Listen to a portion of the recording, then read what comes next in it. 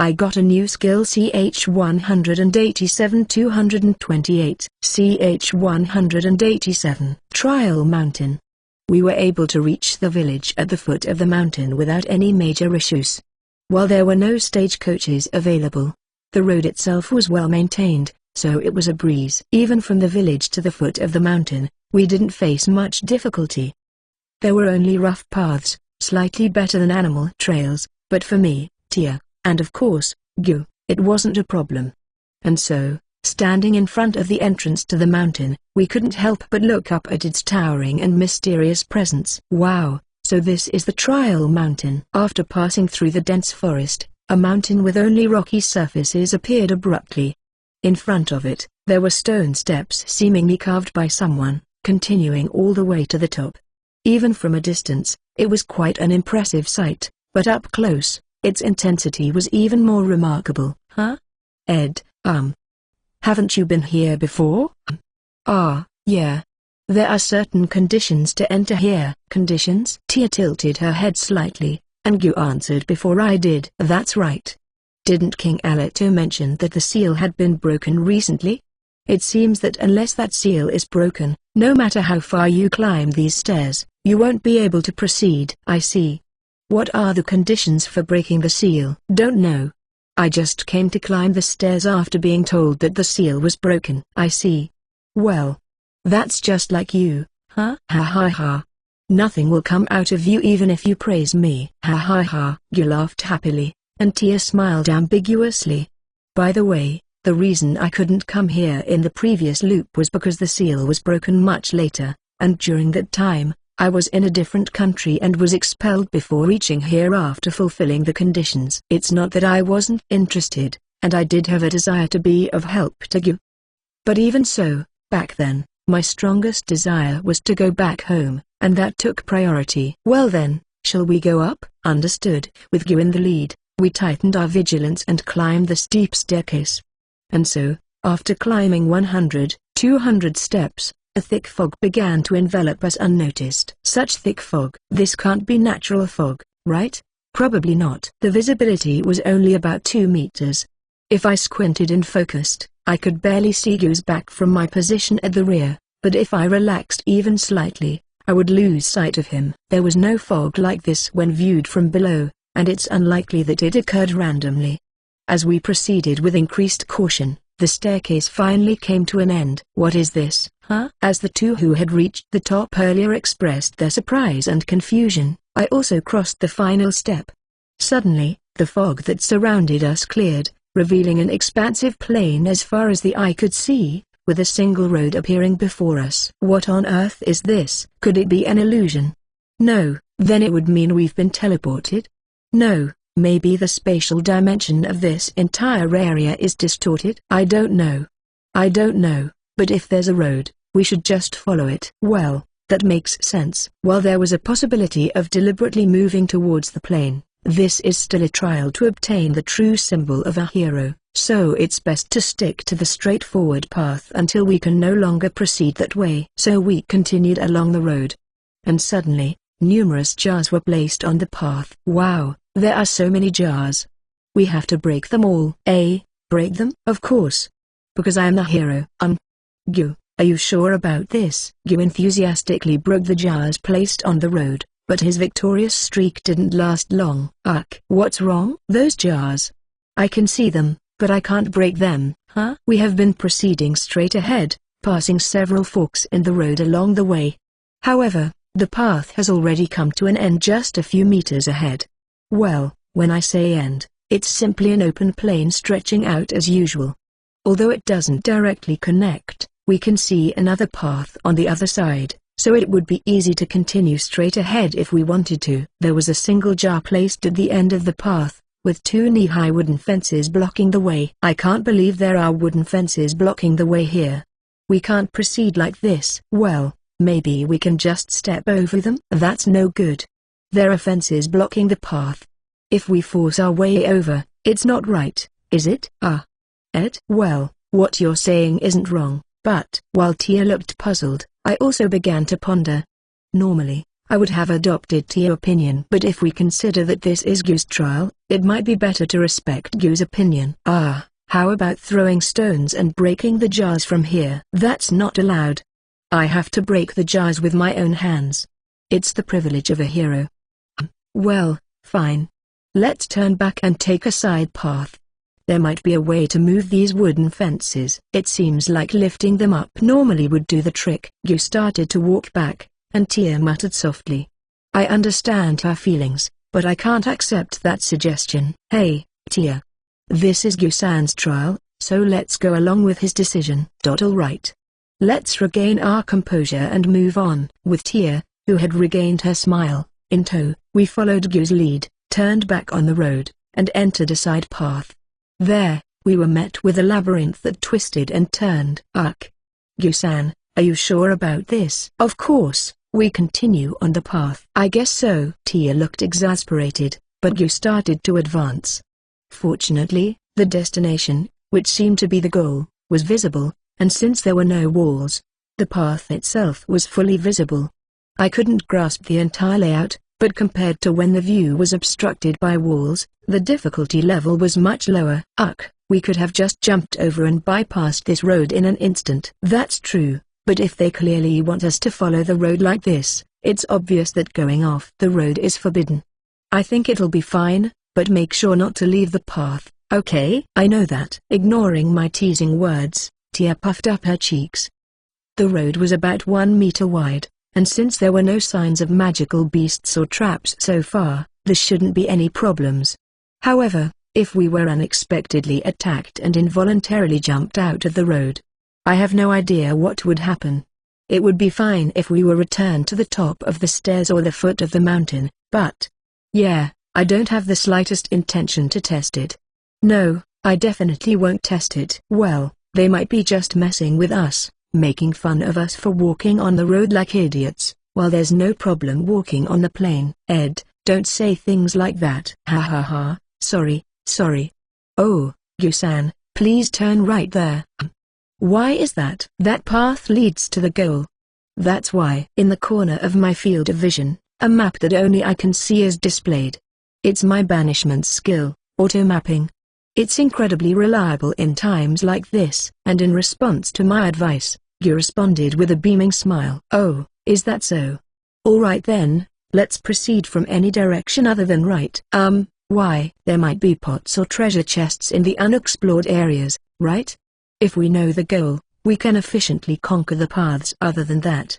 I'm counting on you, Ed T/N, average RPG player. Sure. Unexpectedly, Gyu enthusiastically responded with an answer, while I let out a somewhat absent-minded voice and Tia expressed a weary voice. CH-188. Hey, do we really need to do this task? Continuing to fill the map silently for 3 hours straight, in the midst of what seemed like a barren and futile act, Tia let out those words. What's wrong, Tia? Are you tired? It's not that. I just don't see the point. I mean, there's clearly nothing here, right? According to my auto-mapping skill, this labyrinth seems to have a rectangular shape with dimensions of about 1 kilometer vertically and 3 kilometers horizontally. Its biggest feature is its flatness, meaning there are no walls obstructing our field of view. That means we already know there's nothing at the dead ends we're about to reach. Of course, in a maze like this, it's inevitable to encounter dead ends. But this time, we're intentionally exploring every dead end, and it's perfectly normal to feel that it's a waste. What's the matter, Lunarisha? Do you have any objections to my judgment? Interrupting our conversation, Gyu interjected. However, his tone was a straightforward question, allowing Tia to calmly respond. Well, yes. It means contradicting your judgment, but honestly, I'm a bit dissatisfied. If we know the correct path, we should go there first and only return to investigate if it doesn't work out. It's extremely inefficient to try to explore every corner of this vast maze without knowing how much we need. We may have enough supplies and time, but they're still limited, so we should avoid wasteful spending. Don't you think so? Wasteful spending, huh? With a slightly strict yet reasonable opinion from Tia, Gyu muttered quietly. Without turning back to us, without slowing down his pace, Yu calmly spoke the next words. Hey, Ed and Lunarisha, what do you think a hero is, huh? Why are you asking all of a sudden? A hero is someone who has the courage to uphold their beliefs, I guess. As I was asked, images of the many heroes I had traveled with flashed through my mind. Their way of living, their existence, had been vividly engraved in me no matter how much time passed. That's right. Someone who doesn't bend or break, someone who sees things through till the end, I suppose. In that sense, Yu-san, you are quite like a hero. Oh, huh? Are you surprised? Ha. No, it's just that I've asked the same question to my comrades before, and the answers I got were always something like the chosen one to defeat the Demon King or someone with more courage than anyone else. So, it's a bit unexpected.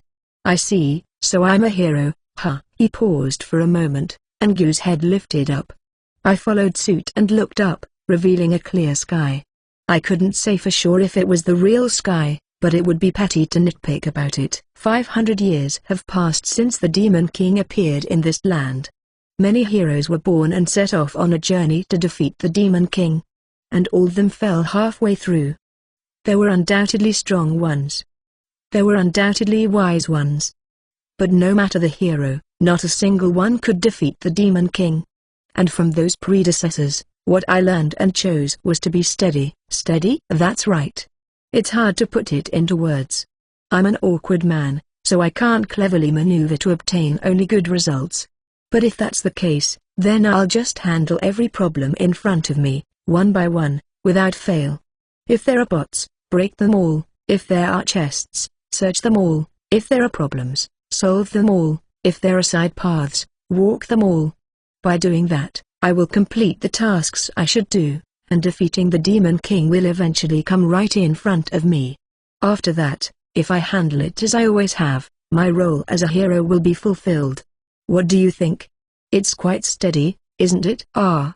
Well, I guess so. To Gyu's slightly proud words, I could only respond with an indescribable nod. Certainly, no matter how long the journey may be, if you keep taking one step at a time, you will eventually reach your destination. Running or searching for shortcuts may lead to failures or successes, but if you just keep walking, it won't happen. As long as the courage to take that step forward remains, it is a truth that you will definitely arrive. However, that doesn't necessarily mean that this approach is always the right one. Haha, of course I know that my way isn't necessarily the best. It's true that because I'm slow, the threat of the Demon King is causing damage to the world. There may be people who could have been saved if I had rushed and arrived in time. But blaming me won't solve anything. Even though I'm a hero, I'm not a god. Even if sacrifices occur because I didn't make it in time, it's because the Demon King's army attacked or because the defense system of that place was insufficient. It's not my fault. And even though I'm not a god, I am a hero. I will never abandon the incidents that happen right in front of me. In the presence of a hero like me, I will never allow harm to befall anyone. Since I can only choose one, I chose to be a hero who won't abandon even if I can't make it in time rather than a hero who will abandon if I make it in time. And I will eventually become a hero who won't abandon and will make it in time. Solving each problem one by one, accumulating my strength. Gyu looked back at us, smiling and tightly gripping his fist as he spoke.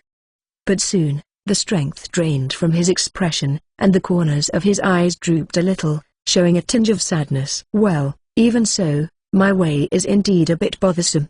The reason why there haven't been any fixed members in my party is partly because of that. But I can't change my way of life at this point. So, I'm sincerely grateful that both of you have come along with me this far. Thank you. Gyu stopped and bowed his head towards us. I lightly laughed in response to his apologetic face and replied, "You don't need to thank us for something like that. We're with you because we have our own goals alongside yours, Gyu-san." "I see. Come to think of it, why are you two accompanying me?" "Huh, you're asking that now?" "Ah, right. As I said before, honestly, I thought you might disappear right away, so I didn't pay much attention. I thought you were young people who admire heroes based on your ages.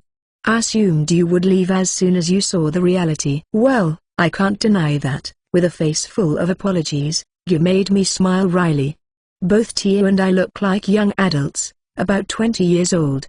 Unless we're exceptionally talented, it's unlikely for us to have the ability to join a hero's party at this age, and if we were such individuals, we would be well known. In other words, if two unknown young people like us were to appear, it's only natural to think of us as mere admirers or people caught up in the excitement, not as genuine comrades. Our goal is also to defeat the Demon King.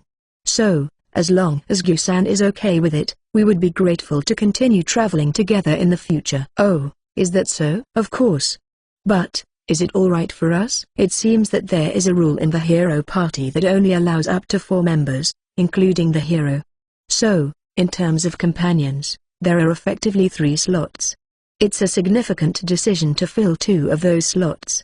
Gu grasped my hand with a beaming smile and shook it up and down. Of course. But, what about Ed? And, Lunarisha, are you okay with it?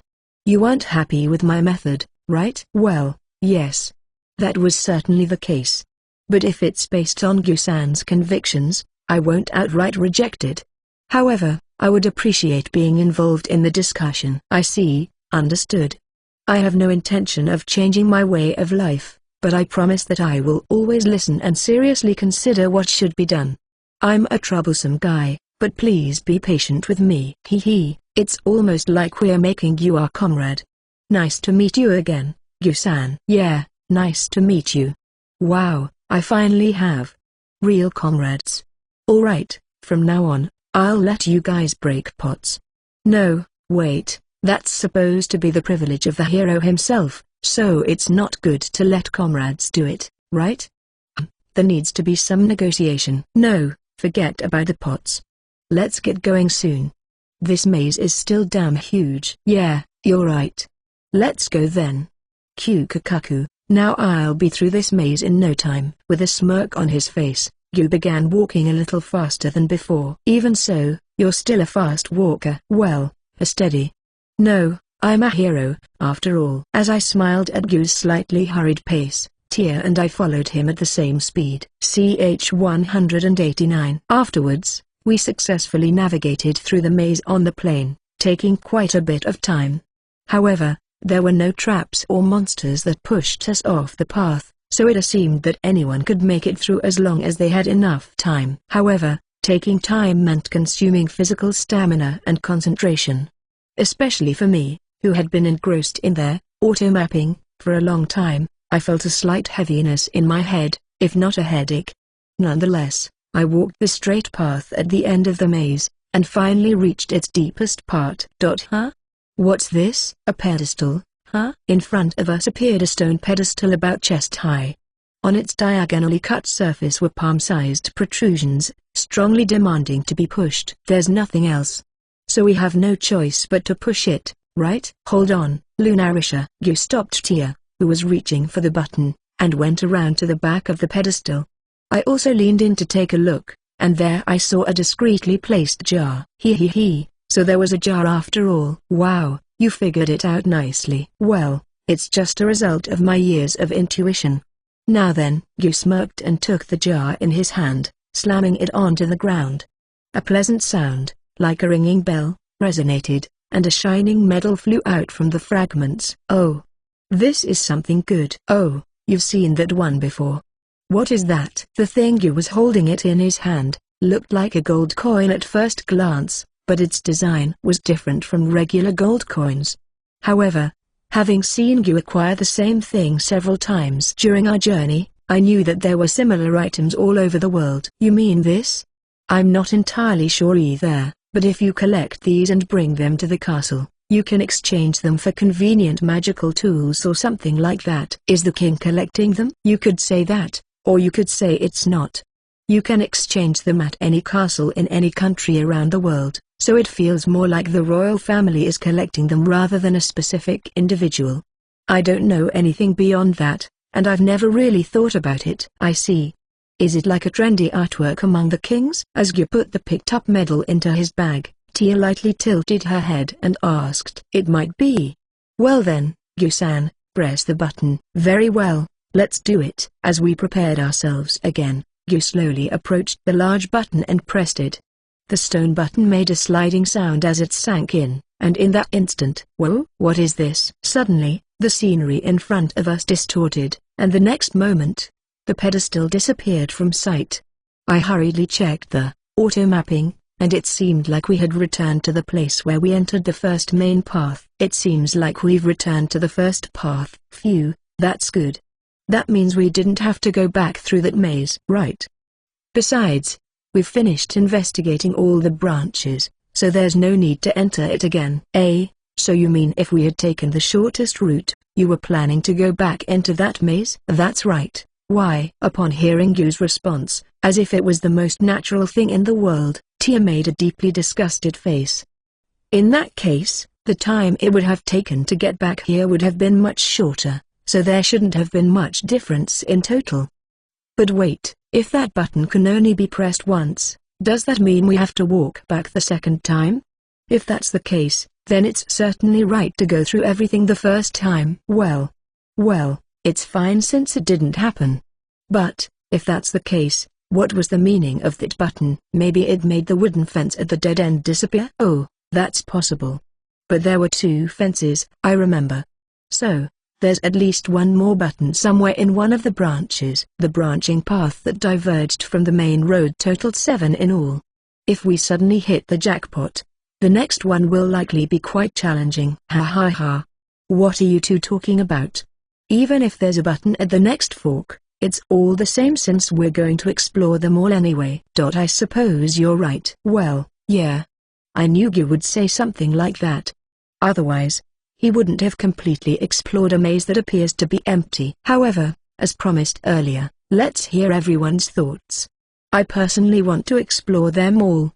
But what do you two think? Since there were 7 side paths, I'd like to investigate up to 4 of them and then continue ahead if there's nothing significant. That seems like a reasonable compromise, don't you think? As for me, I think it's worth exploring them all.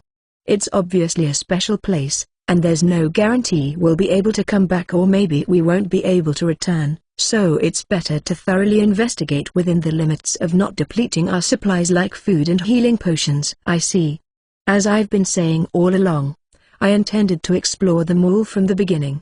So how about we thoroughly investigate up to the 4th side path, which is the unanimous decision of everyone, and then discuss it again there. I'm fine with that. I'm okay with it too. Great, let's do that then. He. It's nice to discuss strategies with companions. Quietly, but with a joyful smile, Yu laughed, and Tia and I exchanged glances and smiles in response. And so, our party continued to enter the remaining side paths one after another. The paths diverging ahead, such as crossing a bridge made of floating trees by adjusting the water level or manipulating moving shadows to create a path by changing the direction of light, each presented their own challenges.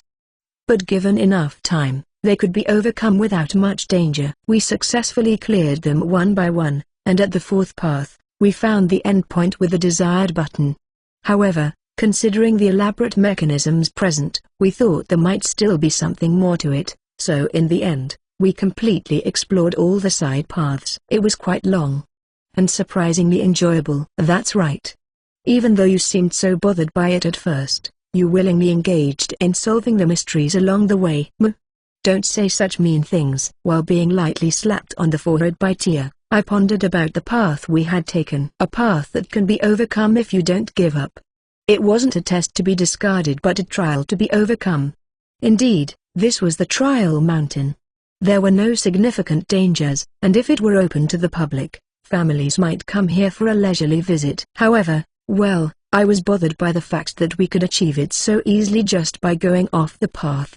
I wonder what would happen if we left the path. Laughing heartily, Yu said, that's pointless to worry about. Anyway, I won't stray from the path. Besides, in front of a genuinely delighted Yu, a jar was placed. Without any hindrance, he reached out into the space where the wooden fence had disappeared and slowly picked up the jar, which seemed to be the final challenge in this trial mountain. Now, this is the end. As he raised the jar high and slammed it onto the ground, a satisfying clatter reverberated through the surroundings. However, from within, the proof of the true hero did not emerge. Look. The path in front of Yu, who tilted his head in confusion, A new path appeared where there was once a dead end. It seems it's not over yet. Yes, it seems so. Ahem, ahem.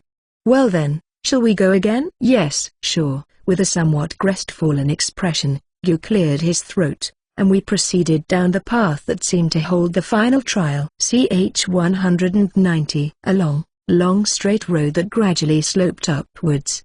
As we advanced along it, we were greeted by a scenery resembling the end of the world. The earth abruptly disappeared, revealing a vast expanse of pure white mist or clouds. Despite that, the road continued onward, leading to the end point, about 100 meters before a triangular pointed cliff. Is this the end? Seems like it. Well, there must be something. Whoa! As we nervously looked around, a gigantic figure suddenly appeared right in front of us. It was the upper body of a metallic humanoid, resembling a golem or something, floating above the mist. Congratulations on making it this far, chosen hero and his companions. Oh, it spoke. Excitedly, Yu raised his voice upon hearing the figure speak. But without reacting to it, the metallic humanoid continued. I have understood the way you live.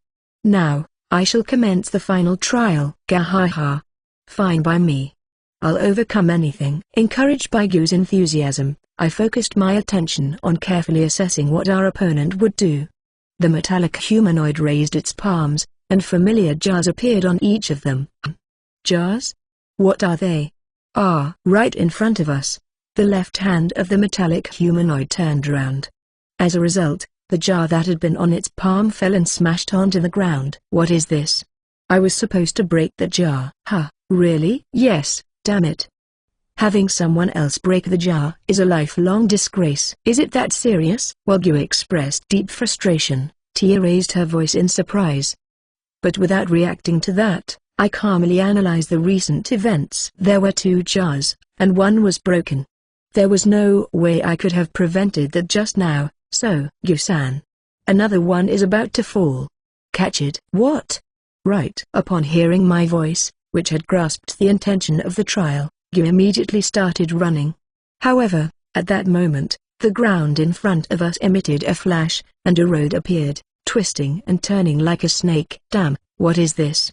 Damn it! Since the road had appeared, Yu had no choice but to go there. However, the winding path required dozens of times more distance to travel compared to a straight path.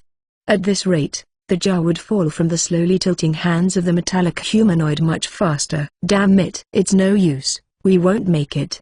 Tia, can you interfere with magic? It's impossible to support the jar without breaking it.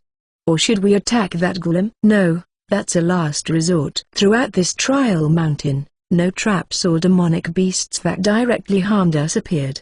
And that metallic humanoid wasn't directly attacking us either. So attacking it from our side would be a bad move. Then what do we do? Think. While watching Yu, who continued to run desperately on the deeply twisted path, I desperately racked my brain for a solution. The characteristic of this mountain was that even though there was a path in front of us, it was difficult to pass through it.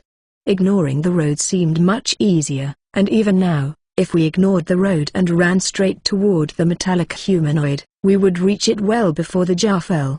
But we had persistently followed the road. However, it wasn't because the trials were designed that way, but it was solely Yu's obsession. So what now? Just running on the road won't make it in time. Well, if I use Hermes Dash, I could make it in time, but that wouldn't be the answer since this was a trial specifically for the hero. Is ignoring the road the correct answer? If it implies developing adaptability, it could be possible. But then the previous trials should have had time limits or similar restrictions. However, until now, we were allowed to take as much time as we wanted. Is this the first trial where ignoring the road is the only way to make it in time? It feels inconsistent. Amidst my wandering thoughts and my eyes frantically scanning the surroundings, I heard Yu's yell. Even though there was no chance of making it, his expression didn't show a hint of resignation. Yet, there was no sign that he would ignore the road and go straight. That's right, that's the Yu I know. That's the kind of hero Yu is. If there's something lacking, we will. I see. Tia, wait there. If anything happens, please take care. Without explanation, I ran straight toward the metallic humanoid, without using the expulsion skill. The road immediately started curving, but I ignored it and stepped into the grassy area. Instantly, a strong resistance coursed through my entire body. It was as if it was telling me that I couldn't deviate from the road, but I fought back with all my strength, breaking through that barrier. You-san. Ed? What are you? I'll create the road. Despite repeatedly colliding with invisible walls, I broke through them with all my might. Thus, the path I took became a road, and you followed it, rushing straight toward the metallic humanoid. Ed, go. At the final step onto the grassy area, I exhausted all my strength and squatted on the spot. Without using the expulsion skill, this was the extent of my abilities. However, the path connected. It connected to the road that had been there from the beginning, allowing you to make a final sprint. And the jar fell from the metallic humanoid's hand. I won't let you. With a triumphant yell, you slid underneath and raised his hands. The jar that had fallen made no sound of shattering, as it landed perfectly in Gyu's arms. We got it. Ed, Lunarisha. As if proudly displaying a medal, Gyu showed it off to us with a radiant smile. Tia, who had arrived after following the path I created, joined us. Then, we heard another mysterious voice from the metallic humanoid. Congratulations on overcoming the trials, chosen hero and his companions. Thank you. Are you a god? Fufu. No. I am not. I, too, am a reflection of the hero's innermost thoughts, as are all the things within this mountain. My thoughts.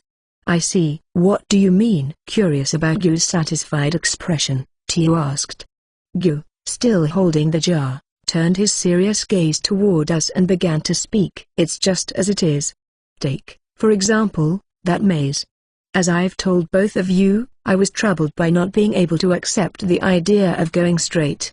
If my dilemma manifested as a twisting and turning maze, I can understand that. It applies to the other trials as well. The roads that appeared and disappeared depending on the time or whether a person's will could pass through them. I believe they all expressed my indecision and weakness. I see. So, if we deviated from the road, everything would have been easily achievable? I had a childish notion that if I abandoned my current way of life, it would become easier. Nobody knows if it would really be easier, but at least that's how it felt to me. And finally, in that trial that questioned my belief of not abandoning someone even if I can't make it in time, Ed broke through my limits for me. Ed created a path that I alone couldn't achieve, a path that allowed me to make it without abandoning anyone. Thank you, Ed. It's thanks to you that I was able to stick to my conviction until the end. Gyu, looking directly into my eyes as he expressed his gratitude, made me feel somewhat embarrassed, causing me to scratch my head. While I was doing that, Tia, with a mischievous smile, nudged my side with her elbow. I casually brushed her hand away. Smiling, Gyu continued stroking the jar in his arms and spoke. Furthermore, this jar as well. When I was appointed as the hero and gained the privilege of breaking jars and rummaging through chests, I couldn't fully discard the guilt of breaking someone else's jar. That guilt manifested as an unbreakable jar from an unreachable place. But now, it's finally over. Gyu lifted the jar high and slammed it onto the ground. Before Tia could say, wait, isn't that one not supposed to be broken? It was already too late. Boosh! With a satisfying noise, Gyu's guilt trigger shattered. And from within it emerged a golden bracelet adorned with a large red gem. What is this? Oh! Gyu picked it up and put it on his wrist, suddenly shouting and looking around. What's wrong, Gyu-san? Light? I see lights in various places. What is this? That is the true proof of the hero that you sought. It is a magical tool that, when worn, reveals the locations of unbroken jars and untouched chests. What? What an amazing magical tool. Ah, this is truly the greatest magical tool that all the previous heroes sought. Thank you, Ed. Thank you, Lunarisha. I was able to obtain this because the two of you cooperated with me. I sincerely appreciate it. Ahaha. You're welcome. That's so like you, Gyu-san. Feeling even deeper gratitude in Gyu's words, both Tia and I wore eye smiles. Gyu, smiling while putting on and taking off the bracelet, radiated the brightest shine we had seen so far. T/N, this is so dumb. but amusing at the same time. CH-191, with the bracelet that serves as proof of a true hero in his possession, the activities of the hero Gu became even more spirited.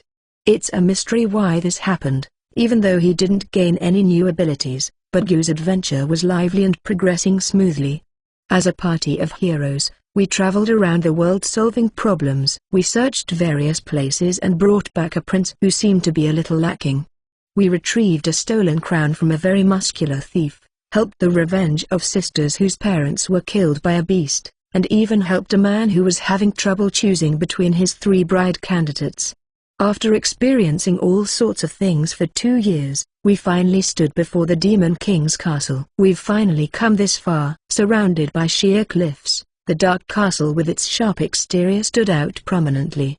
Facing the narrow road leading to it, Gu uttered with deep emotion. It's been about 2 years since we joined you, Gu-san. It's taken quite a while. No, I think we've made good progress. Honestly, I thought it would take us 10 years. Isn't that a bit too patient? At Gu's words, Tia laughed playfully. But he shook his head, looking quite serious. Not at all. To get this far, we needed a fixed party. If I hadn't met the two of you, I would probably still be searching for companions. Also, because of you two, I was able to give up on finding the last member. That's. A hero's party consists of 4 people.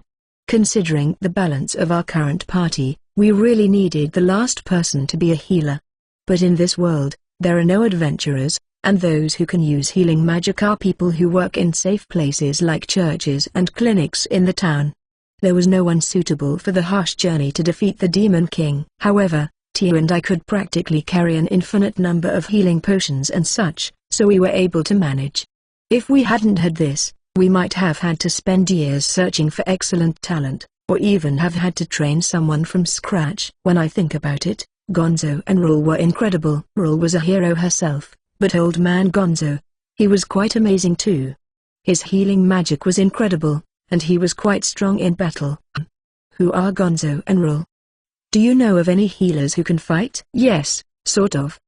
But both of them are very far away. I see. I'm sorry for asking. Don't worry about it. As Gu bowed his head slightly, I responded with a wry smile. They aren't dead, but they exist in a different world where even the flow of time is different. Hey, shall we go? We've only just arrived here. Hey, that's right.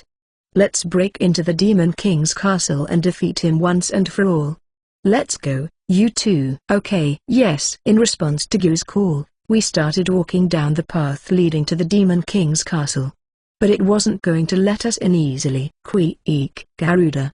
2 on the right, 3 on the left. I'll take the right.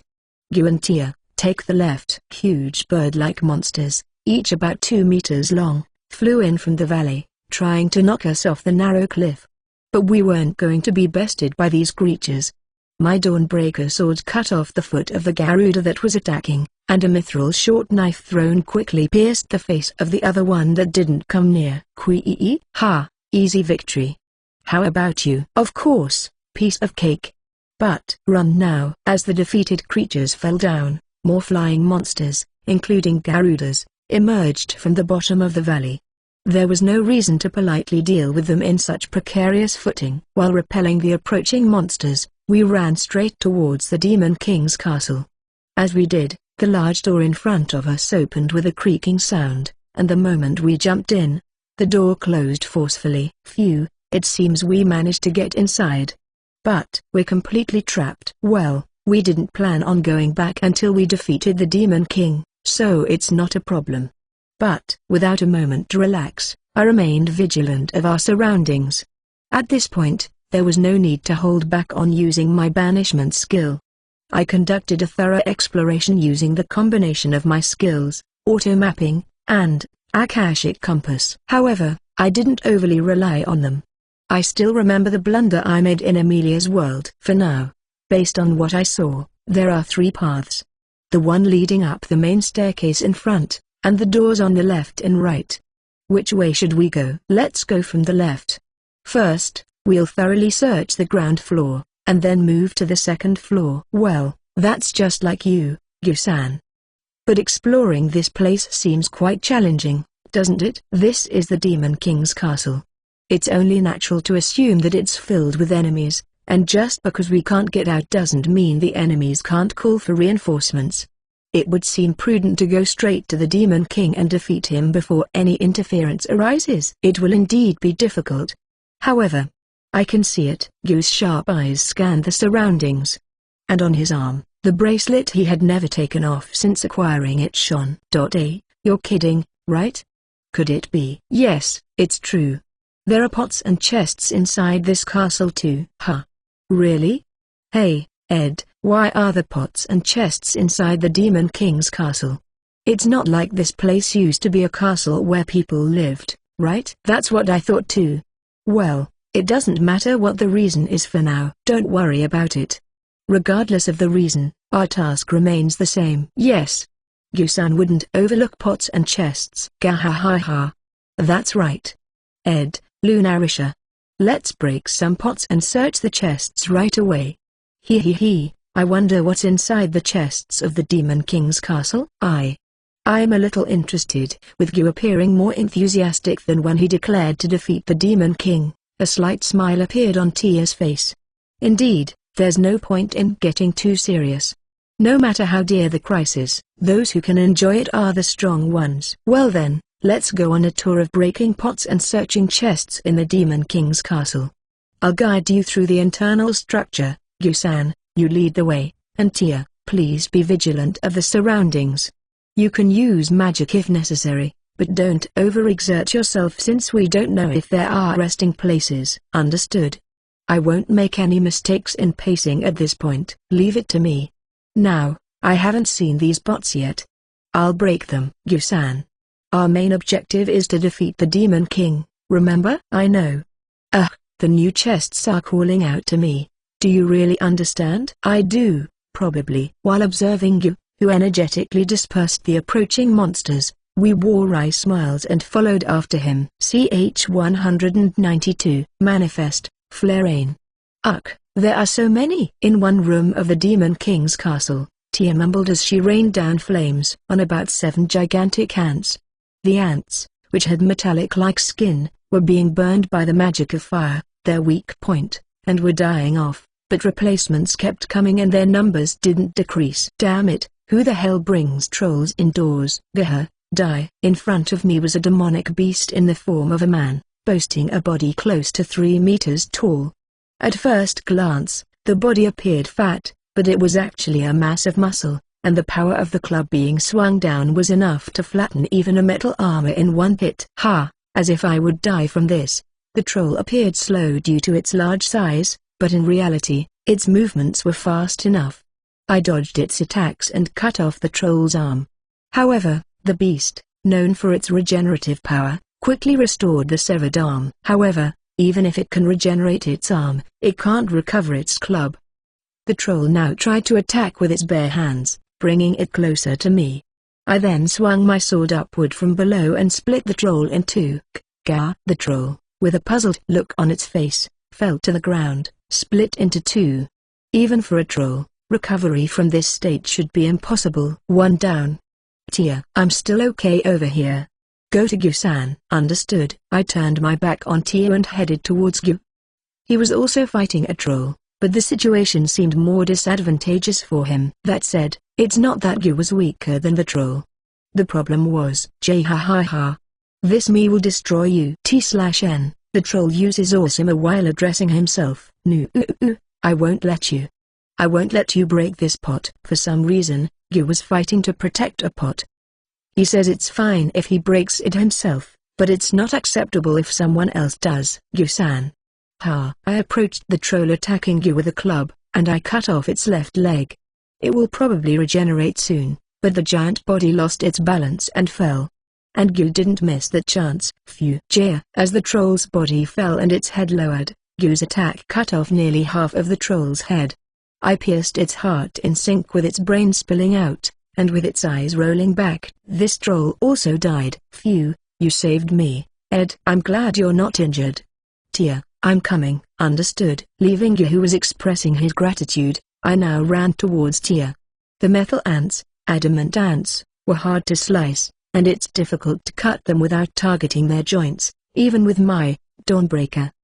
But for such times, this comes in handy.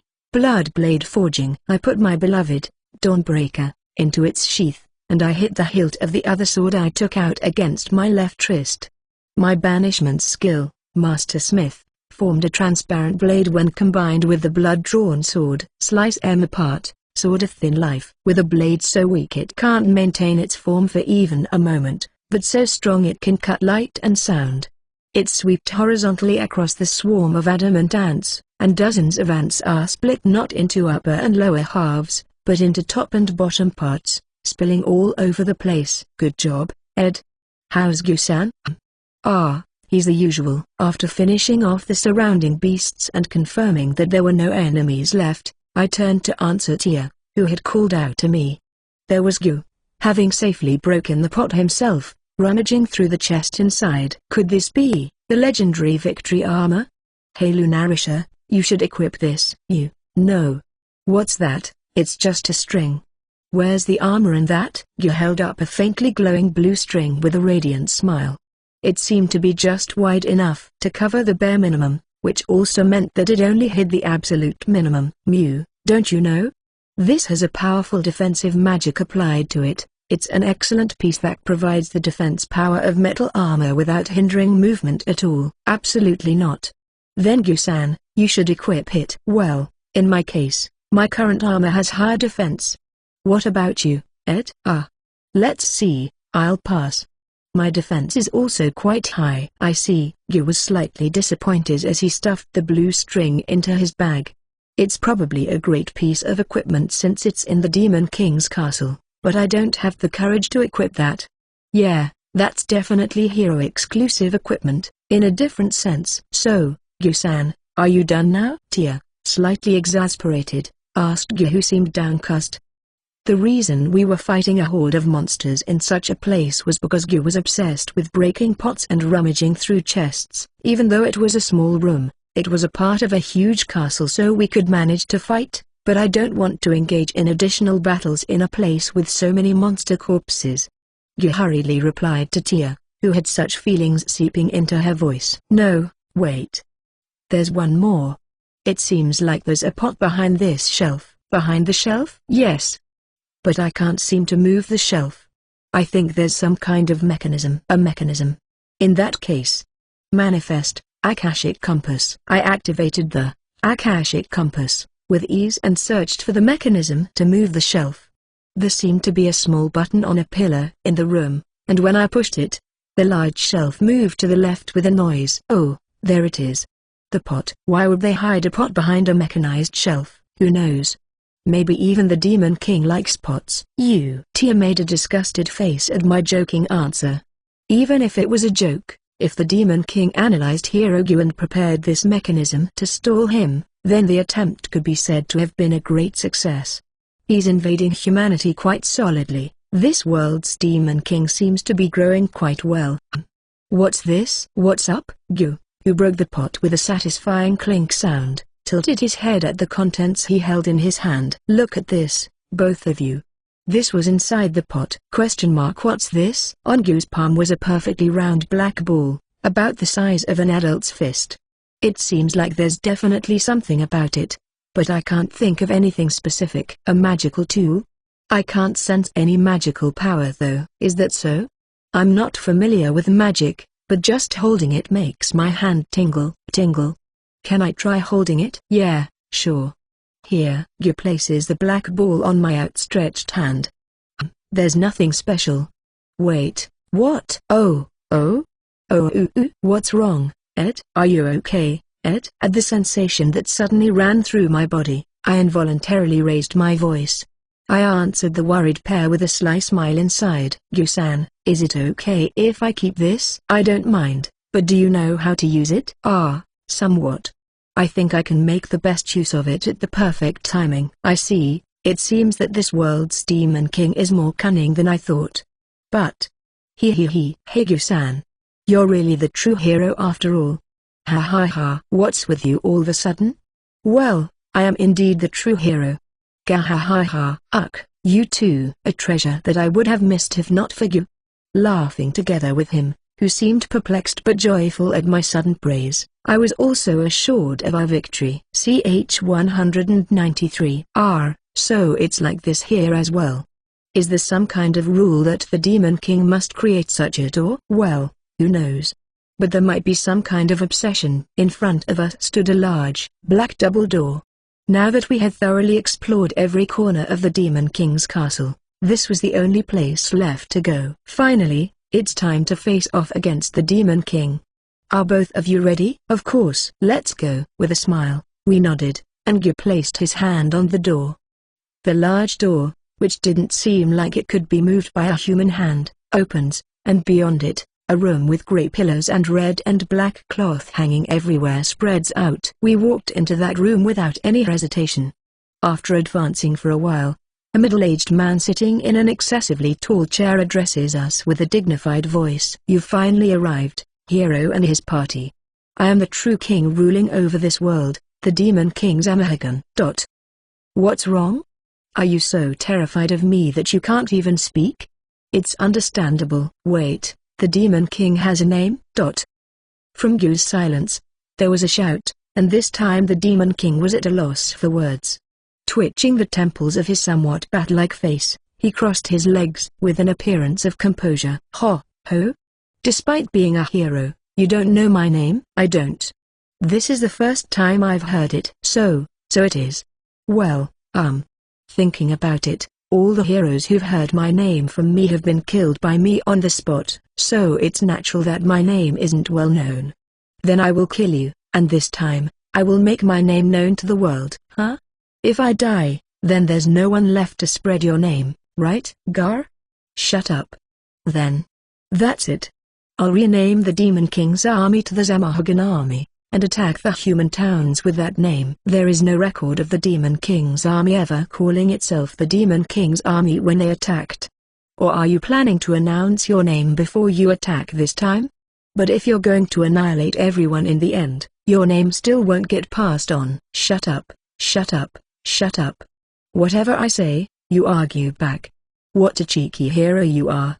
Someone like you. Huh? The Demon King, leaning forward from his throne and shouting, suddenly looked behind Gu. In other words, at me. So I gave him a light wave, and the Demon King startled upright. Why? Why are you? No, you. Why are you here? Why not? I've been working with Gu-san as part of the hero party for 2 years now. Didn't you realize that until now? NGH? No. There's no way. That's impossible. Don't be ridiculous. I definitely noticed. With a completely startled voice, Demon King Zamahagan insisted, puffing out his chest. But his rapidly moving eyes clearly indicated his agitation. It's obvious, even to a child, that he's shaken. But in response to the Demon King's attitude, Gu turned slightly toward me and started a conversation. Ed, do you know the Demon King? We're not exactly acquaintances. As far as I'm concerned, this is our first encounter. That being said, he is a nemesis. Didn't I say? I'm with Gu-san because I want to defeat the Demon King. I see, is that so? Upon hearing my words, Gu nodded in agreement and turned his attention forward. I think he probably misunderstood in a good way, but at least I'm not lying. Honestly, it seems difficult to explain properly to Gu. Hua. That's right. I was fully prepared. I don't care about your or God's intentions.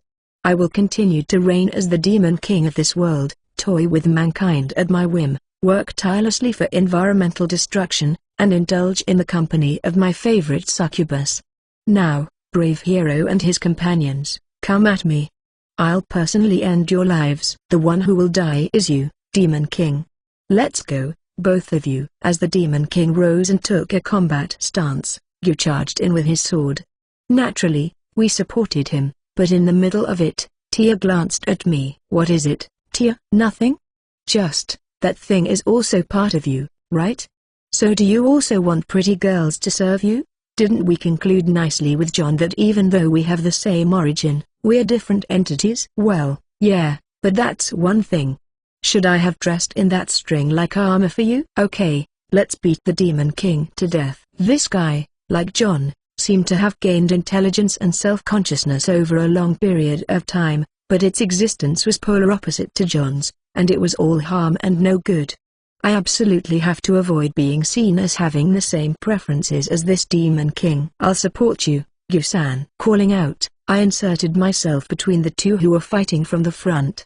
The Demon King, reacting to this, swung his left hand, and the black claws extending to about the length of a long sword caught my sword. Oh ha! I didn't claim to be the Demon King for 500 years just for fun. Well, companion number one. Who's companion number one? I'm Ed. Ed? Who? That's an amusing name you've been given. Then die as the clown Ed. The Demon King's hands quickly vibrated, and you and I were driven on the defensive. Regardless of his appearance and words, as expected, his attacks were sharp and fast. Damn, this is more than I expected. TSK. He's strong after all. What's the matter? Is that all? Not yet. Tia. Manifest, star has to. The moment you and I leapt back, a star cloaked in a storm was shot from the clear line of Tia. It was headed straight towards the Demon King. But however, new. Gah. You're kidding? The Demon King crossed his claws and received Tia's magic from the front, knocking it aside. Tia was surprised and raised her voice, while the Demon King chuckled with an abundance of leisure. Ha ha ha. Did you think you could defeat me with just that? The Demon King's nickname isn't just for show. NGH, but we're just getting started. Against such a Demon King, you charged in again. But I remained in place, observing his movements closely. Despite the disappointing aura he gives off, his abilities are real. Absorbing 3 shards to become stronger, then weakening as a result of connecting with John, my current power was almost the same as it was before I started collecting the power. So am I going to make a fool of myself like this? Ha, as if. Quietly calming my heart, honing my soul, I house its chill into my blade. The moment to aim is a split second. The swing is a flash. The moment to see it is right now. HMPH. The Demon King caught Yu's sword with the claw of his left hand and thrust the claw of his right hand in a counter-like move. Before his force can fully carry through, my Dawnbreaker striked his claw at a perfect angle. What? His proud claw cut off. Surprise crossed the Demon King's face. As he thrusted his right hand out, the shortened claw naturally couldn't reach Yu. It's over. Demon King. Lunarisha. Manifest. Volcanic Lancer. Yu's raised sword received Tia's magic and flew. His sword burned brightly as he leapt into the range of the Demon King, which would usually be lethal, and stabbed deeply into the Demon King's chest. Burn, and be gone. Yujia. The Demon King screamed as he was burned not only on the outside but also inside. CH 194. The body of the Demon King's Armahagan, burned out by the flames of Gurren, crumbled into black ash. It was supposed to be the victorious conclusion that many heroes had aimed for, but Yu's expression wasn't bright. Is it over? Really? What's wrong, Yu-san? It's too anticlimactic. I feel let down. I'm not particularly strong compared to the previous heroes. Ed and Lunarisha, you both are certainly powerful enough, but you're not notably stronger than the comrades of the previous heroes, as far as I know.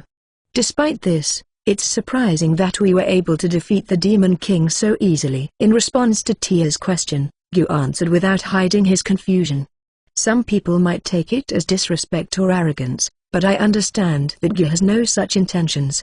The awkward but straightforward hero Yu would never belittle others like that. Haha, I understand. So, your concern is right. The reason why the previous heroes couldn't win, that's probably the cause. What do you mean, Ed? It's like this. Manifest, Akashic Compass. The thing I'm looking for is the location of the Demon King. With a grin in response to Yu's question, I activated the Akashic Compass, and gave it instructions.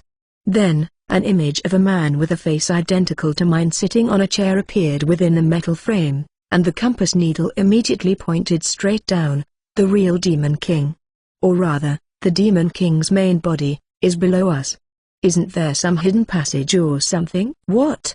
So the one we just defeated is a fake? No, that was real too.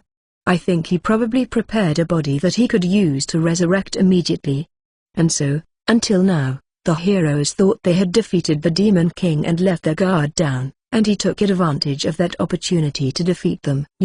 That's dirty. And a bit petty, isn't it? Don't say that, Tia. The Demon King must be desperate too. So, let's start by looking for something like a hidden passage. There must be a mechanism somewhere in the castle where that shelf moved. There's no need to think about it. Cutting off my words, Yu crawled on the floor behind the throne. As he rummaged around, the floor suddenly opened up, revealing a staircase leading downwards. Hey, awesome. How did you know? Gah. What are you talking about? It's a universal rule that there's a staircase leading to a hidden passage behind the throne. Is it? In response to Tia's question, I silently shake my head. I was fully prepared to search with the Akashic compass, so I couldn't have known. But if it's common knowledge, doesn't that defeat the purpose of a secret passage? There might be something there, right?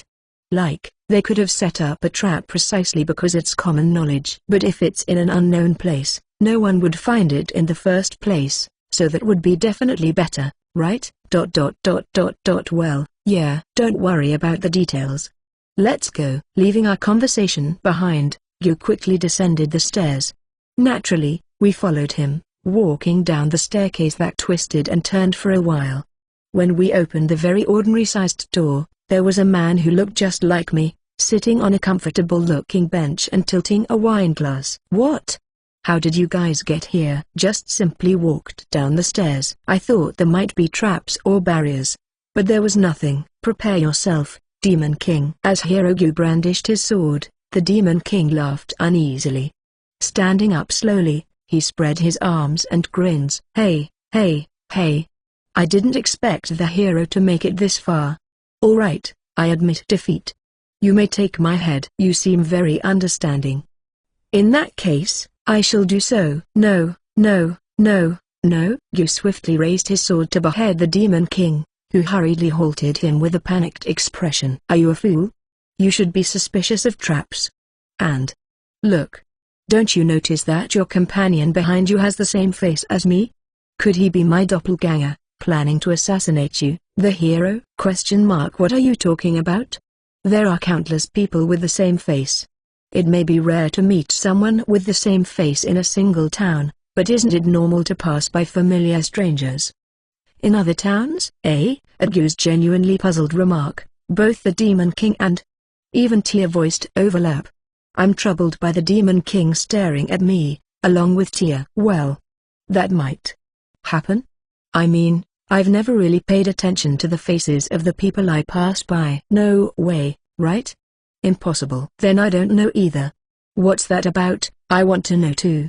Why, Yu-san? In response to my slightly irritated question, Yu thoughtfully replied after a moment of contemplation. I can't answer that either. If I had to guess, it might be that everyone's blood is connected somewhere if you trace back far enough. Wouldn't it be not so surprising if a relative looks exactly like you? That is. Well. Right, but as I said before, don't worry about the details. Let's focus on the Demon King. Yes, that's right. While this is deeply unsatisfying, dealing with the Demon King was definitely the top priority. When I turned back to face the Demon King, he started speaking with a tired expression. I've been the Demon King for 500 years, and this is the first time I feel like I've touched the darkness of this world that absolutely must not be touched. Should the Demon King really be saying that? Shut up, you little girl. Just kill me already. Hey, Ed. It feels like the Demon King is giving up too easily. Could this be a trap? I won't spare him. I'll cut off his head, but you geese might want to run just in case. Yu, who was just about to kill him without question earlier, now suggests this. I can understand his caution. It's obviously suspicious that someone who prepares a body double would give up just because his secret room was invaded, but I know why. And I have it. It's fine, Yu-san. Hey, Demon King, do you recognize this? What I pulled out of my bag was a black ball that you found in a pot behind a mechanism in the castle. The moment I show it, the Demon King's face turns to utter astonishment. What? Why? Why do you have that? How? Oh, that's the one I found. You found it? Impossible. I put it in the most mundane room that would attract no interest, behind a mechanical shelf that has no conspicuous presence, in the most common pot in this world that wouldn't interest anyone. How could you have found it? Ha! It's nothing. Facing the Demon King, who was now showing real panic unlike before, however, you answered with a confident smile, all the pots in this world exist for me, the hero, to break. It's impossible for me to overlook a pot. I don't understand. The Demon King's soul-shattering scream, louder than the death throes of a body consumed by fire, echoed throughout the small secret room. CH 195. Hey Ed, what the heck is that after all? In stark contrast to the Demon King, who's screaming with an incredibly fierce look, Gyu, who was calm, asked me, who was fiddling with the black orb. I can explain, but telling the truth as it is would only confuse Gyu, who lacks the prerequisite knowledge. So this is the source of the Demon King's power. As long as this exists, I think he can probably resurrect as many times as he likes. Conversely, if we suppress this, he can't resurrect again. With a smirking grin, my gaze caused the Demon King to tremble. The power contained within this orb in my hand was undoubtedly mine. A fragment of the power of the Demon King of the End. But the Demon King before me, for some reason, had severed this power, which could be said to be his essence, and stored it separately. This meant that even if I touched the Demon King, I couldn't steal or be stolen. And he wasn't able to notice my existence, which any other Demon King should have noticed the moment I entered the world. This power, in a sense, has cut itself off from me, the main body, and the god who caused this situation. He succeeded in discarding the too big and unavoidable obligations along with his power. So you mean, if that's safe, he can resurrect as many times as he likes? Why would you keep such an important thing in a hidden shelf behind the castle? Shouldn't you have protected it more securely? That's a matter of perspective. If the Demon King had a heavily fortified place, you'd think there must be something there and you'd go looking for it, right? Tia said it too, didn't she? That being unknown is the strongest. I see. That makes sense. Remembering the exchange about the hidden staircase, Tia nodded at my words. Right? Moreover, if it's sunk to the bottom of the sea, no one could reach it. But then the Demon King himself wouldn't know if this orb is safe or not. If it's hidden at a distance where he can always check and protect or retrieve it in an emergency, there's probably no other place than that. Actually, it probably wouldn't have been found normally. Unless Gyu was a hero fixated on the jar, this orb would undoubtedly not have been found. Well, in our case, we'd probably look for the cause if I couldn't recover the power of the Demon King, but if not, there would hardly have been anyone who would have noticed the secret of the Demon King. So, with this, it's over. As I forcefully squeezed my hand, a crack formed in the black orb, and a mist began to spurt out. Perhaps because it's separated from the will and become pure power, it's absorbed into me without any resistance. At the same time, the orb rapidly became transparent, and when all of its contents had been absorbed within me, the orb shattered with a snapping sound. Now you can't resurrect again. What will you do, Demon King? What was it again? Mahajan? No, Zamahagan? Either way is fine. Here we go, Demon King Zarahagan. Be ready. It's Zamahagan. Damn it, damn it, damn it. Don't underestimate me. With a scream, the Demon King extended his claws and beheaded himself. But instead of disappearing, the Demon King's magic power swelled hundreds of times over, and could be felt pressing in from all directions. This is bad. Let's get out of here quickly. Roger that. Let's go, Tia. Yes. Led by the frantic Gyu, we run up the stairs at full speed, eventually exiting the Demon King's castle. Luckily the door is open, and we make it about halfway along the long, narrow cliff path when we hear a familiar bass sound accompanied by an enormous roar from behind. Gwa-ha-ha-ha-ha. Look, brave hero. This is my true form. The ultimate golem, created using all the magic power accumulated in the Demon King's castle over 500 years. Wow. It's huge. Yeah, it's big. As we look up at the massive body of the Demon King's castle, now a Demon King golem, standing tall, Tia and I give such impressions. Hey, Ed and Lunarisha. Why are you so calm? There's nothing we can do about such a huge enemy. That's right. This magic power isn't the power of the Demon King, it's gathered from the magic power of this world. Therefore, it doesn't matter if you are the main body, you can't take this power. Come on, grovel at my feet while gnashing your teeth at your own insignificance. No. Let yourself be crushed. Jiara. Let's go, you two. This is the final battle. Oh, well, let's do our best. Facing a formidable enemy, Hirogi raised his voice without giving up. Tia and I replied in a slightly relaxed manner, and finally, the last battle began. And it ended. You have done well to defeat the Demon King. The hero and his companions. This is Gu's home country's castle. In front of the king, clad in luxurious robes, we kneeled and lowered our heads to receive his grateful words. By the way, there's not much to talk about the Demon King Golem battle. The Demon King's castle was indeed big and sturdy, but being big meant that he couldn't avoid our attacks, and no matter how hard it was, it meant nothing in front of my, sort of thin life. Moreover, it seems he didn't have the power to regenerate that massive body. When I cut it in half with my first move, it was all over. Perhaps there was also a compatibility issue, but I still had the impression that he was stronger in his humanoid form. Poor Demon King Zamahagan. Rest in peace. That being said, I want to give you a reward that matches the task of saving the world. Take your time and think about it. Excuse me. As I ignored the king's words, it seemed they were discussing the rewards.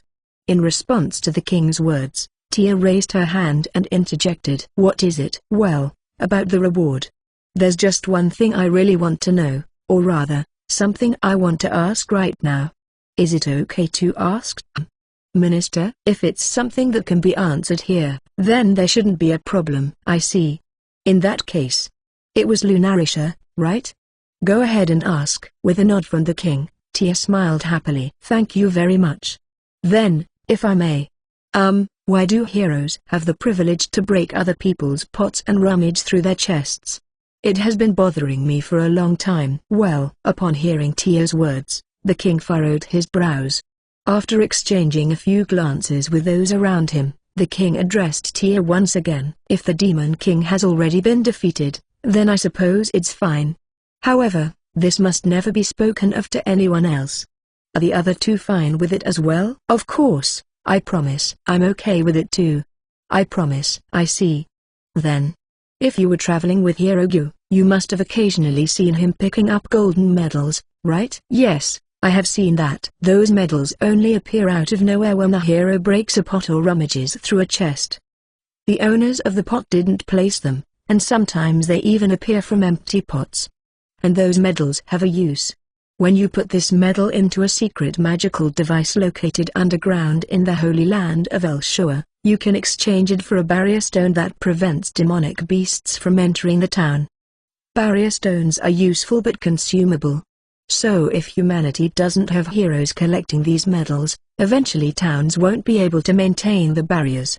But if we openly explain this, it would give the Demon King's army an opportunity.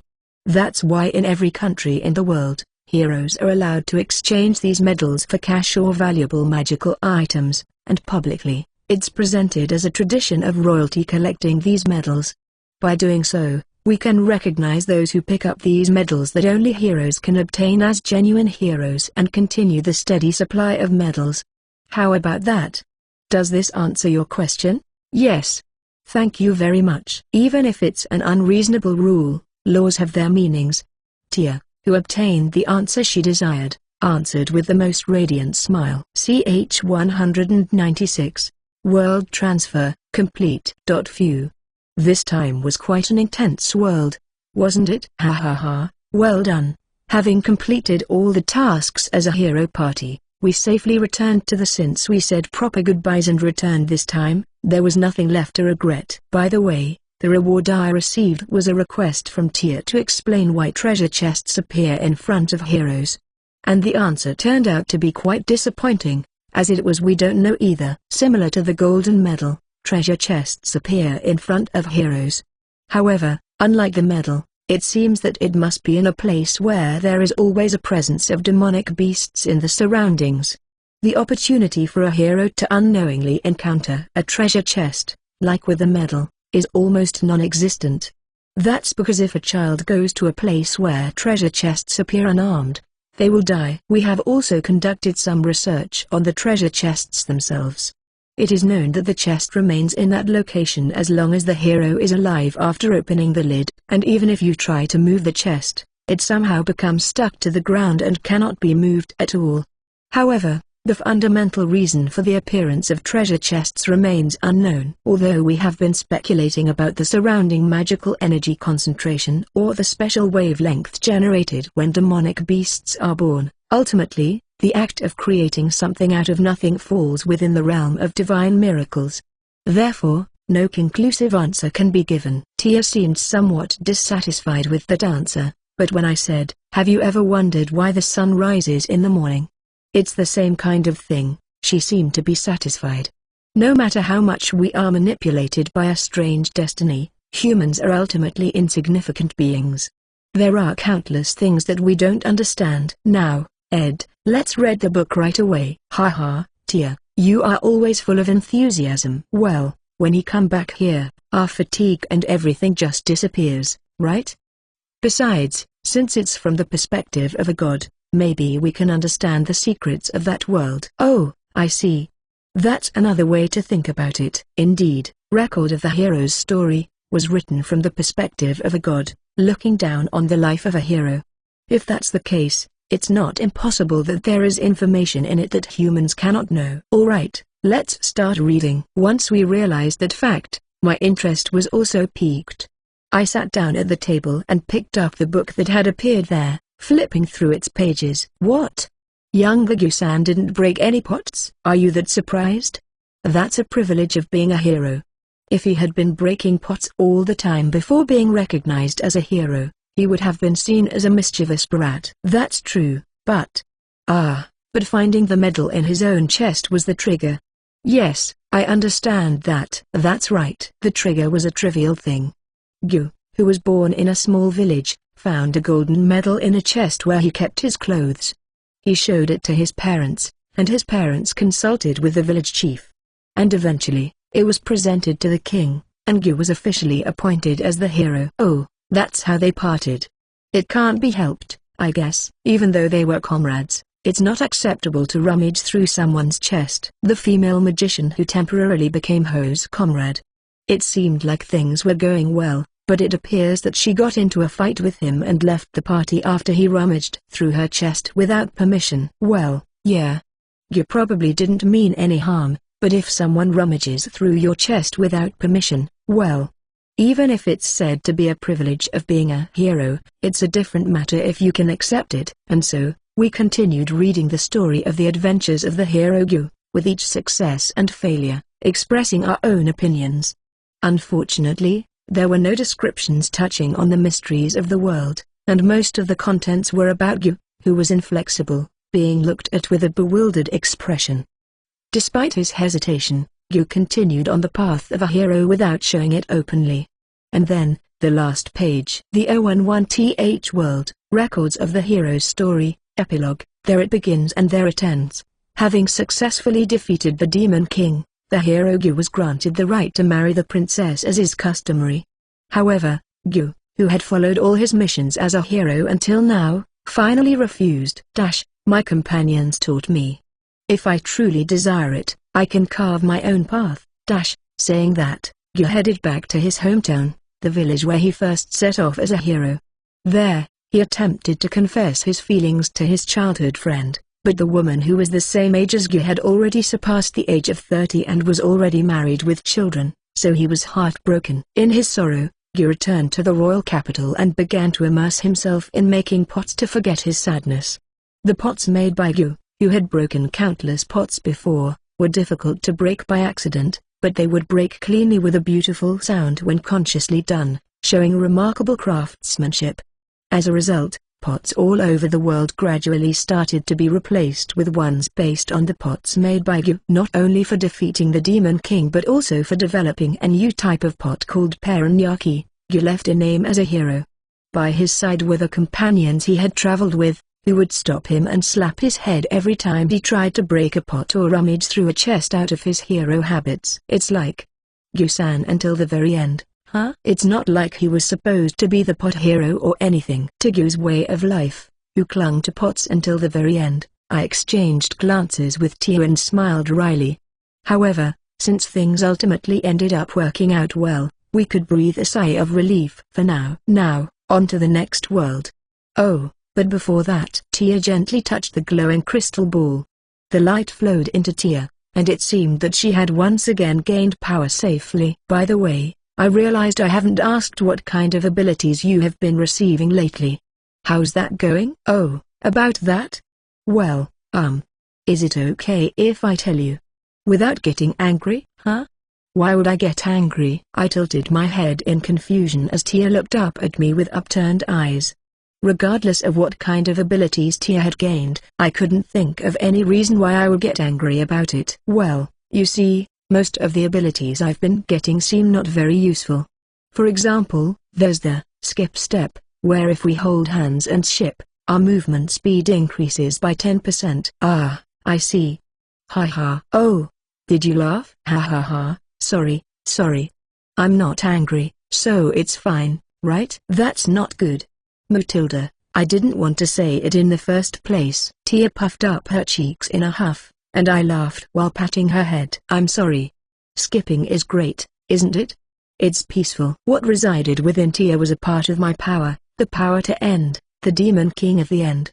It was a power so fearsome that the god had feared it and sealed it away. However, Tia didn't possess the power to destroy or end things. Instead, she gained the ability to simply ship. She was able to do that because she was Tia. How precious it was to have Tia, who could turn my power, which could only bring about endings, into an ability unrelated to endings. I understood that more than anyone else in the world. Tia, you're really wonderful. What? Don't make fun of me. HMPH. Come on, let's go to the next world. Don't sulk like that. Okay, I got it. I followed Tia's back as she headed towards the next door. For the sake of continuing to watch over that back, I would smash pots all over the world with ease. Next is, how many worlds is it? Which one is it? The 12th world, right? Didn't they assign numbers to each one in their records of the hero's story? Right. I just forgot for a moment. Alright, let's go to the 12th world. Okay. Holding hands, we set off for the next world. But what awaited us there was the bare malice of a god that finally caught on to my transformation. CH 197, third person POF. A place that exists everywhere and nowhere. Suddenly, a feeling of discomfort arises within it. However, when turning its consciousness towards the multitude of worlds under its dominion, there is no problem to be found. No, to be precise, there are plenty of problems if you look at individual life forms within these worlds. But even if these problems cause a world to crumble, as long as it is contained within that world, it is not a problem. After all, it is the overseer of all worlds and does not bother to pay attention to each small thing that exists therein. A slight misgiving or a moment of confusion. If it were a human, such feelings could be dismissed as such. However, it was not omniscient and omnipotent per se, but it does know and can do almost anything. If it senses something amiss in its perception, there must be something there. Therefore, it focuses its consciousness carefully and finds the source of the discomfort. It concentrates its vast, distributed consciousness onto the source, takes on the most versatile human form when conducting tasks, appears there, and opens its eyes in astonishment. No way! What lies there is a sealed box it created a long time ago, so long ago that even the memory of stars looks blurry in comparison. This box, detached from the flow of time, harboring an eternal instant, was meant to bring peace to the world by ultimately making its very existence null and void, a taboo cage. But it still remembers the seal, and it is right before its eyes. This means that the detestable Demon King still exists unendingly inside it, and just that fact alone is infuriating. But the problem is that it felt discomfort towards it. Is something happening inside? The sealed box is isolated from the regular flow of time. And within it, a limited same time repeats eternally. Even if there were any changes, they would disappear as if they never happened once a certain amount of time has passed and it all starts over again. Therefore, there should be no way for any changes exceeding tolerance levels to occur. However, the more IT senses, the more it can't shake off the feeling that something is happening inside the box. This feeling is similar to what a human would describe as feeling restless and uneasy, but if IT, an entity existing on a high level, is feeling it, then it is as reliable as an infallible prediction of the future. Should I investigate? But then again, it can open the box since it's the one who sealed it. But once opened, the flow of time inside the box, which had been eternally repeating the same point, would connect with the flow of time outside, which flows normally. That would be fatal. It absolutely must be avoided. But without opening the lid, one cannot know the state of the contents. Naturally, as it was made to be unknowable. If it looks, the other will look back. Though the entity inside it must be weakened, the very fact that this box continues to exist is reason enough not to underestimate. There's no helping it. After contemplating for a time as long as it takes for a couple of stars to be born and then die, it decides on a compromise. Originally, this box was built with several safety devices. One of them is that even within the large box encompassing everything, the fundamental eternal white and the 100 alternate worlds are each placed in separate smaller boxes. Even if by some chance the seal of either box comes undone, time will not immediately resume its flow. So, IT only slightly opens the lid of the box, confirming that that entity isn't inside while pulling all the 100 alternate worlds out of the box, and immediately close the lid. By doing so, IT minimizes the impact on the eternal white where IT resides, and begins to examine the contents of each of the 100 alternate world boxes it has pulled out. IT checked 1, then 2, 30, 50, and there seems to be no significant problem in the worlds. In every world, the Demon King, a fragment of that entity, exists, and the hero created by the will of the world is fighting to expel the foreign entity. This is the originally anticipated flow, proof that its plot is going well. But, IT remained vigilant. It continued to investigate the worlds, and finally discovered the cause of the discomfort. The Demon King is missing. In that world, the Demon King does not exist. A fragment of the Demon King's power, which should have undoubtedly been sent, does not exist in either the past or the future. That means it's not just that the Demon King was defeated by the hero. There is only one reason why the existence of the Demon King would disappear from the world. Only when that entity has taken that power into itself. No way. No way, no way. It hurriedly checked the remaining worlds. Then, it found several other worlds where the Demon King does not exist. The number is still small, but this can't be overlooked. The eternal cycle has meaning because it is unchanging, and if that being can regain its power, it just provides endless opportunities for that. This is bad. This is bad. What do I do? Its eyes turned towards the large box that was sealed. Should it open the lid and confirm the state of that entity, who is likely in the eternal white? But what can it do once it sees?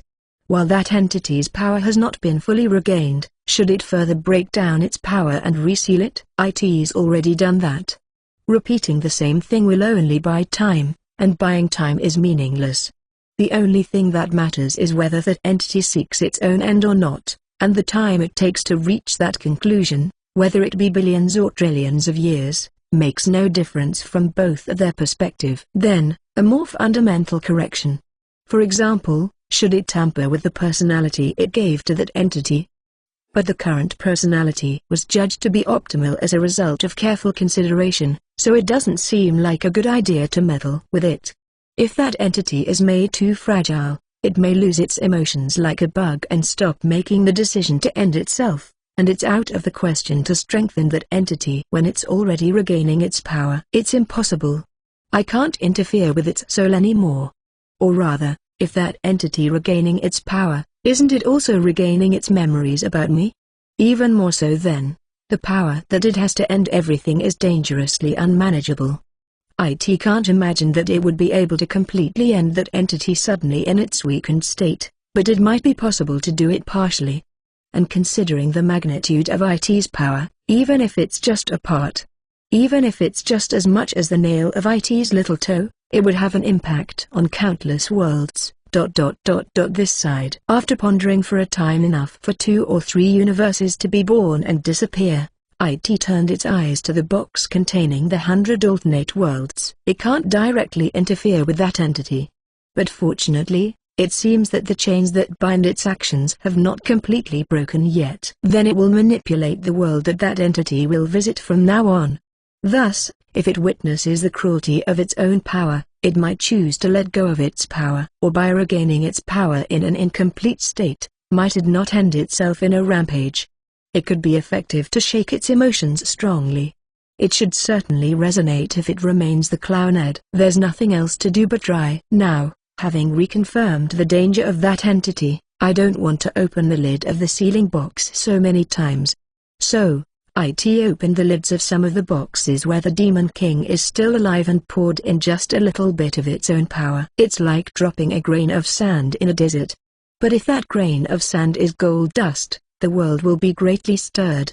After finishing the preparation, IT puts the box back into the larger box once again, this time perfectly closing the lid and leaving the scene. Will the box disappear or stay? If the lid does open, whether it's from the outside or inside, nobody knows yet what outcome its actions will bring. T/N. Goddamn, someone's angry. CH 198. At the moment we stepped into a new world, we were assaulted by an unbelievably harsh blizzard. With its momentum beating against my whole body, I unintentionally staggered right on the spot. Tia? Grab on. I heard Tia, who was also raising a scream, and I stretched out my right hand desperately. Tia immediately reached back, but the blizzard was so intense that I couldn't see her figure well. This is no good. Manifest, Akashic Compass. The object I am seeking is the nearest terrain or structure that can shelter us from this blizzard. In a hurry, I used my power and began to walk desperately, pulling Tia's hand in the direction pointed by the compass. After about 30 minutes of marching through the deep snow that buried up to Annie's without proper visibility, we finally rolled into a cave. Once inside, I sighed in relief after confirming that there were no magical beasts within. Phew, we managed somehow. Are you okay, Tia? I'm all right. Ugh, I'm covered in snow. Turning around, I saw Tia brushing off the snow that clung to her body. I did the same, but fortunately, the snow had not melted enough to get our clothes wet. It seems we won't need to dry off. We might as well use that thing. The cave wasn't very large, roughly a fluffy circular shape about 2 meters in height and 3 meters in width and depth. The entrance was only about 1 meter in size, perfect for a beast to make its den. However, if we lit a fire in here, the smoke could get trapped inside, which could pose a problem. That's why I pulled out a portable heater, which I had procured in the world of Canal, from their stranger's box. At first glance, it looks like a lantern. But when you place it on the floor and pour mana into the purple stone in the head part, it immediately generates a nice amount of heat around it. Here, Tia, I've turned on the heater. It's so warm. Responding to my call, Tia happily sat down in front of the heater. The orange plate in the center gave off a warm light, and our bodies, chilled from marching through the blizzard, slowly regained their warmth. This is really convenient, isn't it? It was worth the effort to find an outdated model. In that world, most useful magical tools use magic stones, which can store mana, as their power source. However, magic stones are highly standardized industrial products and, while they are easy to obtain in that world, they are virtually unobtainable in other worlds. So instead of purchasing a new model of magical tool, which requires exchanging magic stones that have been filled with mana, I deliberately searched for and purchased an old model of magical tool that allows direct mana injection. As long as there's mana, anyone can use it, and even with my meager mana, there's no problem just to start it. Of course, once it runs out, I'll need Tia to replenish it, but on the other hand, we can keep using it until it breaks. But to be hit by a blizzard out of nowhere, what kind of world is this? Well, about that. While warming up by the heater, Tia asked me, and I hesitated. The truth is, I don't really know. You don't know? Is it because you can't remember? No, it's not that. Of the 100 different worlds I've been to, there was never one where a blizzard suddenly occurred. This is the first time. Slowly shaking my head, I put my words together and tried to remember again. But no matter how hard I try to remember, I can't think of a world that fits this one. A world where a blizzard suddenly occurs is something I couldn't forget. But if I can't remember, could this be a new world different from the ones I've visited before? But is that even possible? Is that so? Maybe like when we met Miguel, the location where we emerged is slightly shifted because I'm here? If you can't think of a world that fits, why don't we try to find the hero of this world? If you see their face, you'll definitely remember, right? That's true. In that case, manifest, Akashic Compass. Once again, I activated my banishment skill to search for the hero of this world.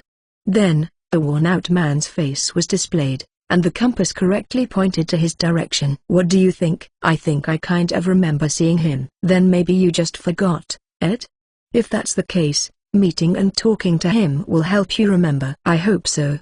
Well, there's no option not to meet him, so let's wait and see if the blizzard stops and then move on. Understood. So, let's relax for a while. With a wry smile at Tia's casual response, we spent some leisure time. But even after waiting for 3 hours, 6 hours, having a meal, taking a nap, and the next day coming, the blizzard outside showed no sign of stopping. The weather is pretty intense today too. What should we do, Ed? Should we wait another day? I wonder what to do. In the face of the raging blizzard, I crossed my arms and thought. We have plenty of supplies, so waiting for about a week is not a problem. However, that's assuming we have an estimate of when this blizzard will stop. When I stepped out of the cave a little and looked around, it seemed that this snow was not recent, but rather, it seems to have been falling for quite a long time. All right. Let's watch the situation for today, and if the blizzard weakens, we'll leave then. If it doesn't change, we'll leave first thing tomorrow morning. How does that sound? That's fine. Then, I'll prepare with that in mind. Okay. After a brief exchange, we spent our time eating, maintaining our equipment, and killing time. But in the end, the blizzard didn't weaken. The next morning arrived. In the midst of the still raging blizzard, we left the cave and exposed ourselves to the wonders of nature. Hey Ed, where are we heading? For now, the nearest town. When I stretched out my arm straight, I could barely see my fingernails. Facing such bad weather, we held hands and talked loudly. With such poor visibility, our direction was entirely dependent on their Akashic Compass, and we kept walking on a pathless path. And during such a journey, Tia suddenly muttered, "It's withered." What's up, Tia? All the trees around us are withered. Trees? Ah. Indeed they are. But aren't mountain trees usually like this? When I looked around as she said, all the sparsely standing trees around us were completely withered. To me, it didn't look like a particularly special scene, but Tia clenched the hand we were holding in response to my answer. It's different. Mountain trees, at first glance, may seem withered, but they're alive. They're just sleeping to sprout new buds when spring comes. But the trees here are different. They're completely withered. I can't feel any life from them. They're not sleeping, they're dead. That's the moment she said that, I felt as if the scenery around us changed completely. It's not a snowy mountain hit by a blizzard, but a mountain of death where life has been crushed. The unremarkable scene suddenly felt hopelessly lonely. Let's hurry. Yes, let's do that. Nothing in the situation has changed.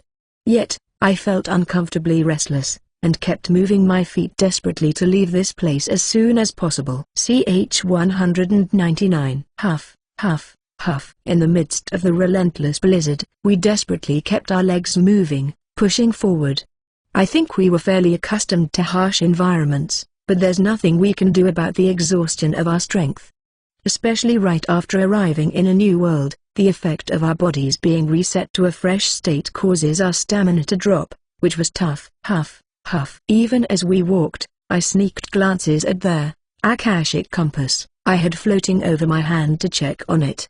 There's no way we can confirm our path in front of the deep snow, so this was all we could rely on. In fact, if we didn't have this, I think we'd honestly be lost.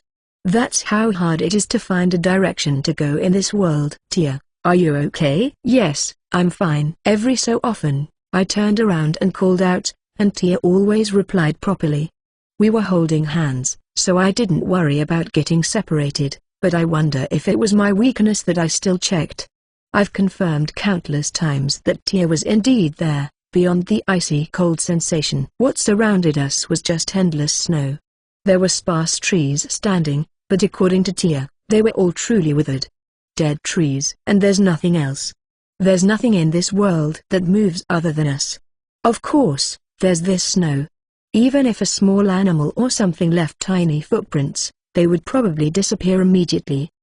But the feeling as if everything other than us is buried in the snow quietly eats away at my spirit. Huff, huff, huff. But I keep walking. I keep on walking. If we stop, we too will end up buried under this snow. Walking and walking. After 4 hours of continuous walking, we finally saw a faint shadow of something beyond our snow-whitened vision. Is that a town? Tia, it's a town. Really? Good, we can finally rest. We quickened our pace with joy, and there indeed was the stone wall and gate enclosing the town. We finally found signs of human life. There were no lights on and no gatekeepers, but in this blizzard, there's no way there could be any security. Before our minds could register that we might get scolded for entering without permission, we passed through the gate and stepped into the town. But then we stopped in our tracks. What is this? Indeed, there's a town here. But everything, even the street in front of us, is buried in snow, with no signs of people passing through. Hello, is anyone there? Hello. I called out loudly for people. But no one responded.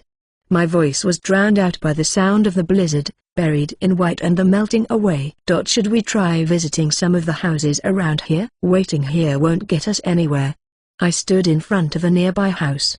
Ice clinged to the door, telling a tale of it not being opened for a long time. Hello? Is anyone there? I banged on the door hard, but there was no answer. So, were people exploring the outside world?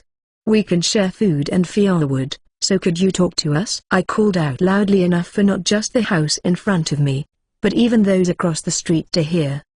But still, there was no response from anywhere. Given the situation around here, I thought declaring that we have those things would attract someone, for better or worse. Are we truly alone? Maybe.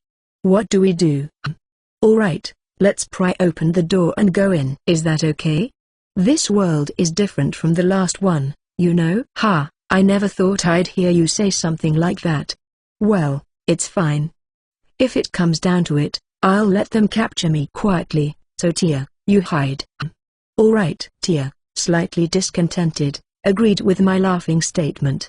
It's reasonable since I can escape from any situation by myself, and above all, even if I were to be captured, the benefit of gaining information is much greater in this situation. Well then. Here we go. I swing my sword and cut off the latch, and we break into the house. The room is pitch dark, the air is cold and dusty. The furniture and such are still there, so people must have lived here, but it seems like a long time ago. I'll check the rooms at the back. Tia, please check the kitchen area. Make sure to look inside the shelves. Understood. I carried the lantern at my waist, and Tia floats a light spirit. We split into two and I moved straight through the living room to the back rooms. There were 2 rooms, both were similar, and indeed, there was no sign of people. The bed is covered in dust. No books or records detailing the situation. I was hoping to find something like a diary, but unfortunately, there was nothing that seemed to be useful material. There's no way there could be a contraption in a regular house where pressing a button moves the bed to reveal a basement. So I returned to find Tia, who was investigating deep into the cupboards, also coming over to me. How about it, Tia? Did you find anything? No, nothing. All types of food were neatly gone. That means, there's a high chance the inhabitants of this place have evacuated somewhere else. The town was not destroyed, so it didn't seem like monsters had attacked. Moreover, the fact that no food was left suggested they'd moved carrying it. In other words, they didn't flee in a hurry, they evacuated somewhere with a proper plan. Alright, let's move towards the center of the town next. Along the way, there's the Adventurers Guild. I don't know if it exists, but let's check places that might serve as shelters or where information might be gathered. Got it. I hope someone is there. Yeah, if they've grouped together to take refuge in a big building to escape the fierce blizzard, that would be the most straightforward situation and would allow us to handle things peacefully. So, we left the house and walked down the street again. The blizzard was a lot better because there were buildings around us, but we continued walking hand in hand without letting our guard down, and soon a large stone building came into view. That seems like it. Let's go check it out. As we approached with hope, the building that looked like the Adventurers Guild was thoroughly barricaded. The entrance and the windows were firmly closed by wooden doors, and it was impossible to see inside from the outside. Hey! Is anyone there? Just in case, I banged on the door and called out loudly again. But no matter how many times I did it, there was no response, and I couldn't sense any signs of people moving. Guess we'll have to break it again. Breaking the door of the Adventurers Guild, I feel like a really bad person. Don't say that. It's an extraordinary measure due to an emergency. If we were to attack the guild in normal times, we'd definitely be wanted, but there's no reaction even when we call out, so there's no choice. In case of any chance, we break the door in a way that it can be restored as much as possible, and when we enter, dust flies up instead of snow here as well. Fortunately, the magical lighting fixtures mounted on the walls were still there, so I turned those on first and then took another look around the building. Seems like quite a while since people left here too. We're going to search here as well, right? Of course. Oh, but, since it's a guild, there might still be security spells or something active, so be careful. I get it, but shouldn't Ed check that first? Right, I should. After being pointed out by Tia, I check for those kinds of traps with the Akashic compass. Then, a large desk in what appeared to be an office room, and a safe in the back of it caught my attention, but when I looked, both were left open. Did someone come before us and already loot it? Or did they take everything when they evacuated? At first glance, it doesn't seem like it's been ransacked, so maybe they took everything with them? That means it was something very important, or they didn't intend to come back here. Completely abandoning a guild that could be a refuge in case of emergencies suggests that nobody is left in this town. That means we have to move through the blizzard again, which is quite depressing. Can't be helped. Let's search for any relevant information in the library and then consider our next course of action. Right. Hoping to at least learn the name of this town, I headed to the library on the second floor with Tia. CH200. Not only for the Adventurers Guild, but most workplaces specific to a profession usually have a document room. Books are relatively expensive, and they require effort and space for preservation, so even if they contain useful knowledge, they are rarely purchased individually. This was also the case here, and on the second floor after climbing the stairs, there were several small tables and chairs, and about 3 large bookshelves. However, the preservation state was not good, and it too was covered in a large amount of dust. Wow! It's pretty worn out. The paper is wrinkled. But it's not unreadable. I wonder if it's been left for decades. Decades, That's a bit complex. At Tia's opinion after checking out a book from the shelf, I grimaced slightly. If people have been absent for several years, there is a high possibility that people who have escaped from here are still nearby.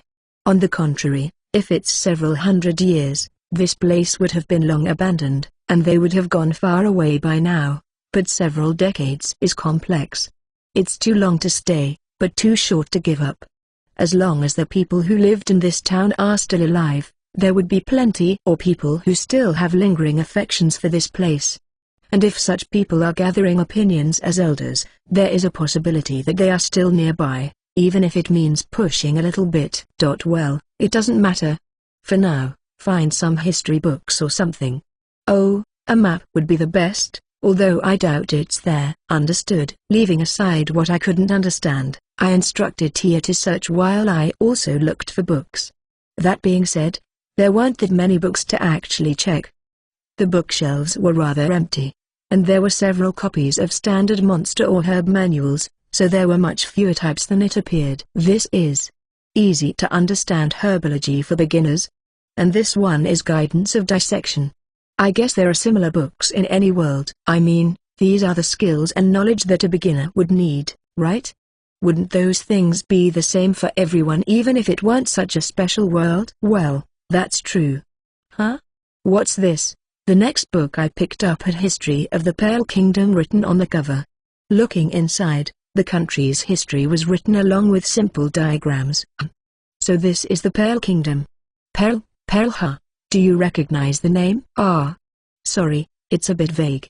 There are hundreds of names of countries I have passed through, and unless I'm closely involved with the royal family of that place like with Alexis, the impression is fainter than the name of the town. However, the name of this town is not written in the history book of the kingdom, so I still don't know. I didn't realize until now, but it's really hard to know the name of a town. Haha, that's how it is. Look, even with ancient ruins, you know the name of the country, but you don't know the name of the town, right? Good point. At my comment, Tia showed a surprised expression. Yes, the name of a country is recorded like this, but the name of a regional city that is neither the royal capital nor anything else is not mentioned anywhere. At most, it is written in the ledger used by the lord who governs the land for tax collection, and it is neither strictly preserved as the country's history nor widely distributed as documents, so it is exquisitely hard to remain. And of course, there was no map of the surrounding area. The Adventurers Guild should have had a very precise map, but maps were military secrets, so it's reasonable to assume that they were taken out as part of the contents of that vault. There might have been a simple map or something, but such things are written roughly on poor quality paper. So the paper-like scraps scattered around are likely the remains of such documents, unable to withstand the years. It doesn't seem like there's any good information. What will you do, Ed? Shall we search more? No, I think we're done. At Tia's question, I thought for a while and decided to give up on information gathering. After all, what we should be doing is to join up with the hero, and we just tried to find out the cause because there were no signs of people in the town we happened to stop by. And since we know the direction of the hero's location, there is no need to ignore that and look for the town's inhabitants. I wanted to replenish our food and supplies, but it seems unlikely given the situation. Let's just spend the night in one of these buildings and set out tomorrow morning. Is it okay to give up looking for the inhabitants of this place? Whether it's okay or not, we don't even know why they ran away from here.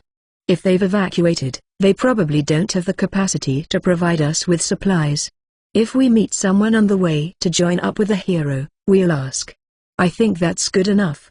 Unless, Tia, are you concerned? I am curious, but it doesn't seem worth it to go out of our way to look for them. Traveling in this blizzard isn't easy. Exactly. If only we could use the vehicles from Canal's world. There were various types of transportation in that world, but among them, the metal box that flew through the sky as if sliding, the magic vehicle, was incredible. I had plenty of money to buy one, but unfortunately, the fuel to operate it could not be obtained in any world other than that one, so I reluctantly gave up on it. Foo-foo, indeed, if we had that. Even though it seems like we'd immediately crash into something in this blizzard. I think it was covered in defensive magic, so even if you crash head-on into a stone wall, the wall would be the one to shatter, right? The magic consumption was insane though, so it could only be operated with a dedicated magic stone. That's right.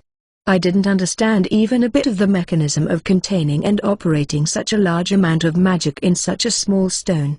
Well, even if I did understand, I'd probably dry up in an instant if I tried to give it that much magic. Once our course of action was decided, we left the Adventurers Guild building, chattering casually, and spent the night in a suitable lodging-like place. Afterwards, we continued heading towards the hero through the blizzard, but after a week without catching up, we revised our policy. We decided to drop by towns and villages where we could rest along the way, even if they were slightly off course. Hey Ed, what do you think this means? I don't know. A month passed since we set foot in this world and started chasing after the hero. Despite having visited several towns and villages, we haven't seen a single person. We might be in a completely abandoned area. Life wouldn't be possible in this kind of blizzard. If that's the case, isn't it a bit problematic? We don't have much food left, do we? I have the banishment skill, Stranger's Box, which allowed me to carry nearly an infinite amount of goods. However, no matter how much it can hold, the time inside flowed normally, causing the goods to deteriorate. I procured a tool called a Magistica in Canal's world to prevent this, but its capacity was only about the size of a small chest. And isn't this place really strange? There are no magical beasts, no ordinary animals, no plants, trees, or even insects. It's impossible to not encounter any living beings other than ourselves after all this walking. At Tia's words, I fell silent and started thinking. This frigid land devoid of all life. This is indeed a serious abnormality. And if there's a cause that created this situation, the demon king of this world is the most likely candidate. But if there was such a powerful demon king, I should have remembered it. Where on earth are we? Asking myself doesn't yield any answers. In order to find that answer, all we could do was continue on. CH 201. I never thought the day would come when we would eat this. While saying such things, Tia bit into the black lump she held in her hand. As she gnawed on it, which looked like a small brick at first glance, she made an unsatisfied face and kept tilting her head. This was the sole remaining sustenance we had.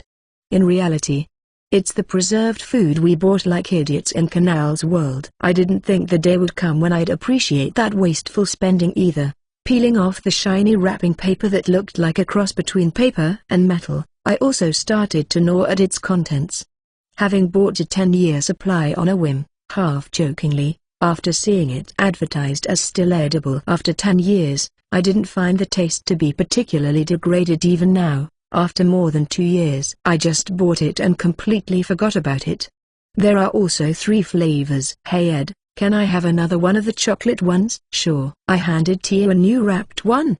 As Tia chewed on it, she's shocked that it's still this delicious after 2 years, but I don't pay it any mind and take out another one, this time cheese flavored, and start eating it. We should be thinking about conserving food in this situation, but we have a 10-year supply.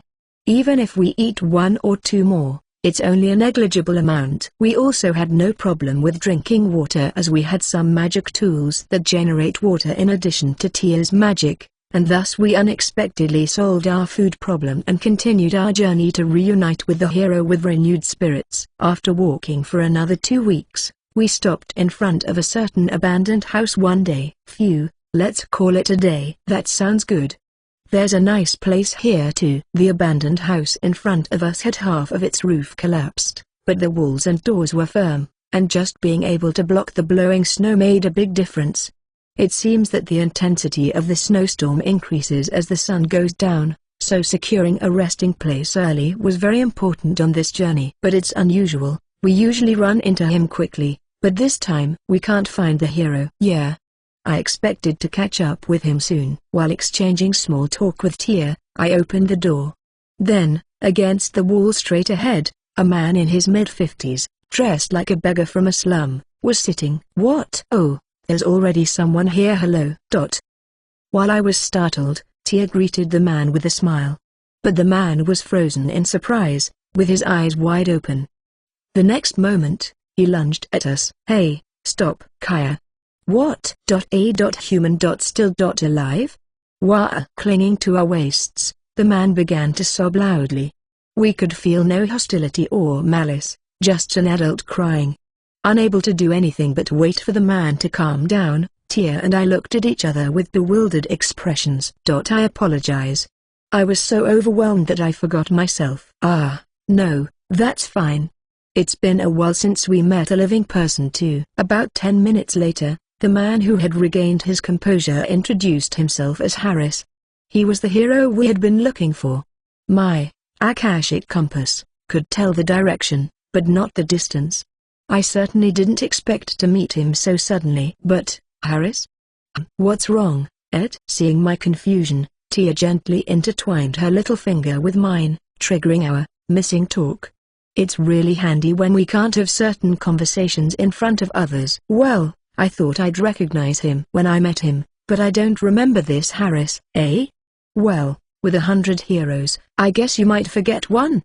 Despite Tia's silent reproach, I narrowed my eyes slightly. No, it's not that I forgot. I do remember a hero named Harris. But his age is completely different. His father, maybe? That wouldn't make him a hero. It's not inherited through blood. So where did you guys come from? What? Oh, well, caught off guard by the sudden question and having no idea about this world, I stuttered. Immediately, Harris bowed his head in apology. I'm sorry. Forget it. I didn't mean to threaten your lives. I'm just just happy that there are other survivors besides me. And such young ones at that. Harris-san?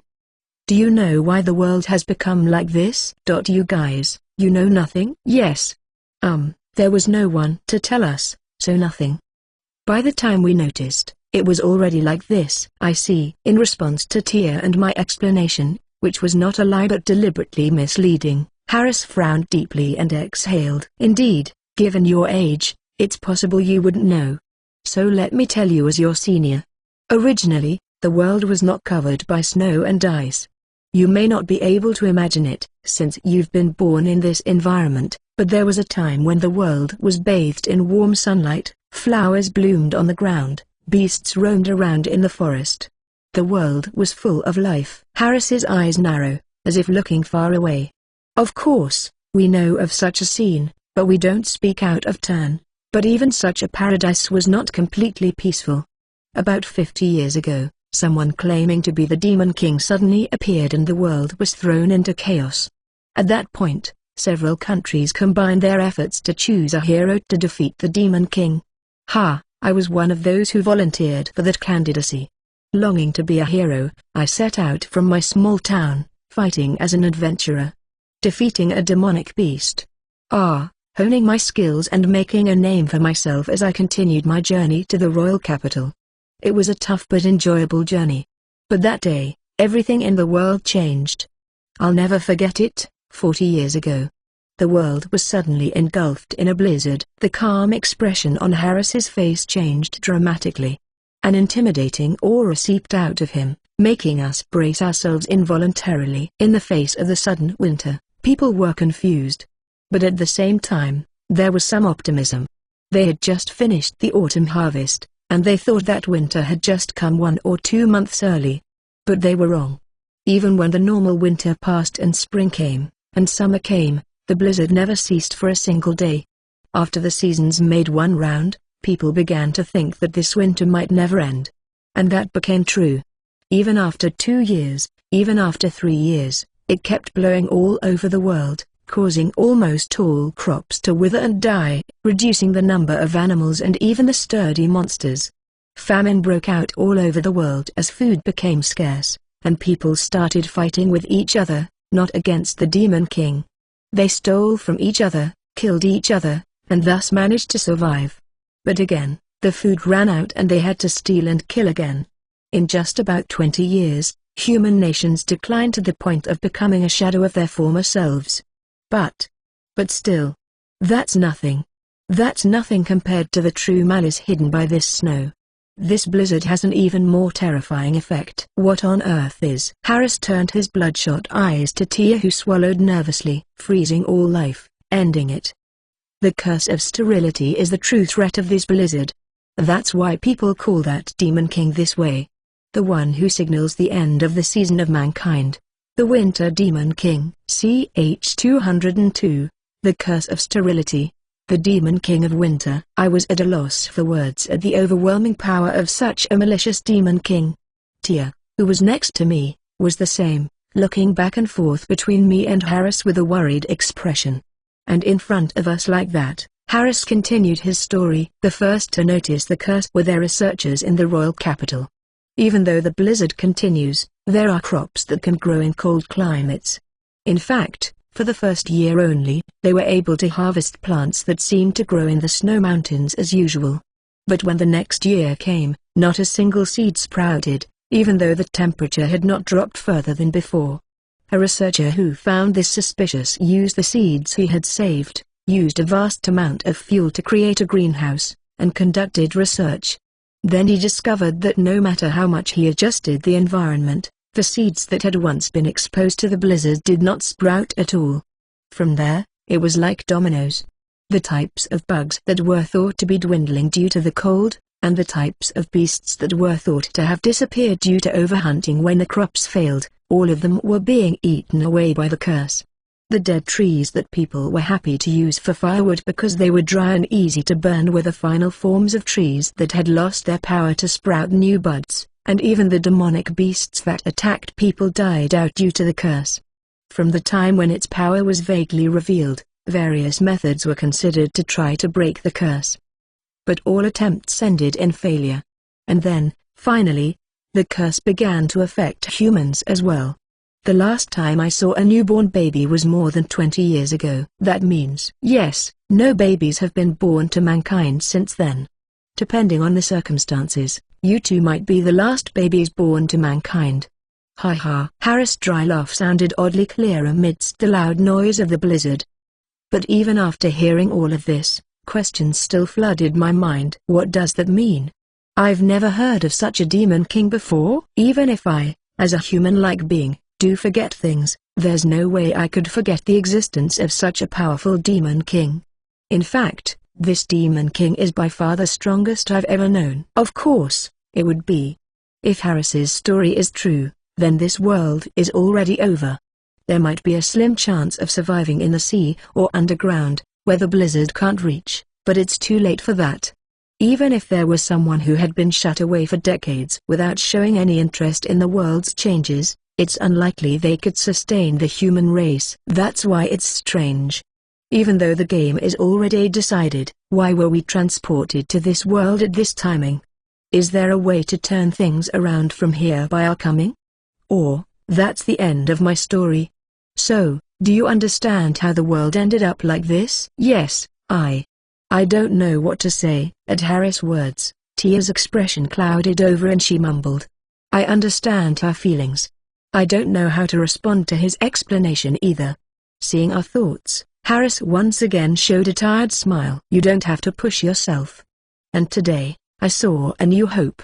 I haven't met anyone in a decade, but I met beings like you.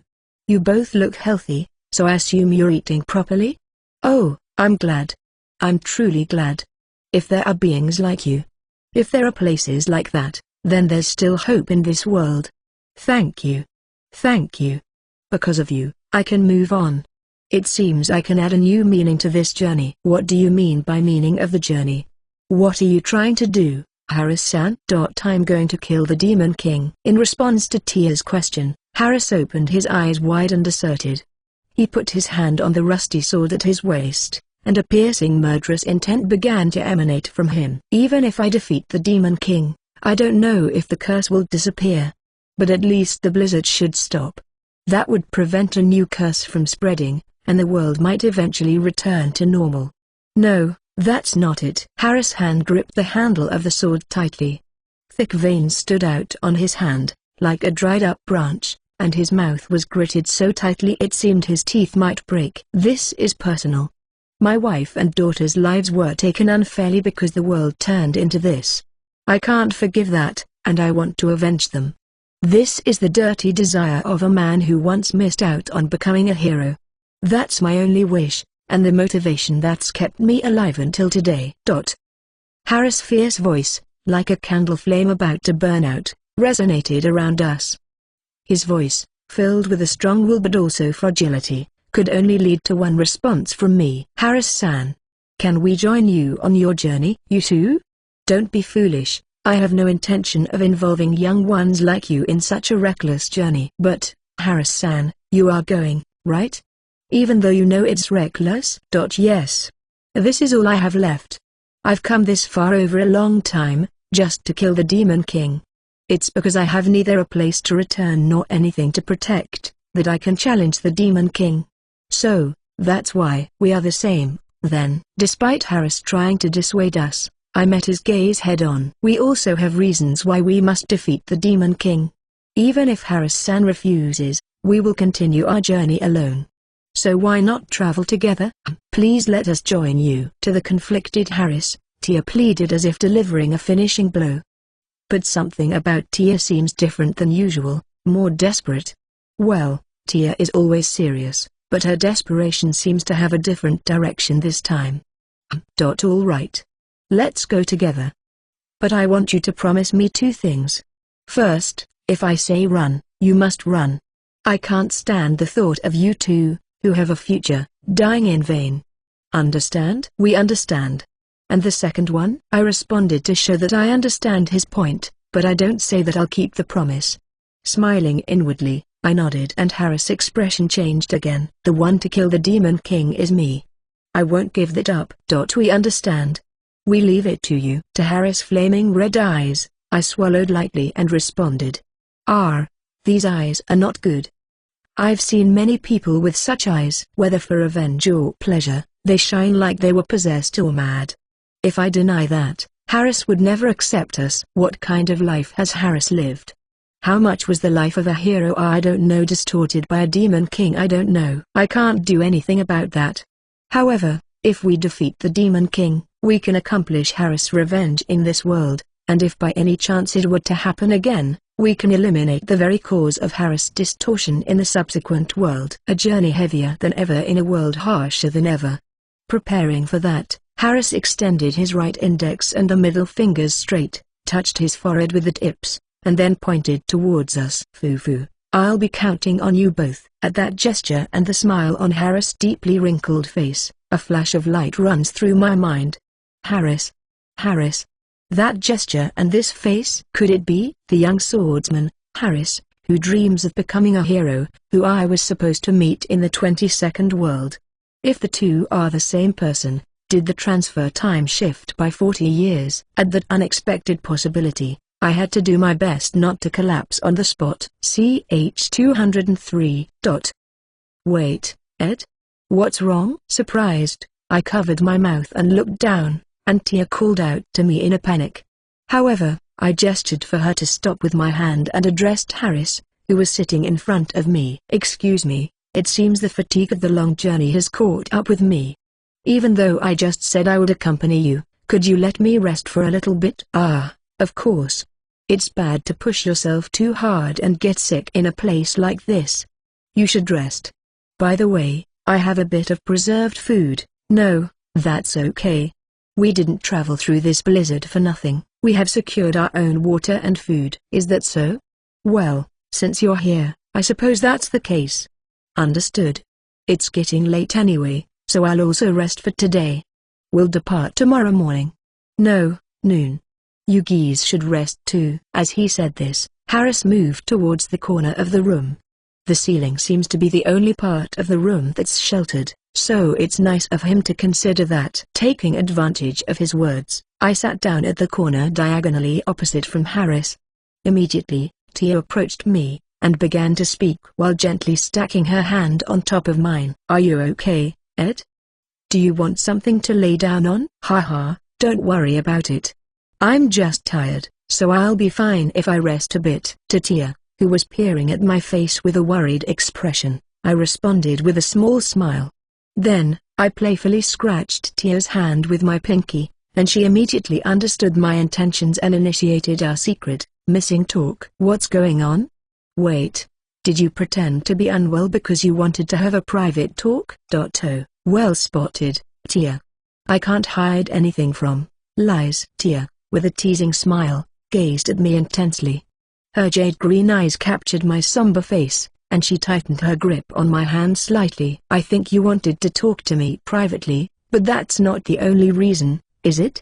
If it's something that I shouldn't ask or it's better not to tell, I won't ask, but don't hide anything from me at this point. I'm in a tough spot. Scratching my head with my free left hand, I surrendered to my reliable partner's persistence.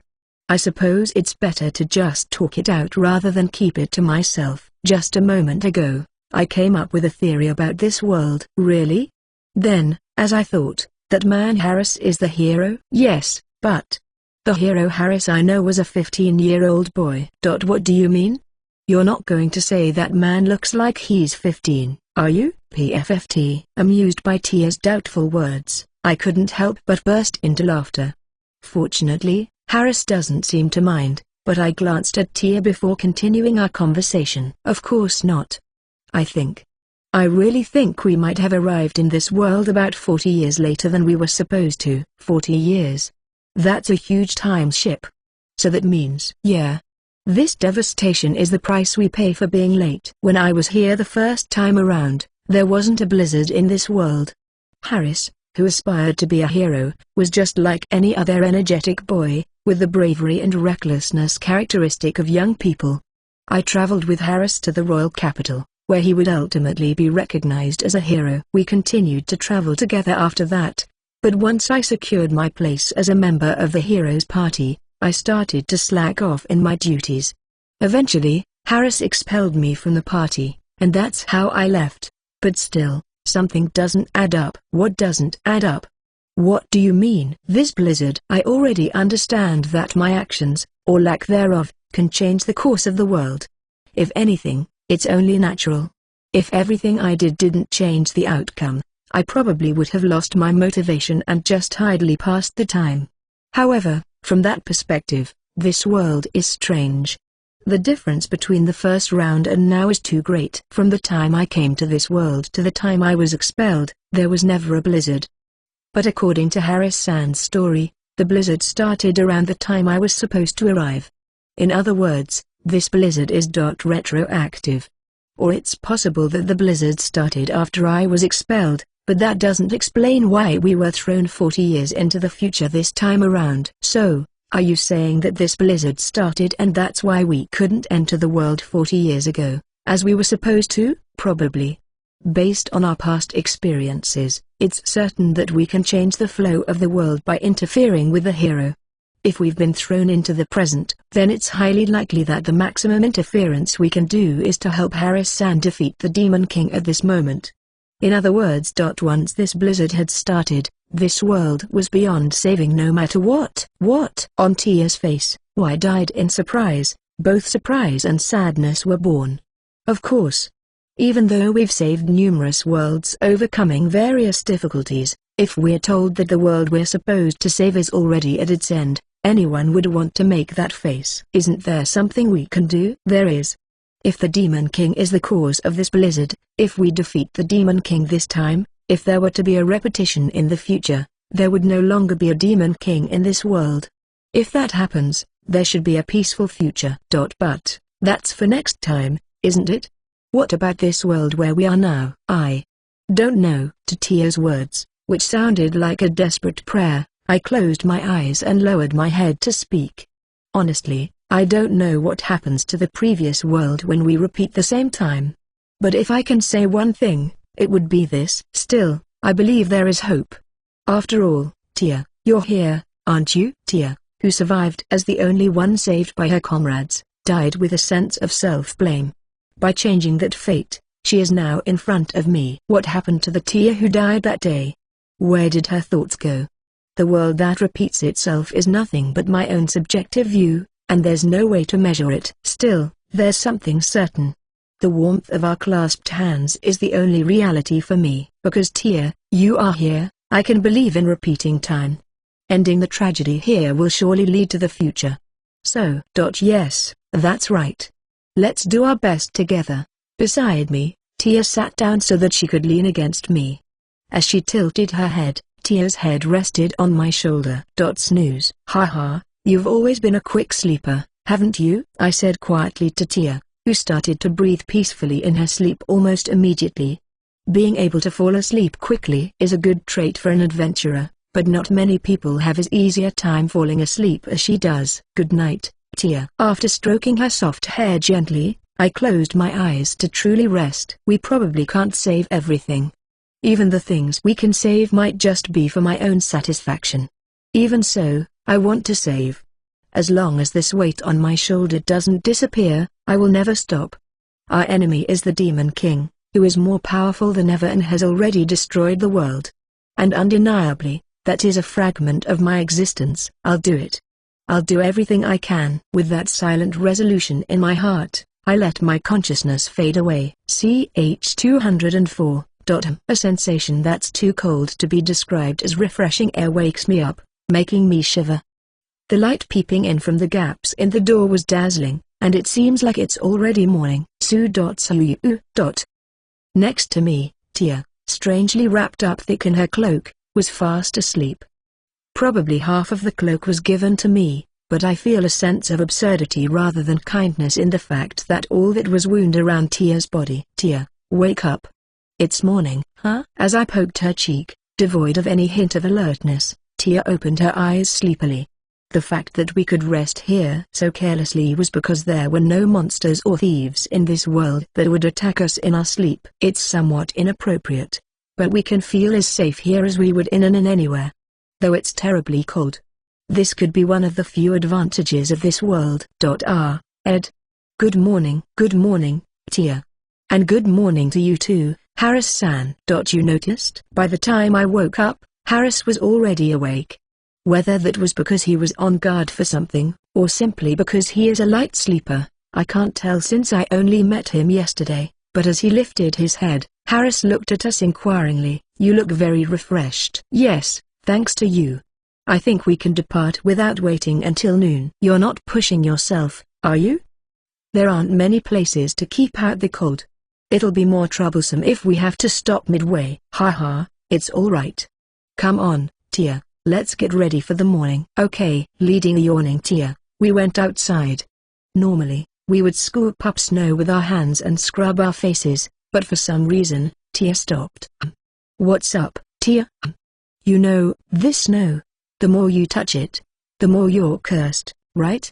So I was wondering about washing our faces with it. I get what you're saying, but it's a bit late for that, isn't it? Do you have any idea how much of the blizzard we've been through up to now? Well, that's true. Ever since we came to this world, not a single day has gone by without this blizzard. We've walked and moved around plenty in the blizzard that blowed without regard for whether it's day or night, so our bodies were soaking wet from the blizzard for a lifetime's worth. Whether we wash our faces from here on is too little too late. If you insist, why don't you produce water with your own magic? Or use a water generation magic tool? No, it's fine. Resigning herself, Tia began to scrub her face with the snow. After that, she took care of her needs a little distance away. Just a few steps around the corner with her hand on the outside wall of the house. And when she came back, Harris was taking out food from the backpack he had placed in the corner of the room. Back already? Let's have breakfast. You have your own, right? Yes. I put my hand into my waist bag, and in that state, I activate the stranger's box, and take out 2 of the preserved foods. When I handed one of them to Tia and opened the seal, Harris spoke up, looking intrigued. What's that? Are you really eating dirt? No, we can't really eat dirt. I don't really know what it is. But it's not dirt, right? It's not dirt, is it? I don't know though. I asked Tia just to be sure, and Tia, with an innocent face, answered while nibbling on the preserved food. I wonder what it's made of. I never really cared, but maybe in that world, they might be making super delicious dirt, right? But would they go out of their way to make dirt edible?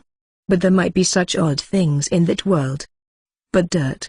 Huh? I'm more curious about what you're eating, Harris-san. What is that? Ignoring me, who had started to worry about strange things, Tia asked. What Harris was eating was a black, square object about the size of a thumbnail, and indeed, I don't know what it is. This? It's meat and fish, ground and compressed, then dried. You can eat it as is, or if you have a heat source, you can put it in boiling water to make a little soup. Wow. Hey, would you like to exchange one? I've been eating the same thing all the time, so I might want a different taste once in a while. Haha. Sure. As Tia handed out a little bit of her preserved food, Harris also handed one small square to Tia. The moment they put it in their mouths, both of their faces twist in astonishment. Muga? Tia, with a severely distorted expression, looked at me with a face that seemed like she's about to cry. Judging from the tears welling up slightly in her eyes, it seems to have been considerably disgusting. Hang in there, Tia. Knowing the extreme value of food in this world, Tia couldn't spit it out just because it tasted bad. Somehow swallowing it, she took a cup from her bag, produced water with magic, and gulped it down. What is this? Just like Tia, Harris was also frozen eating the preserved food Tia had given him. After slowly finishing his chewing, Harris leaned in to talk to us. It's sweet preserved food? How can this be? Where did you get this? Calm down, Harris-san. Even if you ask us where, we can only say it's somewhere very far away. We don't even know where we are right now. Is that so? By the way, do you have more of these? Yes, we do. Would you like us to share some with you? Really? No, but against such an item, the price I can pay. No, it's fine. We're grateful enough that you're letting us travel with you, and more importantly, we have a lot of them. So if we don't eat them, they'll rot eventually. What? At my casual words, Harris's expression suddenly became severe. What? Why did my words get this reaction? I'll let you know that there's no give me all of it. We'll resist that. I announced that I had a large amount of precious food, which was delicious, knowing that he was the hero. Reflecting on the carelessness of that statement, I was wary, but Harris denied it loudly. No. I wouldn't say such a shameless thing. Rather, it rot? Do you know what it means for something to rot? Not understanding the meaning of his words, I raised a confused voice. Then Harris, with his sharp gaze intact, sighed once and continued. Indeed, whether it's meat or whatever, food will rot if left alone. But that's the common sense before the blizzard. In this world now, no matter how long you leave it outside, it never rots. The only exception is if you dig a hole about twice the height of a person and bury it in the ground. So why do you know that things rot? Even if you were taught that, why do you think the preserved food you carry around will rot? It's strange. Everything is strange. With the youth born after the blizzard, you have the common sense of the world before the blizzard, and you have a lot of food that you can't get in the current storm. Who are you really? On Harris Sand's face, who had been considerate of us, clear caution was evident. He's still sitting now, but I could see that his body was tense, ready to stand up and draw his sword at any moment. Damn, this is my fault for blabbing. But you could say it's a good opportunity. We have no reason to keep secrets in this world. I understand. We'll tell you. We come from a different world. As calmly as possible, as if it were nothing. I raised both hands to show I have no hostility and told him plainly. CH-205, a different world. Yes. It might be difficult for you to believe, but no, I believe you. I could tell that my words surprised Harris, but he immediately relaxed, his statement so casual that it took me aback. If anything, his candid response was more confusing to me. It might be strange for me to ask, but why are you so willing to believe me? It's simple. The idea of another world seems more credible to me than the notion of some place in this world still adhering to old norms. That's all. Harris gave a tired smile at my puzzled reaction. I would naturally assume there's still a safe place somewhere in this world. Foo-foo, is it strange for me to think this way? Yes, it is. I mean, not that it's really my place to say. As I, who personifies absurdity, wore a perplexed expression at the paradoxical phenomenon of doubting rational judgment, Harris settled himself and took a deep breath before beginning to speak. I was born in a small seaside village. When the hero's call was rescinded due to the world being engulfed in a blizzard, I returned to my village and lived as a fisherman. I married a girl from the village and we had a child. I was far from the hero I once dreamed of becoming, but I was content, living peaceful, happy days in a world on the brink of its end. But it didn't last. As tough as the blizzard was, it couldn't freeze the ocean, so we could still catch fish and shellfish if we dived deep enough. So, I kept diving every day to bring food back for my family. But of course, as we caught more and more, the amount started to dwindle. One by one, villagers started to die from hunger and cold. And in the end, only my family was left. By that point, there was probably no hope for the future. But I had a wife and daughter. I could overcome any hardship if it meant keeping them alive. So I kept on living. Harris's voice faltered, his knuckles white as they clenched. His eyes seemed to gaze at something far away. One day, out of the blue, they both died. I'd left the house for 3 days trying to secure enough food as it was getting harder and harder to catch fish. And when I returned, I found my wife and daughter fallen on the floor, clinging to each other. I still don't know the reason. Did they collapse from hunger, or freeze from the cold? Did they catch a disease, or was it the curse of the blizzard? As someone who's not a doctor, I couldn't understand. In a world that had forgotten decay, their bodies lay there, still beautiful. Unable to say anything in response to Harris's agonizing voice, we fell silent. Offering consolation as if we understood his sorrow would be too arrogant, even for a god. I cursed the world's absurdity. And then, I swore to kill the demon king who caused it all. Fortunately or unfortunately, I've had a peculiar constitution since I was a child. My body is surprisingly tough and full of stamina. I can eat a lot but function perfectly fine even if I don't eat much. So I spent a decade preparing. I dived to the depths of the ocean, shoveled frozen snow, gathered food from every possible place by every possible means, and prepared enough preserved food for a long journey. And then I traveled for 10 years to get here.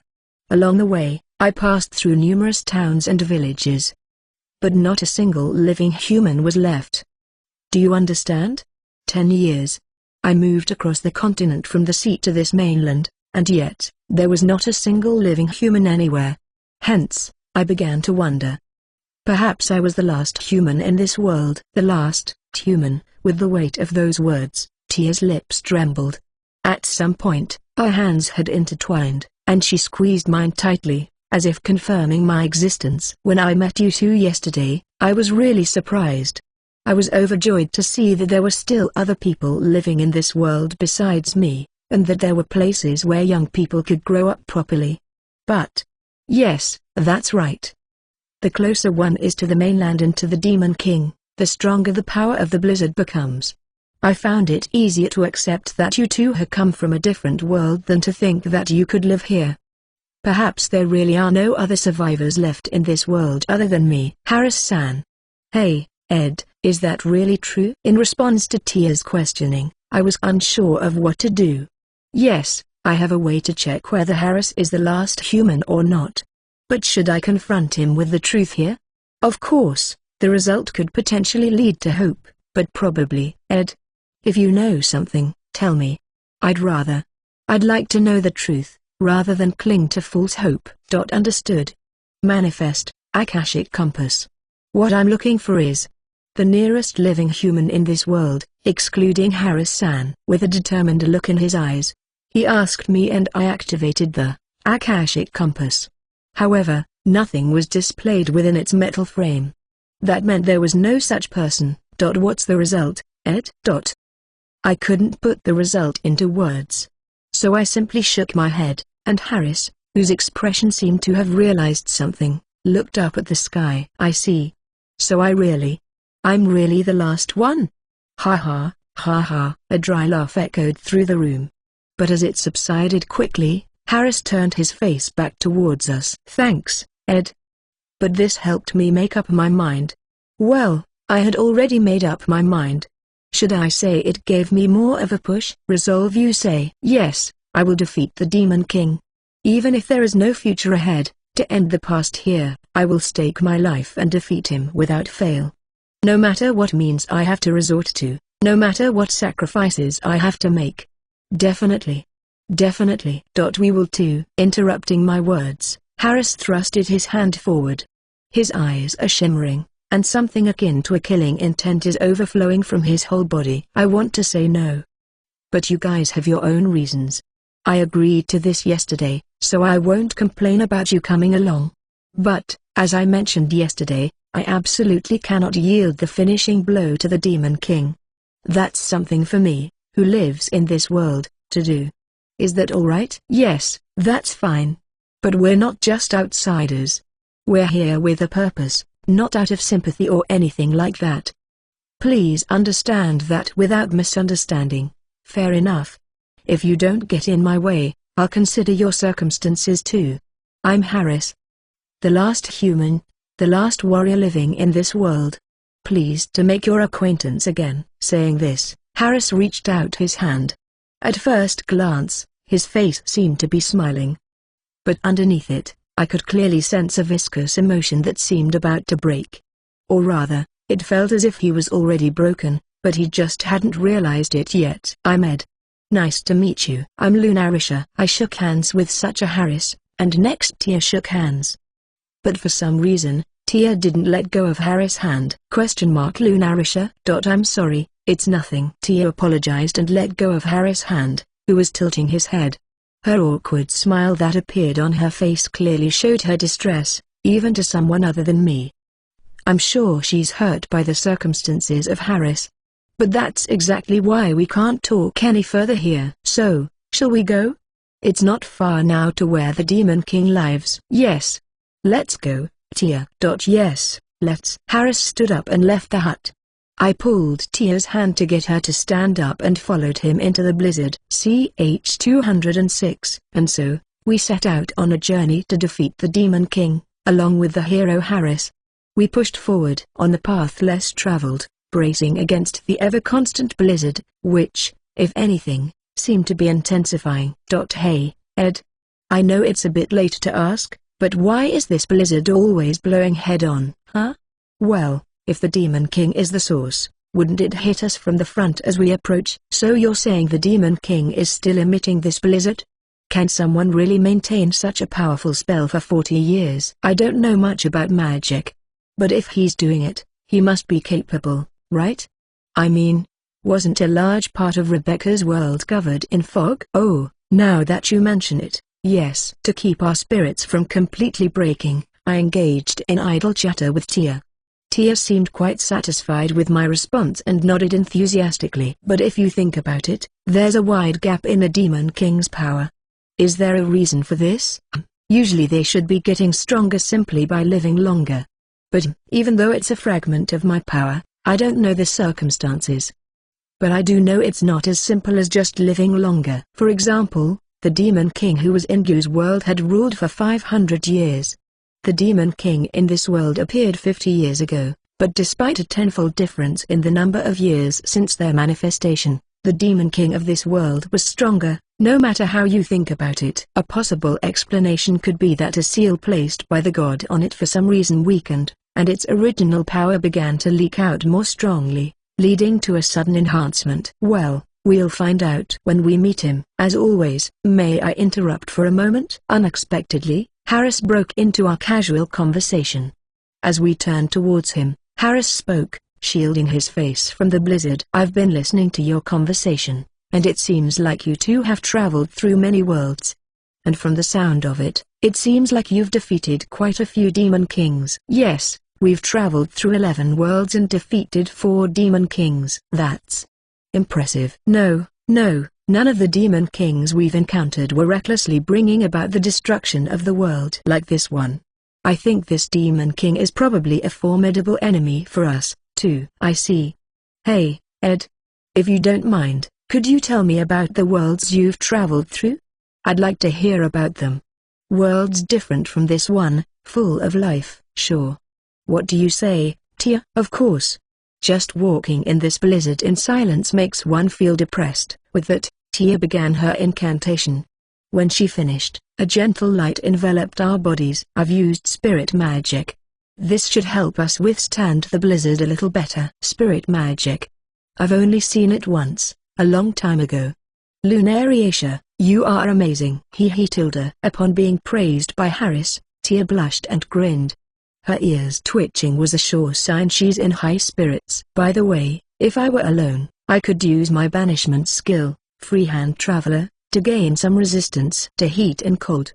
However, when we're moving as a party, it's problematic if only I have a different sensation. It could impair our ability to notice abnormalities or create discrepancies in our judgments, so I generally don't use it. It's a handy skill, but as long as I'm with Tia, it probably won't get much use. Anyway, we, who have become slightly more comfortable, pleasantly talk about our past adventures. Ah, of course, we only talked about a part of the second round. It's simply troublesome to mention that I've been through many rounds or my true identity, and if I reveal that I'm a Demon King, there's a chance Harris might attack me. I don't intend to lose, but there's no need to invite discord needlessly. It's not always right to tell the truth. It's safer to keep things that way. So there I was, cutting off the stem of a man-eating plant, and the root exploded, covering you in juice. Hey? Do you really need to mention that? Oh, that was the funniest part. Your face at that moment. Foo-foo. TCH. Can't be helped. I mean, who'd think that a lump hiding in the grass would burst? Ha ha ha. That was careless, Ed. Harris-san, you too? The tense atmosphere when we started off was gone. We had somehow become familiar with each other, and Harris had even started to smile occasionally. Seeing that, Tia didn't say it out loud, but her eyes sparkled with joy, and she continued to tell more stories. About half of those stories were about my funny failures. But I'm an adult, so I don't retaliate by telling embarrassing stories about Tia. like when she made a funny noise because I pinched her nose while she was sleeping with her mouth wide open, or when her butt got stuck trying to get through a gap in the wall, just that much. And so, in exchange for my butt and cheeks being mercilessly assaulted, the atmosphere of the heroes' party led by Harris dramatically improved. But the world was not so gentle that such a relaxed atmosphere would last forever. Alright, we'll rest in this village today. Yay! Finally, a place with walls. 3 months into our journey together, Tia, unfazed by yet another deserted village, opened the door of a house. But she froze, a shocked expression on her face, and she called out my name in a voice like a scream. Ed. What happened? There's a person lying here. As I quickly rushed to Tia's side, there was a woman in her 30s lying on the floor. Her complexion and such looked like she just fell down. Calm down, Lunarisha. How can I be calm? We have to treat her right away. It's useless. She's already dead. You know that, don't you? At Harris's words, who had arrived later, Tia bit her lip. The frail body of the woman certainly looked as if she had just fallen, but dust had accumulated on top of her. It's not hard to imagine that quite a long time had passed since she died. Of course, Tia must have realized that. But the first human she had seen in this world apart from Harris, and their first encounter was like this. Tia was sorrowful, her eyebrows furrowed. Given this, there may still be human bodies left here. What should we do? Aren't we going to bury her? It's not that we won't, but we can't. To return her properly to the earth, we need to dig at least twice my height. About 4 meters into the ground. But to clear away the snow and dig into the frozen ground that deep is an incredible amount of work. There's no way we can do that. Then, what do we do? So far, we've been throwing them into the snow outside. That way, the snow will bury them. Is that the only way? It's the only way. At least, it's the only way for me. My wife and daughter. They're sleeping in the snow next to a house. It's the same treatment he gave to his beloved wife and daughter. Tia can't possibly argue with that. She gently knelt down next to the woman, brushed the dust off her face, repositioned her to lie on her back, and wrapped both her hands around the woman's hand, as if praying. I'm sorry. What that apology was for, only Tia would know. But Harris and I just watched her silently. Ch 207. After that, we carefully went around and looked at each of the remaining houses. Fortunately, the village was small, and the houses were arranged in a way unique to this world that differed from my common sense, serving as a barrier against the blizzards. Therefore, the search was easier than we thought. We went around about 30 houses and found 12 corpses. For the time being, we carried and transported them to the biggest house. The fact that there are no children is not exactly a silver lining, is it? Right. That's the curse on this world. When I laid down a middle-aged man around 40 on the floor, Harris, who had finished transporting earlier, answered, yes, children do not die in this world. That's because they can't even be born. So, what do we do with these people? Just throwing them out there is a bit. Then let's search a bit. Search? Harris-san? At Tia's question, Harris, who had said so, went out of the house. When we hurriedly followed him, he started looking around the village. It's probably there. What is it? A grave. Where Harris pointed. There was indeed a place where the snow was piled up. But it seemed different from a graveyard lined with graves. It was more like a small mound was formed. Is this the grave? Yes. You will understand if you remove the surface snow. I understand. Then I'll do a bit of gravestone cleaning. Hey Tia? What's? Tia, who had been brushing off the snow piled up, suddenly retreated and sat down on her butt. When I hurriedly approached and looked under the snow that Tia had removed. This is something. What was there were piled up corpses of people. There were so many that I didn't even want to count, stacked up randomly. I instinctively covered my mouth, like this. Something like this. Oh, so it was a grave after all. Then we can carry the other corpses here as well. Harris-san? Is this what you call a grave? Tia, who had stood up, grabbed Harris's collar and accused him. But Harris's expression didn't waver. He calmly removed Tia's hand. Yes. Didn't I tell you? Even just removing the snow is a big job. We can't dig deep into the ground. So there's no other way but to do this. Fortunately, there's no decay, so we don't have to worry about the smell, and if we leave it, the snow will pile up and cover it. If we just leave them lying around, we might step on them, so this is the most practical burial method. Like that, Tia, who had kneeled on the spot, began to spill big tears from her jade eyes. When I gently put my hand on her back, Tia's face dove into my chest. The warmest heat in this frozen world permeated my chest. Now, let's pile the people from earlier here, so that they don't freeze in loneliness, and when the blizzard stops, they can return to the earth with their comrades. Understood? Are you okay, Tia? Yes. I'm fine. I'll help too. Are you sure? Just me and Harris-san? No. Let me do it. Please. Understood. Then let's all do it together. Pulling up Tia by her hand, we began to pile the 12 corpses we had gathered earlier onto this heap of bodies. During that time, the blizzard relentlessly blew, quickly obscuring this gruesome sight in a white blanket. On the slightly heightened mound of snow, we offered our prayers. If it were Gonzo-san oral, they would have been able to utter some sophisticated scripture, but all I could do was wish for their peaceful rest. Really, this world has come to an end. Tia quietly muttered such a thing. She was no longer crying, but her eyes were filled with unbearable sadness. And then, Tia gently leaned against me. Sorry, Ed. I'm feeling unbearably cold right now. Yeah, this world is perhaps a bit too cold. Wrapping my arm around Tia's shoulder, I drew her close as I replied. I have seen countless deaths. Deaths caused by beasts rampaging, people being crushed by horses on the battlefield, and many more horrific, unbearable deaths. However, it was the first time for even me to witness a scene where bodies that were alive until just a few moments ago were piled up so carelessly. It feels like reality is slipping away as if these were dolls or something, but that doesn't change the fact that these are human corpses. Remains of beings that once held life. This is the true end of the world. This silence, the result of my power to end everything that I possess manifesting itself to its fullest. This sight of the end, far more poignant than a hellish scene smeared with blood and viscera. Okay, now that the burial is over, let's rest for the day. We'll have to get up early tomorrow. Understood? Tia. At Harris's words, we decided to disperse. This time, there were plenty of empty houses, so Harris was in a different house. Sigh, I wonder if I made everyone worry again. Even though Harris-san should. No, Harris-san is much more hurt. Haha, don't worry about it.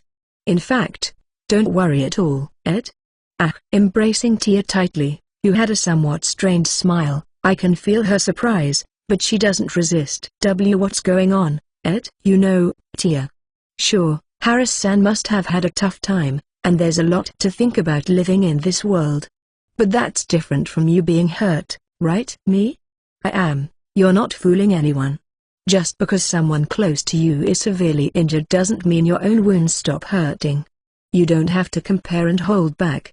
When things are tough, you should be able to rely on me enough to say so. Foo-foo, thank you. But isn't that the same for you, Ed? Huh? Me? Returning the counter with a smile when I tried to console her, Tia grinned triumphantly at my dumbfounded expression. That's right. Harris-san is hurting, and so am I. Are you saying you weren't hurt at all? Are you saying I wouldn't know? Well, I am. On my about to open lips, Tia placed her index finger. At the feel of her frozen touch, I found myself unable to speak. We're all battered and bruised. But that's what living is. I'd rather bleed and hold each other like this than just watch from a distance to avoid getting hurt.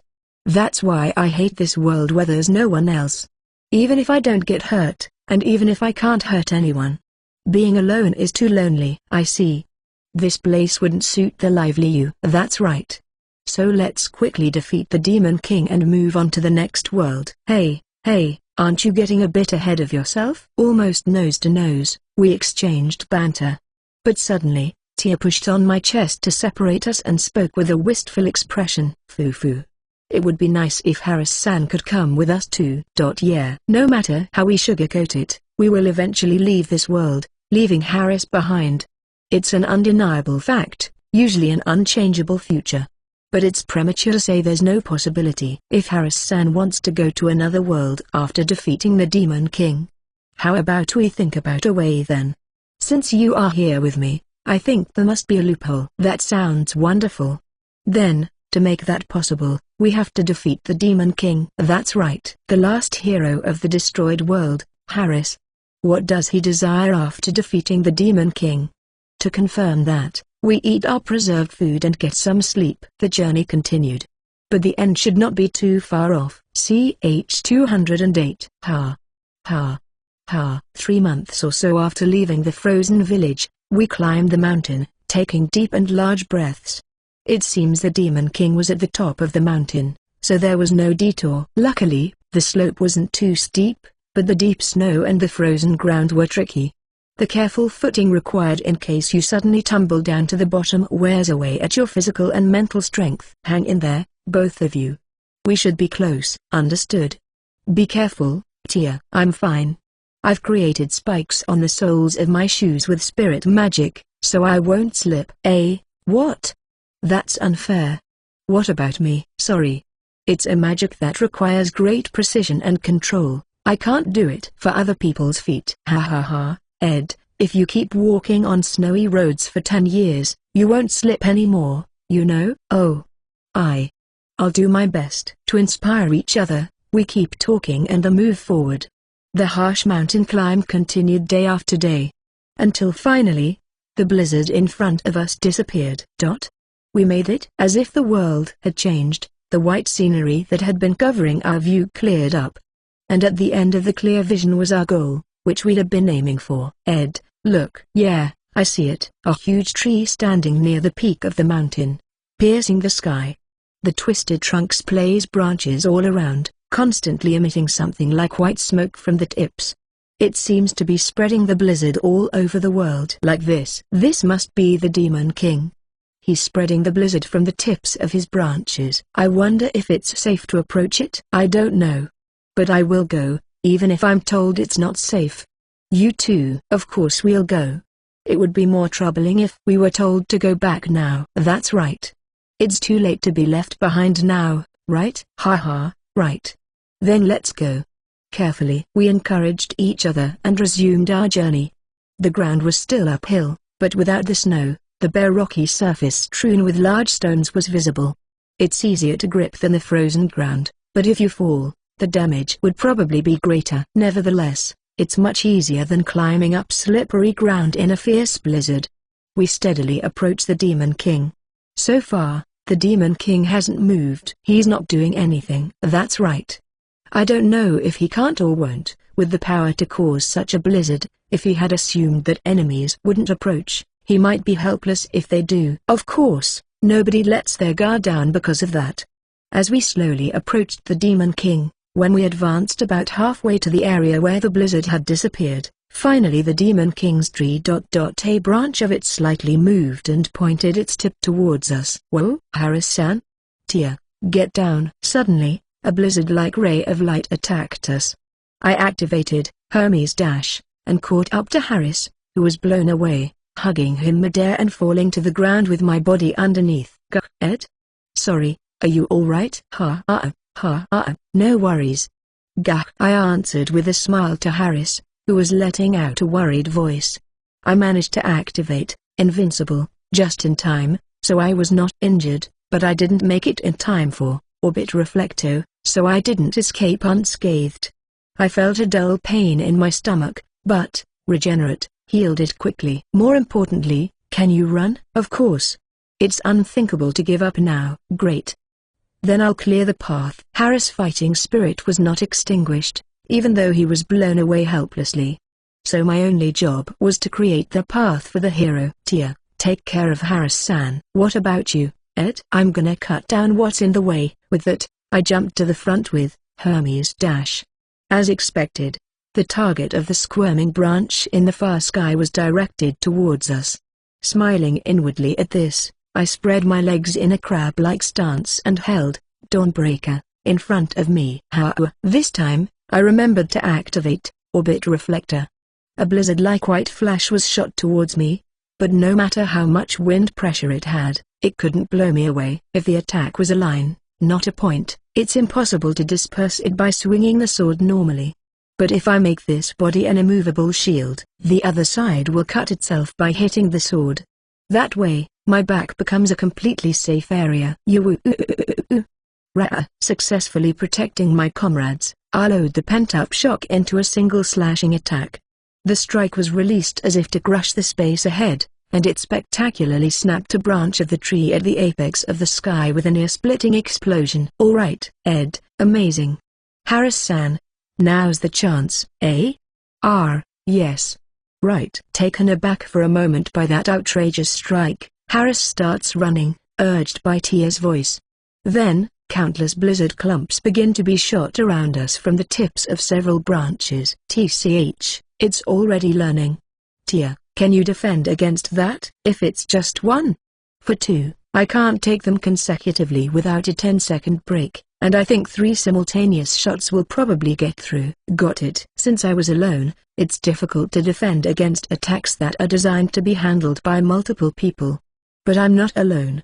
If Tia's here, I can do it. Using Hermes dash, I leapt into the air and deliberately let the incoming blizzard clumps hit me.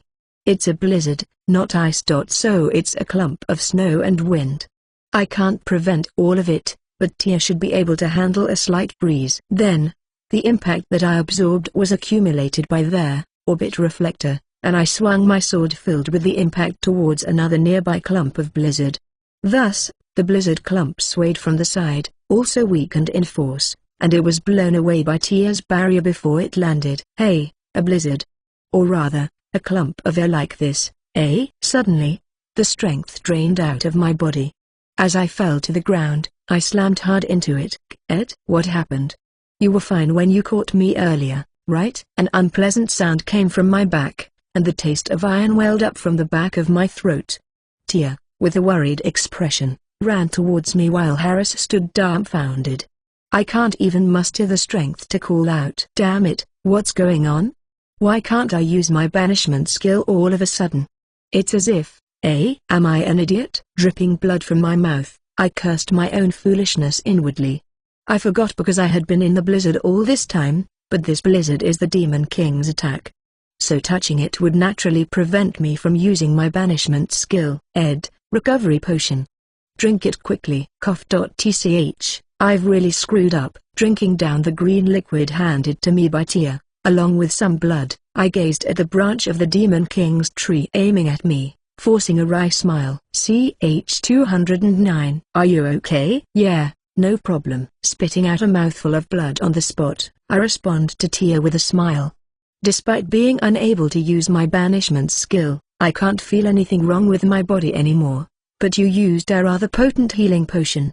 Are you sure that's okay? Of course, because if it was me, who got blown away like you did, Ed, would you be stingy and use a mediocre one? Ha ha ha, you got me there. In response to Tia's joking words, I involuntarily give a bitter smile. If I'm using it on myself, I'll just use the bare minimum, but I would definitely use the top grade for Tia. My too precious to use warehouse would blow up. So, what happened, Ed? Did you lose your strength again? That's right, but it's okay. Continue looking after Harris-san. Really? I understand. Tia showed a moment of hesitation but then quickly returned to Harris' side and they began moving forward again. I immediately follow them. But then countless snowballs begin to rain down from the sky again. Whoa! One of them hits me, causing my banishment skill-disabled body to easily take flight. If I let myself be slammed into the ground like this, I'll just repeat the same situation. But of course, I have countermeasures in mind. I've been waiting for this. In the midst of the snowballs, I deliberately extend my arms and legs, exposing as much of my body as possible to the snow. While doing this, I'm focusing on the exchange of the Demon King's power. When I was consumed by the Demon King in Amelia's world, I learned my limits. It's easy to reclaim the power, but if I absorb it all at once, my body will shatter under the strain. So, what should I do? It's simple. Just adjust the absorption to a bearable level. It's quite a challenge to do it in a situation where I'm winning just a little bit while using all of my strength. But fortunately, this snowball is just a fraction of a fraction. The Demon King tree, a 1/100th of a fraction, is attacking with a power that's just tens of thousands or hundreds of thousands of a fraction. So, Su.ha. I take a deep breath and suck in the contents of the snowball without leaving any behind. Then the force blowing me away ceases, and a tiny bit of the power of the banishment skill returns to my body. What I regained was the banishment skill, Grass Eater, which allowed me to enjoy the grass growing on the road just a little bit. He pushed. Ed? Are you really okay? I'm fine. I'm fine. Hitting the ground in a normal manner, I take a random healing potion from my waist bag and drink it, then give a thumbs up to Tia, who stopped for a moment and looked back. It seems I was a little unlucky this time. Well, I guess it's a useful banishment skill in a world where food is hard to come by, but what I need right now isn't this. Without being discouraged, I keep charging into the enemy's attacks, getting blown away each time, slowly regaining my power. Here it comes. I rolled on the ground 7 times, and on the 8th time, I regained the banishment skill, Hermes Dash. Once I regained this, there's no need to go get hit by snowballs one by one anymore. The moment I touched down on the ground, I instantly activated it and dashed. I overtook Tia and Harris, who were moving up to the Demon King's tree, in an instant, and then touched the trunk of the massive tree that would take dozens of adults holding hands to encircle. Now, I'm going to take the rest back. A direct confrontation between the main bodies. Not only do I intend to take back the power here, but if I can seize the power of the Demon King's tree, there's also the possibility of weakening it like the Demon King in Gu's world. Frankly, I have no idea how Harris will bring down such a huge tree, or how it would be judged as defeated, so I want to proceed both cautiously and boldly. Huh? What's this? A power I'm intimately familiar with. Yet within that black torrent, I felt a strange presence from a tiny shard. In the dark sea, it felt like a shiny pearl floating.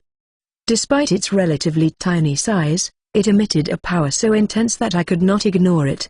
Since I'm absorbing the power of the tree, this thing was approaching me, but I didn't want to incorporate such an obvious foreign object. Ugh, what is this? I absolutely don't need this, but what should I do? If this were reality, I could scoop around the grain and toss it somewhere. However, what I'm feeling is merely conceptual, so I don't know how to isolate this particle of light and do something about it. My body has been divided by a god, but just because it's been divided doesn't mean I know how to divide myself. Well, it's okay. If I can't do anything about it right now, I'll put it on hold.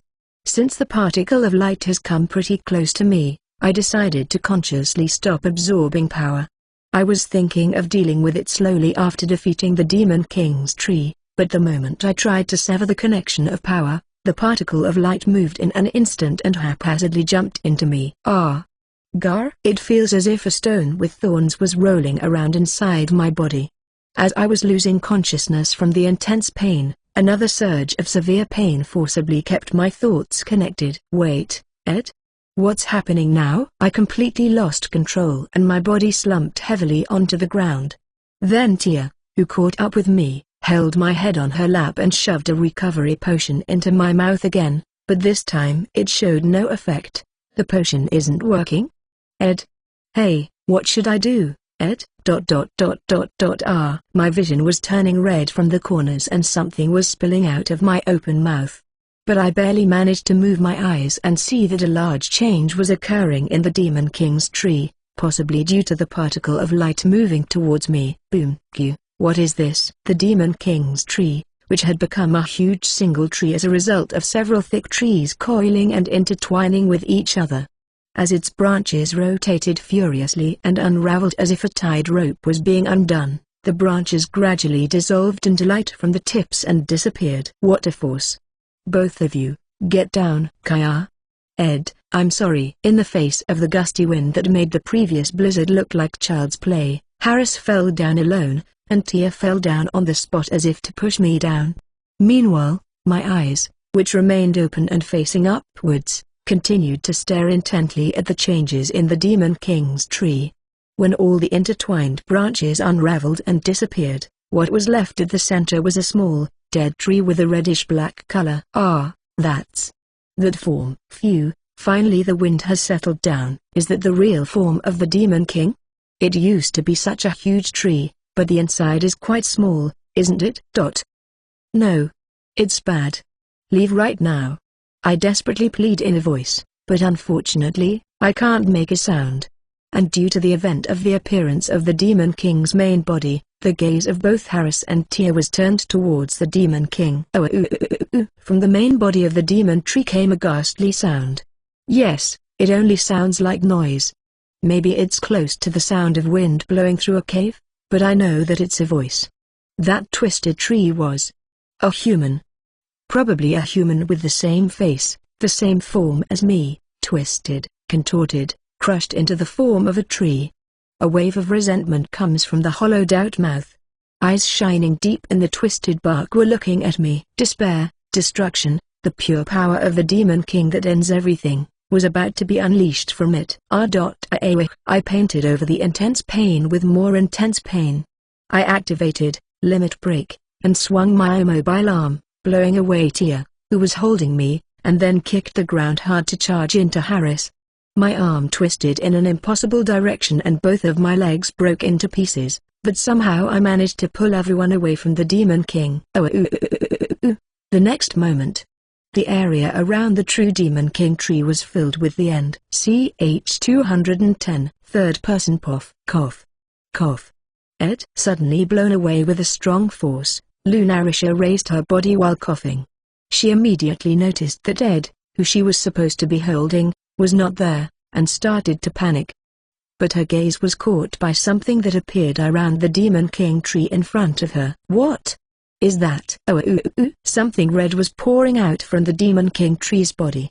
It was fluttering in the air like cotton, and slowly falling to the ground. Red snow. A voice, not her own, was heard nearby. When she hurriedly turned her gaze there, Harris, who had been pinned down by Ed, was getting up. Ed. Harris-san. Lunarisha. I'm fine. But he needs. Ed, who has been rolled over carelessly by Harris, was clearly in a bad state.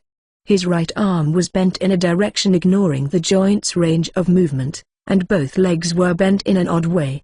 In addition, his whole body was twitching, and if left alone, he would probably die in about 30 minutes. Wait, Lunarisha, who rushed to such a Ed, herself was by no means unharmed. Even though she was not beaten, but just pushed with an arm, she was blown away with a force exceeding that of a person.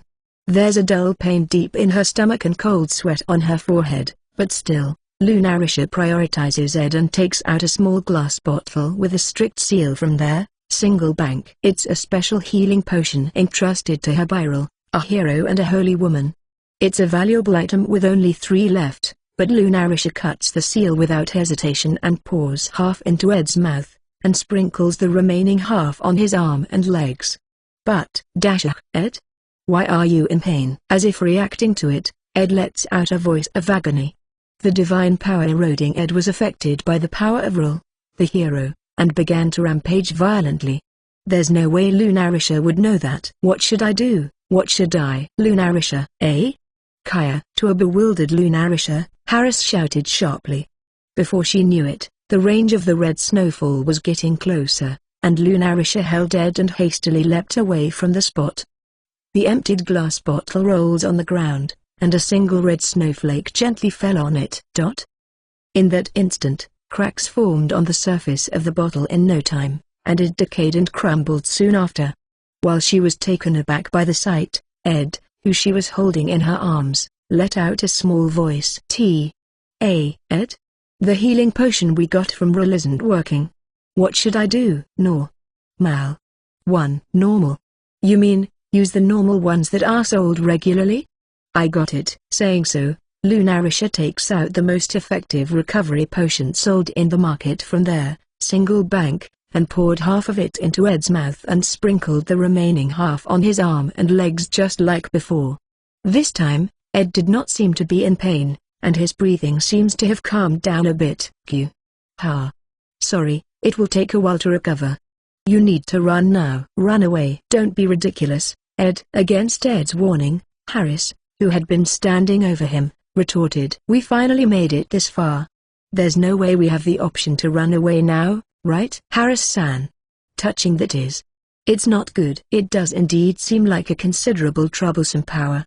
However, Harris, turning his face away from Ed and facing back towards the Demon King tree, stepped towards it. Ed, understanding the recklessness of this act, raised his voice in vain. "You shouldn't. If you do something like that." "Hey, Ed. I am relieved." Ignoring Ed's pleas, Harris did not stop his stride. "I was practically brought here by you guys. I was thinking about what I would do if I just ended up being the one to give the finishing blow to the Winter Demon King without any notable performance. But it seems like there is still a proper stage left for me." "Harris-san, don't stop me. This is what I wished for, my fight." Harris' body entered the realm of red snow. The snow quietly piled up on his head and arms, and at the same time, strength rapidly drained from his body. "I see. So this is the power. This is the essence of the power of the Demon King of the End, which leads everything it touches to the end. The red of demise that carries its existence to an inevitable end, regardless of whether there is life." "Snow of the End. Haha, fitting for my last moment." With each step forward, Harris could feel his remaining life accelerating towards its end. But even so, his feet do not stop. Rather, there's no reason to stop. For Harris, consuming his own lifespan to defeat the Demon King was nothing. 20 years. It's been a long time. He had been walking towards this point with just the thought of defeating the enemy of his deceased wife and daughter. 10 years of preparation and 10 years of a lonely journey. Harris's body, now at 55 years old, was nearing its limit despite its hero's resilience. However, the Demon King, who was supposed to be far away, was now in sight of Harris.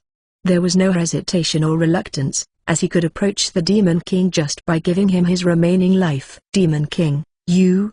The Winter Demon King who ended the world." With each step, disregarding his body that was rapidly aging, Harris pulled out his sword from his hip in front of the Demon King he finally reached.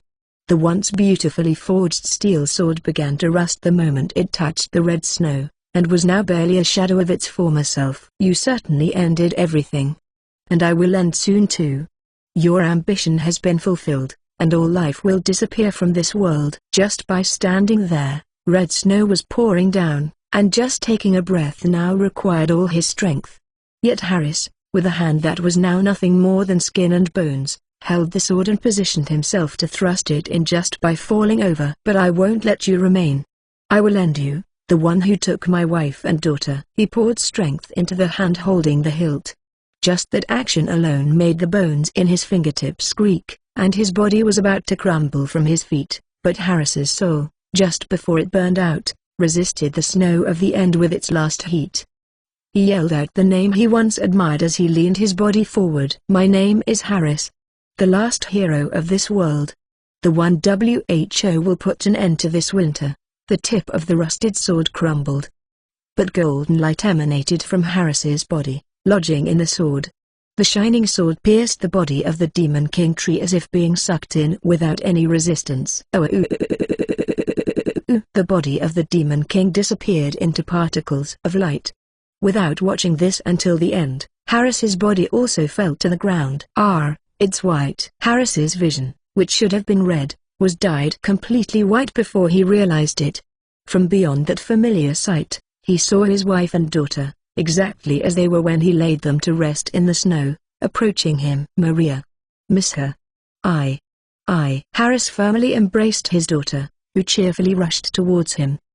His wife was smiling warmly next to them, and something that was remaining in his frozen body finally left. "Now, we can be together. Forever." And thus, Harris, becoming the same as his family. His body crumbled to dust, being swept away by the wind towards the distant sea. Ch 211. While being tormented by intense pain in my immobile body, I was fully witnessing the final battle of the hero Harris. Because of the influence of the medicine-produced spiral, some white something is still raging inside my body, pricking around. However, it can be said that thanks to that, I was able to witness everything without losing consciousness. "Everyone is gone." Tia's melancholic murmur quietly resonates in a world where nobody exists anymore. The twisted Demon King and the hero Harris no longer leave any trace in this world. Everything has disappeared, and only the hollowed-out ground is in front of me. Ed? Is it okay now? Yeah, somehow. Still with the aching body, I got up from Tia's lap. I hate to admit it, but I'm used to this level of intense pain. Once the regeneration of bones and muscles is completed with Regenerate, which doesn't need bandages, getting up is no problem. Silently, I walk towards the place where the two disappeared. It is the top of this mountain, and the world that has come to an end can be overlooked. It's beautiful. That's right. Tia, who followed me, murmurs that next to me. The blizzard is no longer blowing in the world where the day is gradually falling. The first sun in 50 years shines on the white surface, and the white reflecting the red is so beautiful that I want to cry. I wonder if this snow melts. I don't know. If the temperature and such return to normal, I think it will melt. But that might take quite a while. Considering the story of Harris and my memory, there shouldn't be so many places in this world that are cold enough for snow to remain all the time. If it returns to the original climate, most of it will melt, but I don't know if the climate will return in a world where all life has died out. Hey, Ed, I don't understand. Is this sight what the Demon King of this world wanted? I don't know. I've already collected the power of the Demon King. Therefore, I should understand a little bit of the Demon King's thinking. No matter how I think about it, I can't imagine that the Demon King wanted this. What was left in the Demon King was only a storm of emotions such as pain and fear. It's something that those who are attacked and robbed have, and it's not something that a being that destroys the world alone can have. Then the key would be the white something that is still raging inside me. But if asked what it is, I don't know. For now, I can deal with it to the extent that it hurts when I consciously push it to the corner of my body, but that's the limit of what I can do now. I don't know. I don't understand anything. I see. Therefore, I evade the question and tell Tia that, regardless of the reason, there's no doubt that the Demon King tree, the Winter Demon King, destroyed this world. Then saying something much like actually, it might have been a victim too? Would be far from tactful, to say the least. The Demon King is me, the evil that must be defeated. That's all I need to know now. By the way, what happens to us in this case? Can we get back properly? That's fine. It's about 3 more minutes, eh? So, when Harris-san died, I got a notification. I see. This time it was rather busy, wasn't it? Haha, that's right. When Harris disappeared, I got a notification in my head. According to it, due to the confirmation of the complete disappearance of a soul with a certain rank or higher from the world, we will be forcibly returned to there. It's laughable. If you eradicate the life of that world, you can return without having to struggle to be expelled. What's up with that? If you interpret it positively, it might be said that it is a safety device to rescue us from the ended world, but my head was not as naive as to appreciate it that way. That's why I don't feel like telling Tia about it. I just convey what is necessary. And time quietly flows. In the end, I couldn't do anything. That's not true, is it? Harris-san also said that he was able to get here because we helped him. To Tia's muttering, tormented by a sense of powerlessness, I answered lightly. Sometimes you need transparent words of comfort. If licking each other's wounds eases the pain, it's much better than forcing yourself to endure it. But I couldn't help Harris-san. No, that's impossible. To save Harris-san. I know. I understand that my words, which are nothing more than passers-by, cannot reach Harris-san, who had lost something important by the time we met. But I still wanted to do something for him. Because Harris-san was like Ed. Huh? Me? At Tia's sudden words, I tilt my head, pointing at myself. I can't quite pin it down when she says Harris and I look alike. That's right. You know, I helped Ed in Amelia's world, right? That time. I saw how you, from a long time ago, really a long time ago, was traveling around the world. I see. Huh. Upon hearing those words, I reflexively grimace.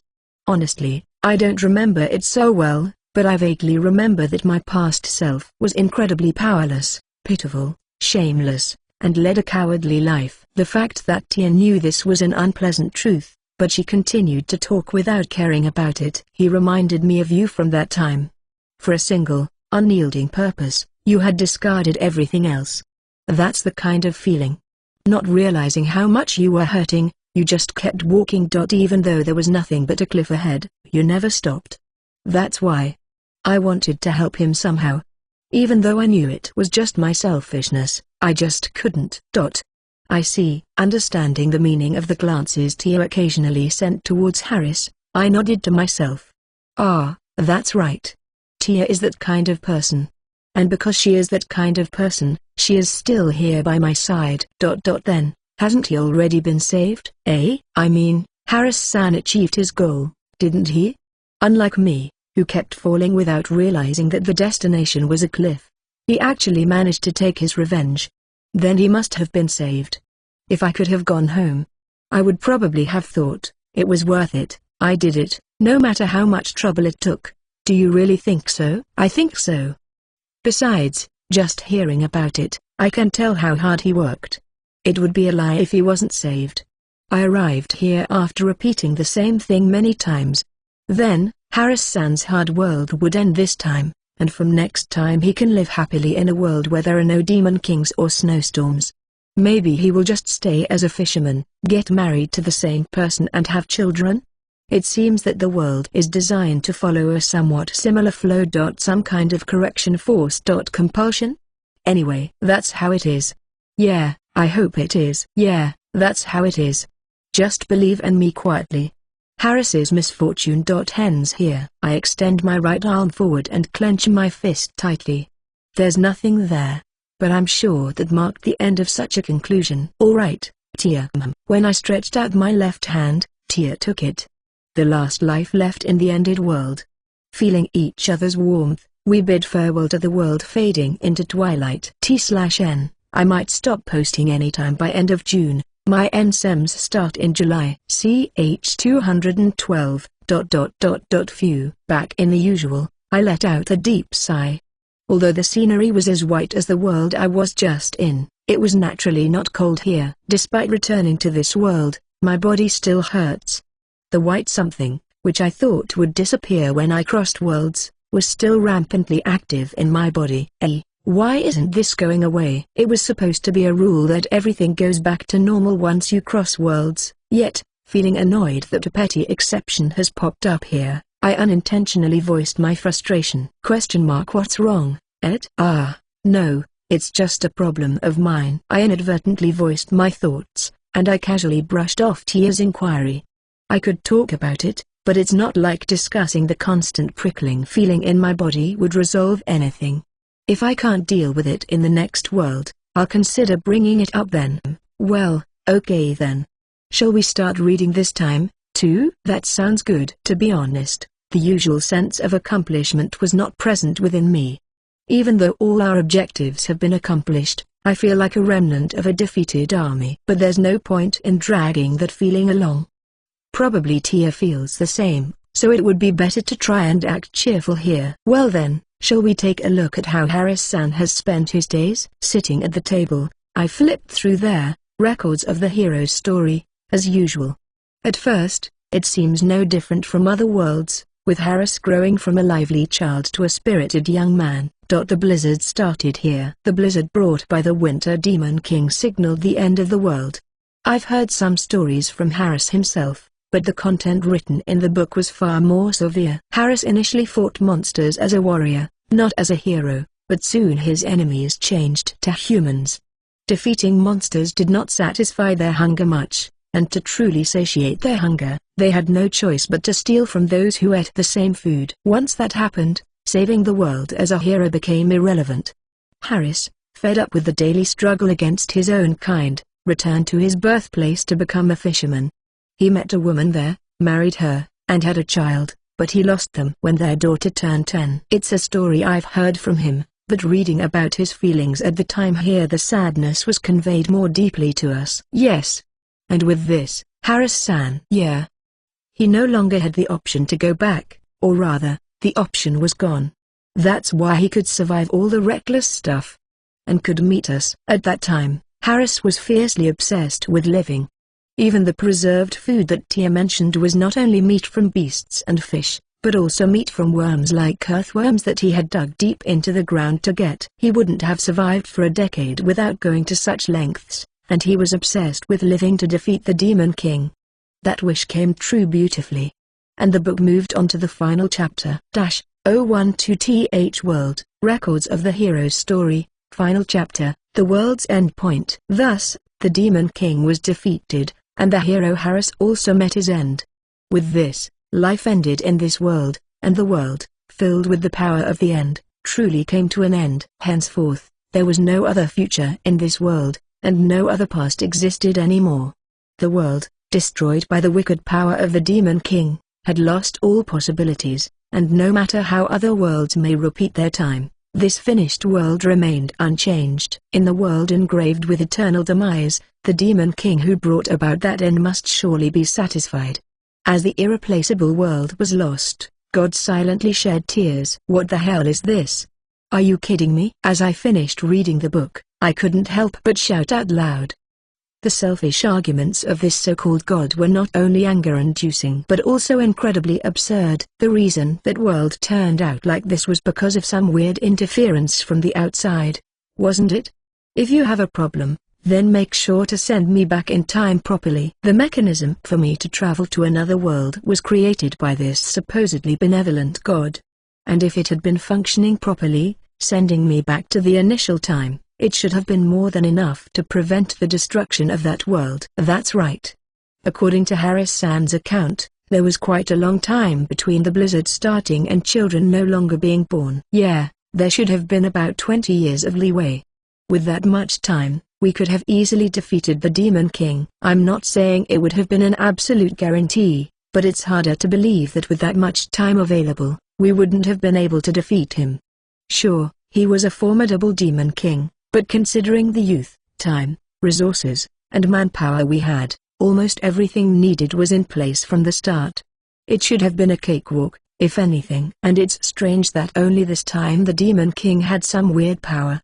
This guy is probably the cause, right?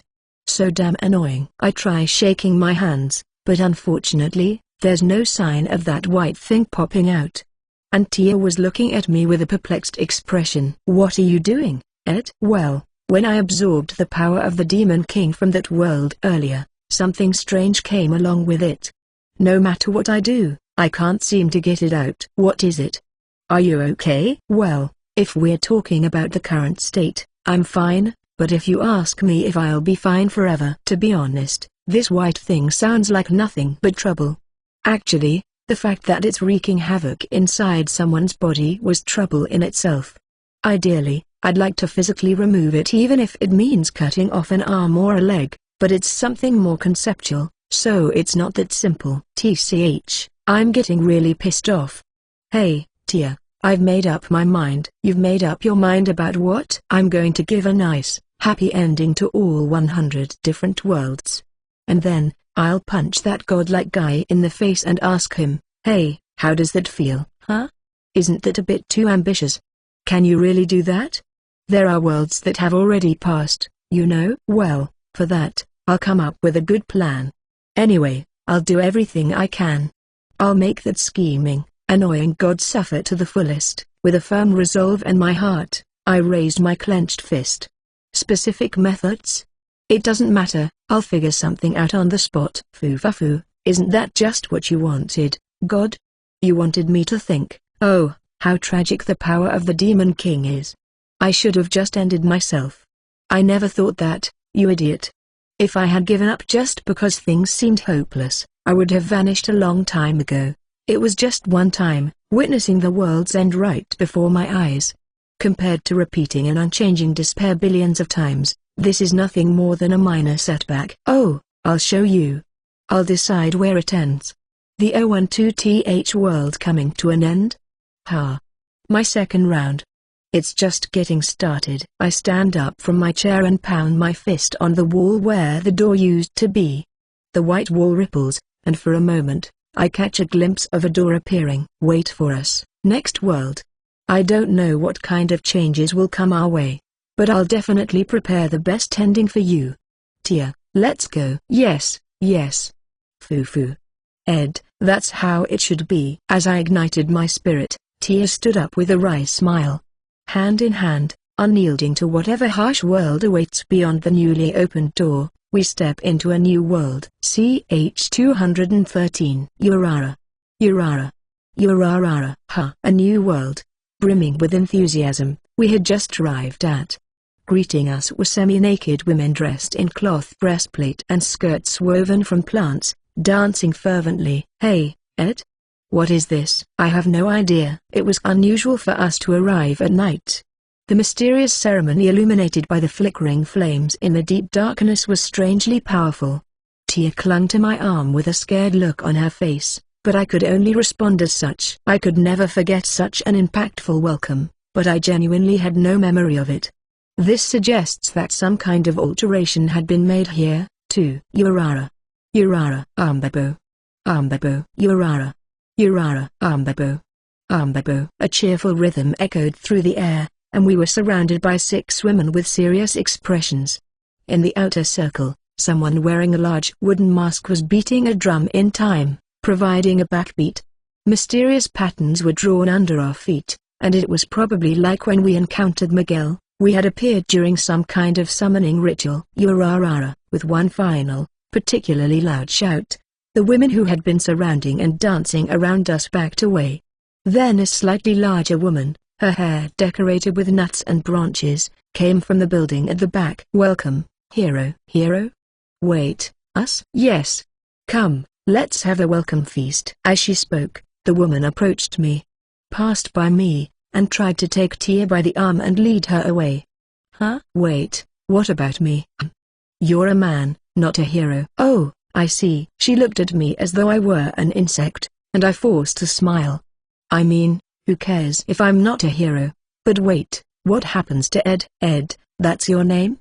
Men are nuisances. We'll tie you up and throw you outside the village. Ladies, handle this. Urarara. Hey, hey, hey. Hey! The women who had been dancing just now gathered around me, took my sword from my waist, and quickly tied me up with ropes. Tia, watching this unfold, raised a frantic voice of protest to the large woman. What are you doing? Stop it. Ed is my important comrade. Comrade or not. Men are troublesome. Men are useless. Men only look at breasts and buttocks. Ugh. Well, I can't deny that he has that side to him. Could you stop glancing at me while you say that? I mean, I'm a healthy man, right? I can't say I'm completely uninterested. But I've never shown that side of me so blatantly. Right? But anyway, Ed is different. If you're going to be cruel to Ed, I won't cooperate with you, regardless of whether you're a hero or whatever. That would be a problem. Alright. We'll tie him up and throw him in the prison. Ladies, take this man away. Ambabo. Ed? No, it's alright. She's probably that, so respond accordingly. Huh? Got it. Be careful. From my perspective, a strong sense of heroism was radiating from the large woman. In fact, she seemed familiar somehow. That being the case, it wouldn't be wise to upset her or sever our relationship.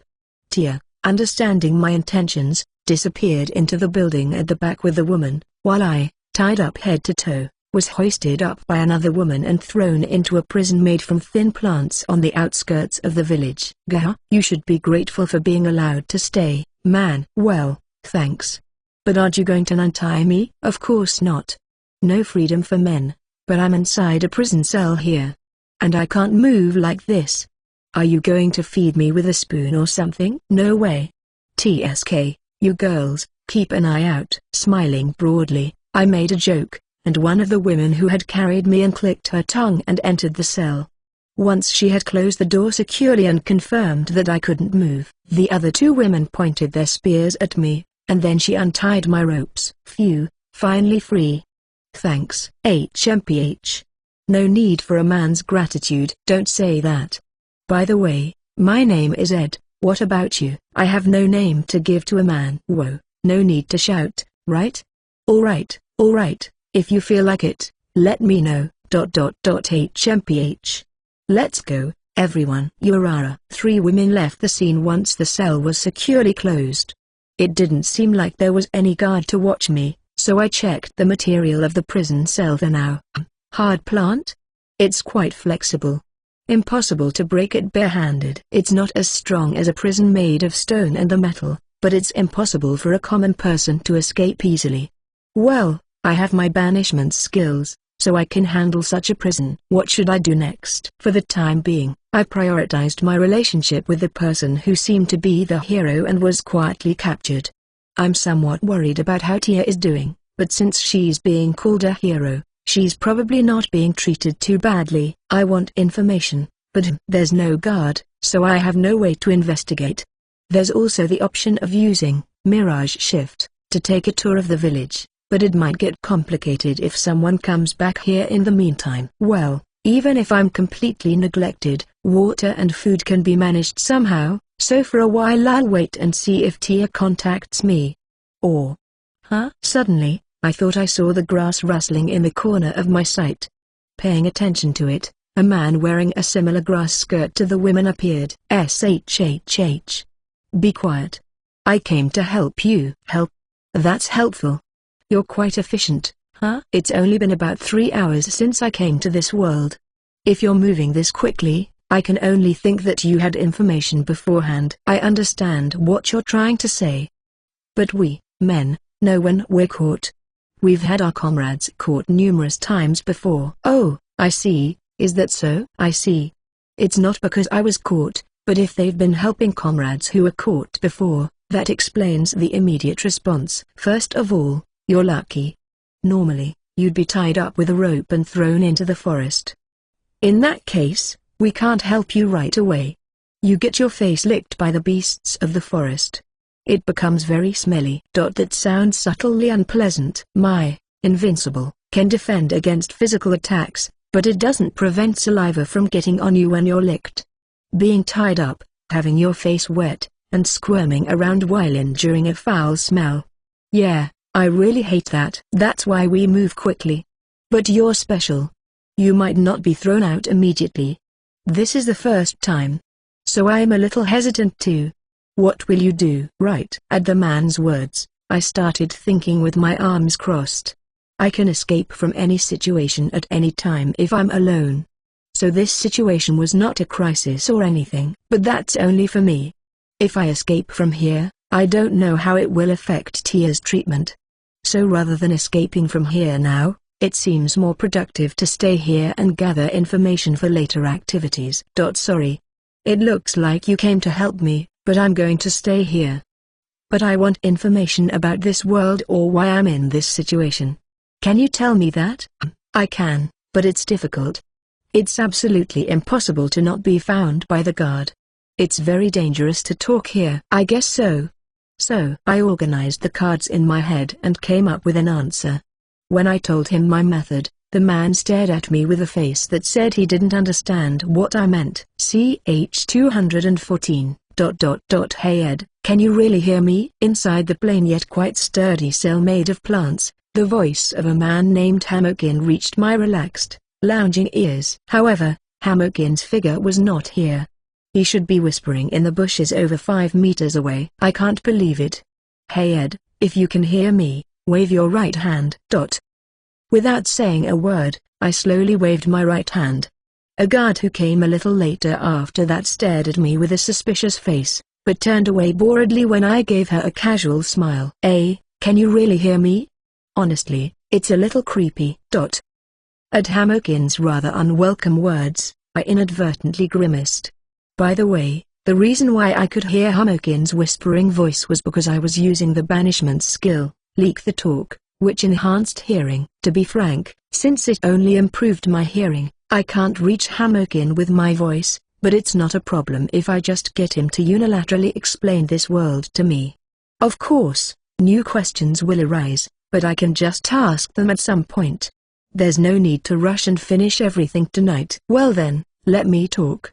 We've always lived in this forest.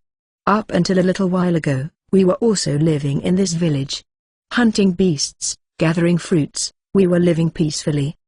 But 10 years ago, a black star fell in the east of the forest. A black miasma came out of the star, and touching it made people and beasts go crazy. A black demon wrapped in a black miasma. Very strong and dangerous. So, we fought the black demon. Not like now, men and women, we fought together. We were comrades. But, Hamokin's voice, which gradually became weaker, stopped there for a moment.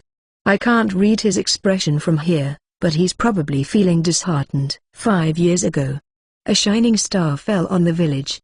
It fell on Donatella's house. From that day on, Donatella changed. Donia, huh? What is it? No, nothing.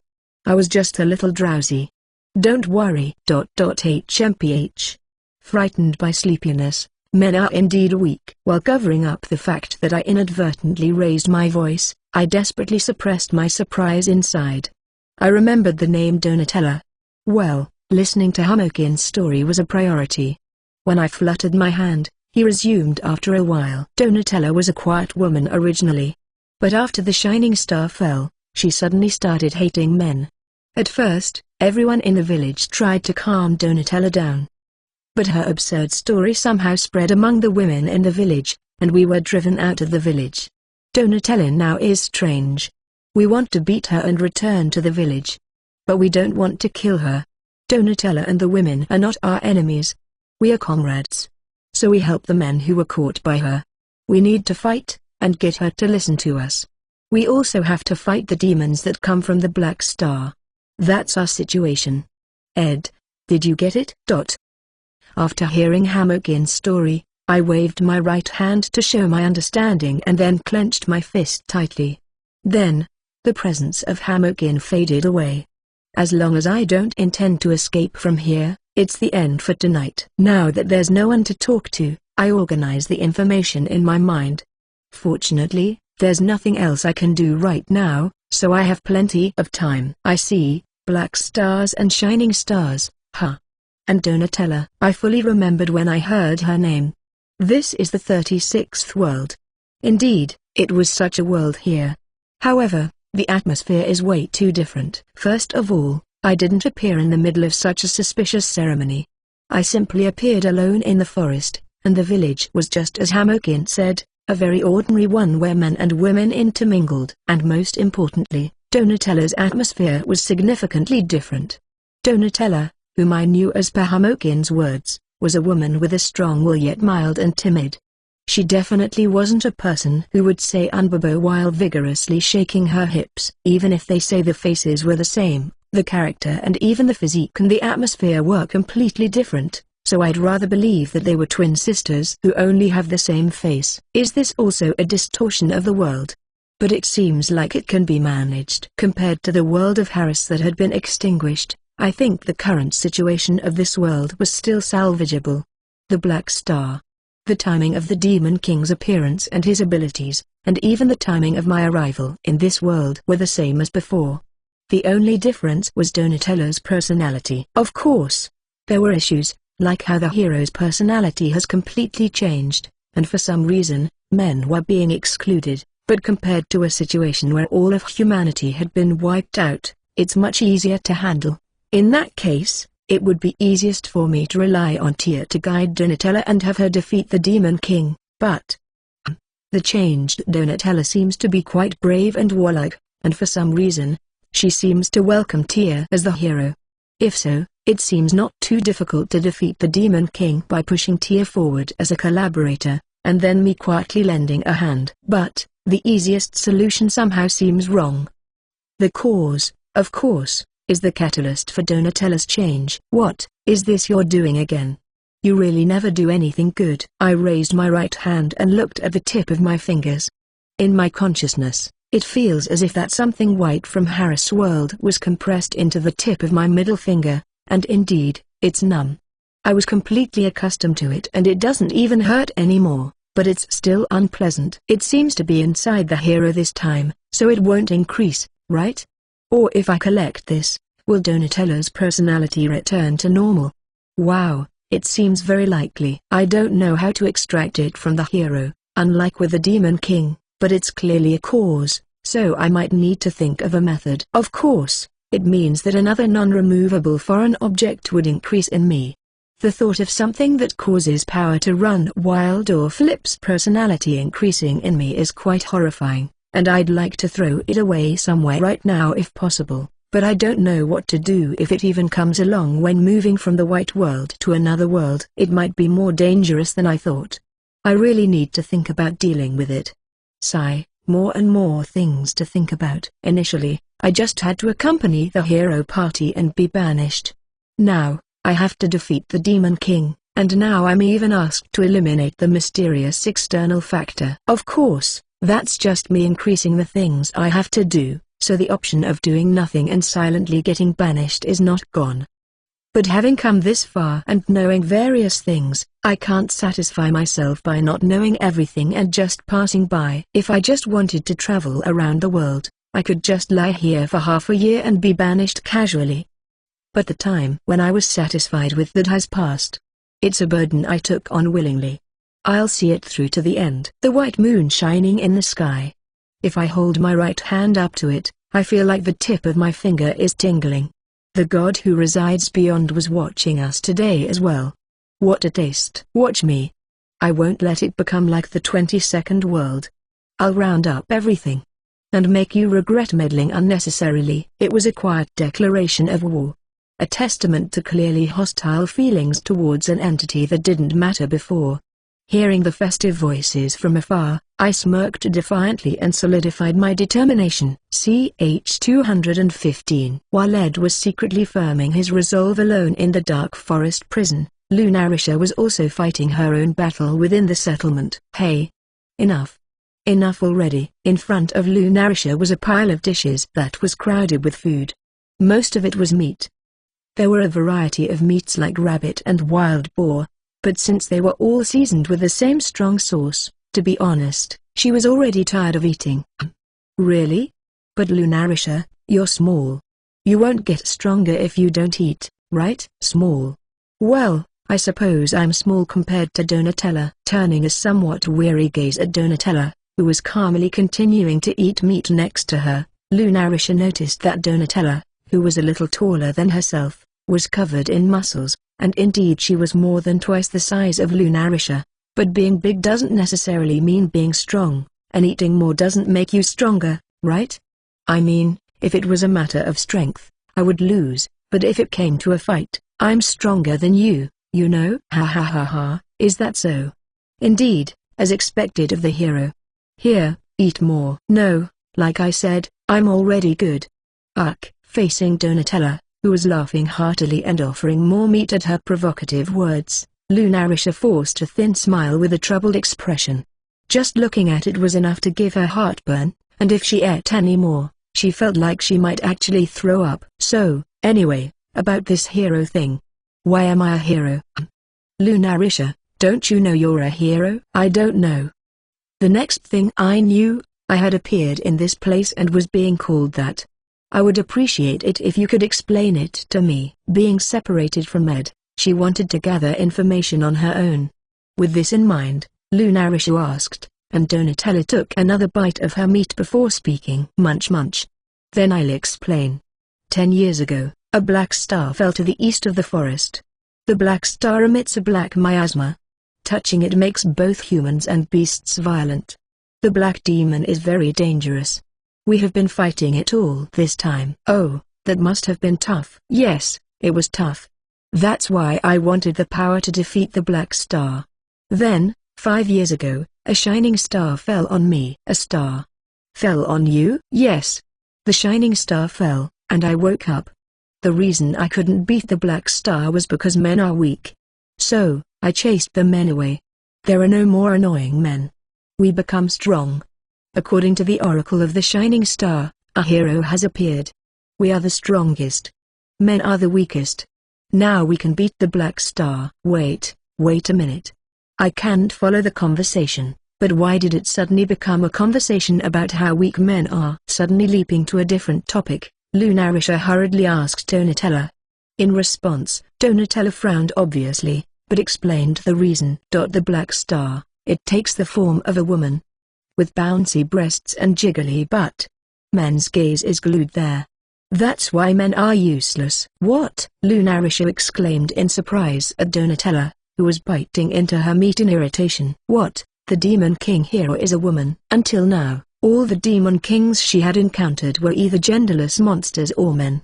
Since the original Demon King was Ed, Lunarisha had assumed that the Demon King would also be a man. But upon thinking about it, It seemed much simpler for the Demon King to take the form of a woman rather than becoming a tree or a monster.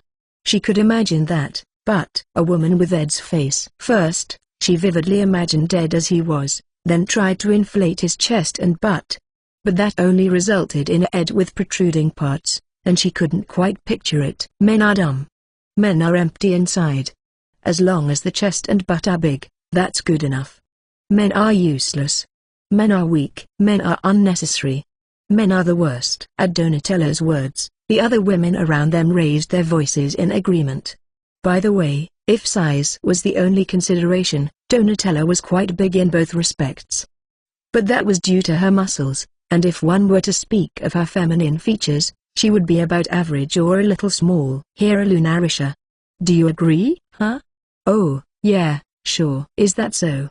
As I expected. Donatella, looking very pleased, pounded Lunarisha's back with hearty thumps.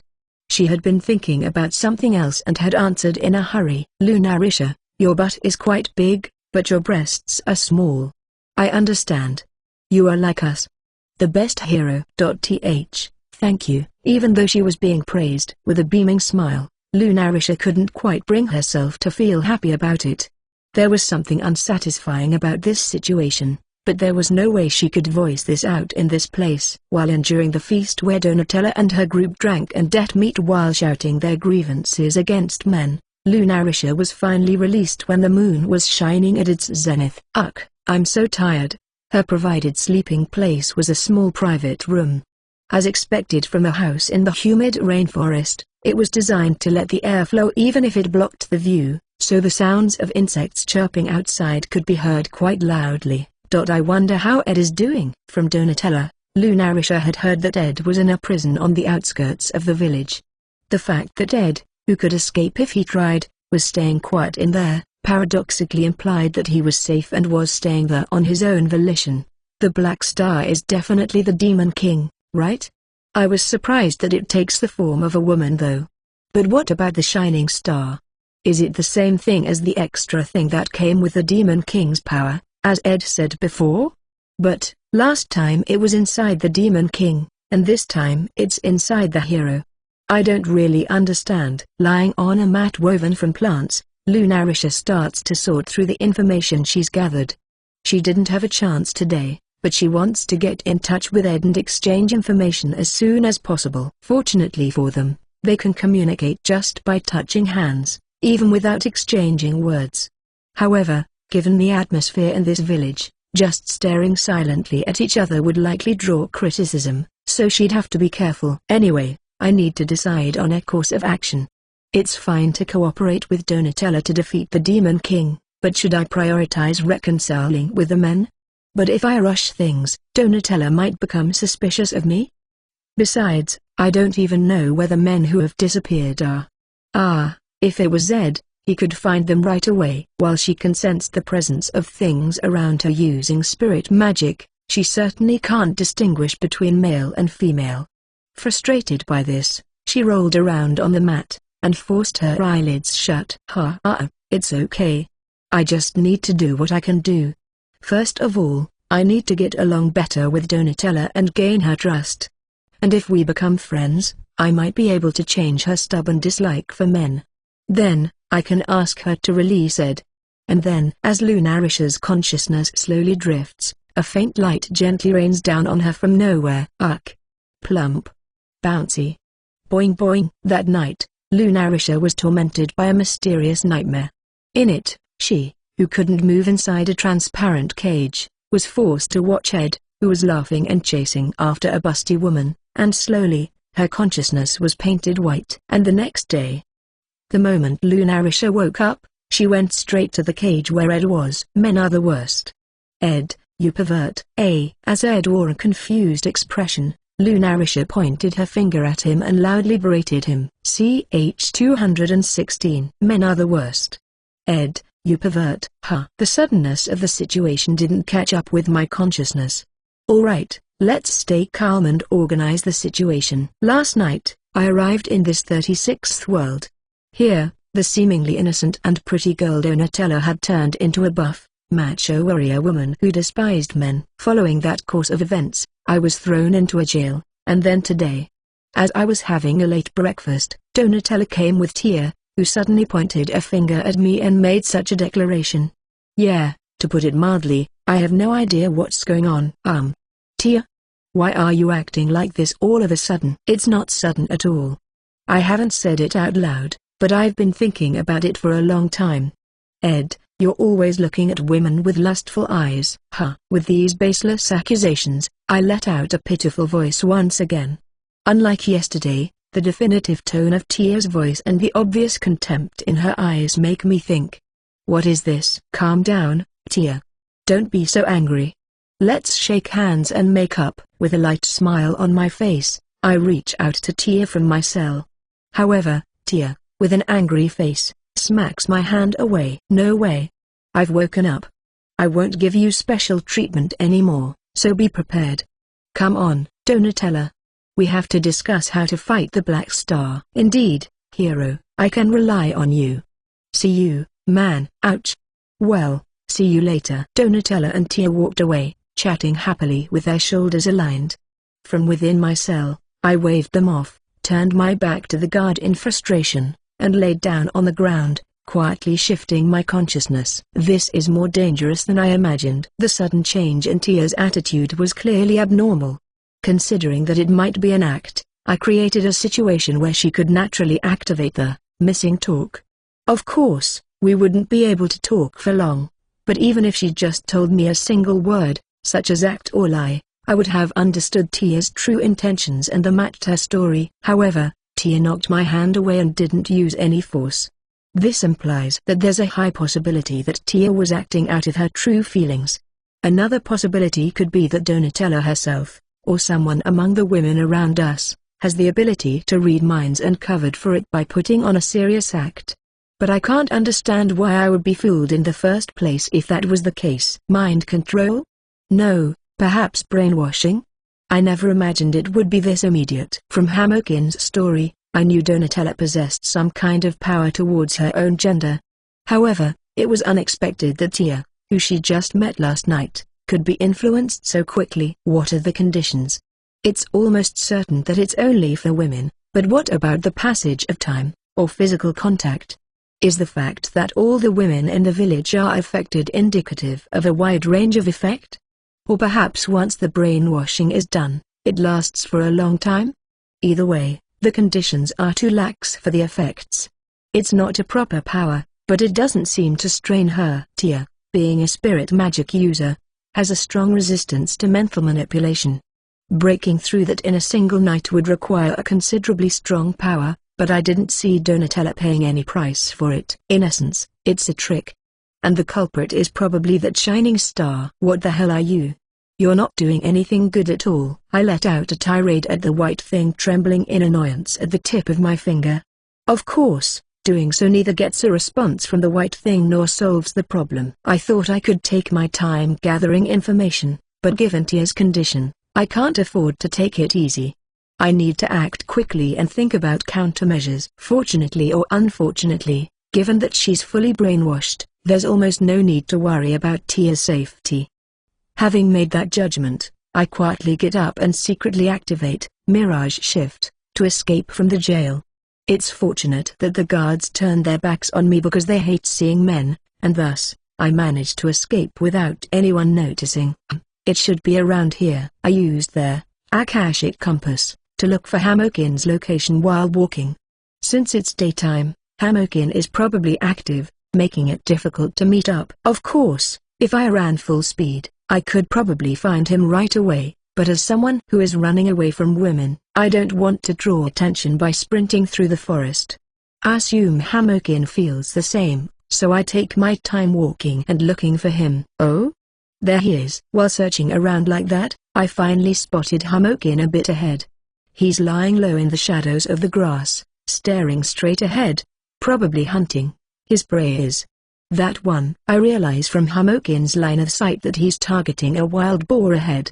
I could wait for him to finish hunting, but HMPH. Taking out a knife from their stranger's box, I approached the boar's side at once with Hermes dash. Even a beast that survives in the wild can't react to my high-speed movement, which even seasoned warriors can lose sight of. Yo! While the boar was frozen in surprise at the sudden appearance of a human figure, my downward swung knife accurately slashed its neck.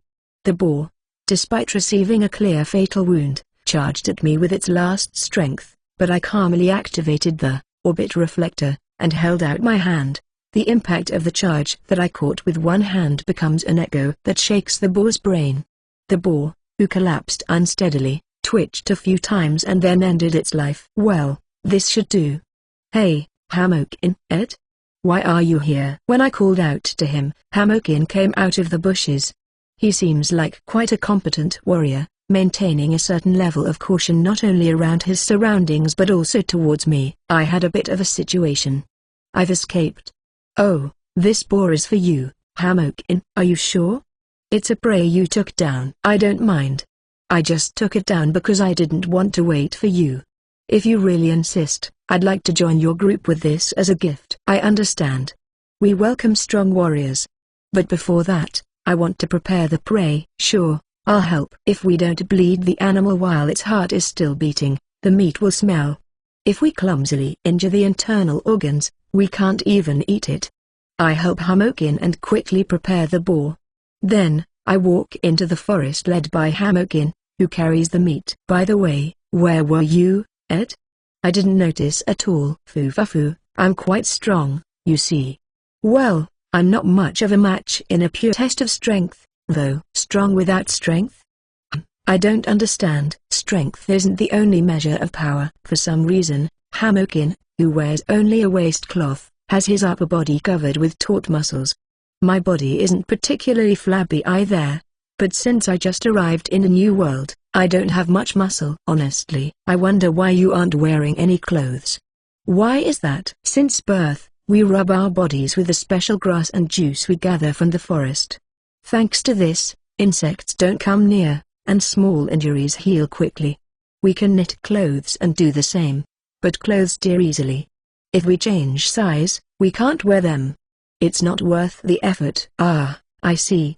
Well, that makes sense. Indeed, a bare body won't wear out or become unfit due to size changes. This must be the wisdom of people who were born and live in this forest. As we chat and walk on, we soon come to a slightly open area.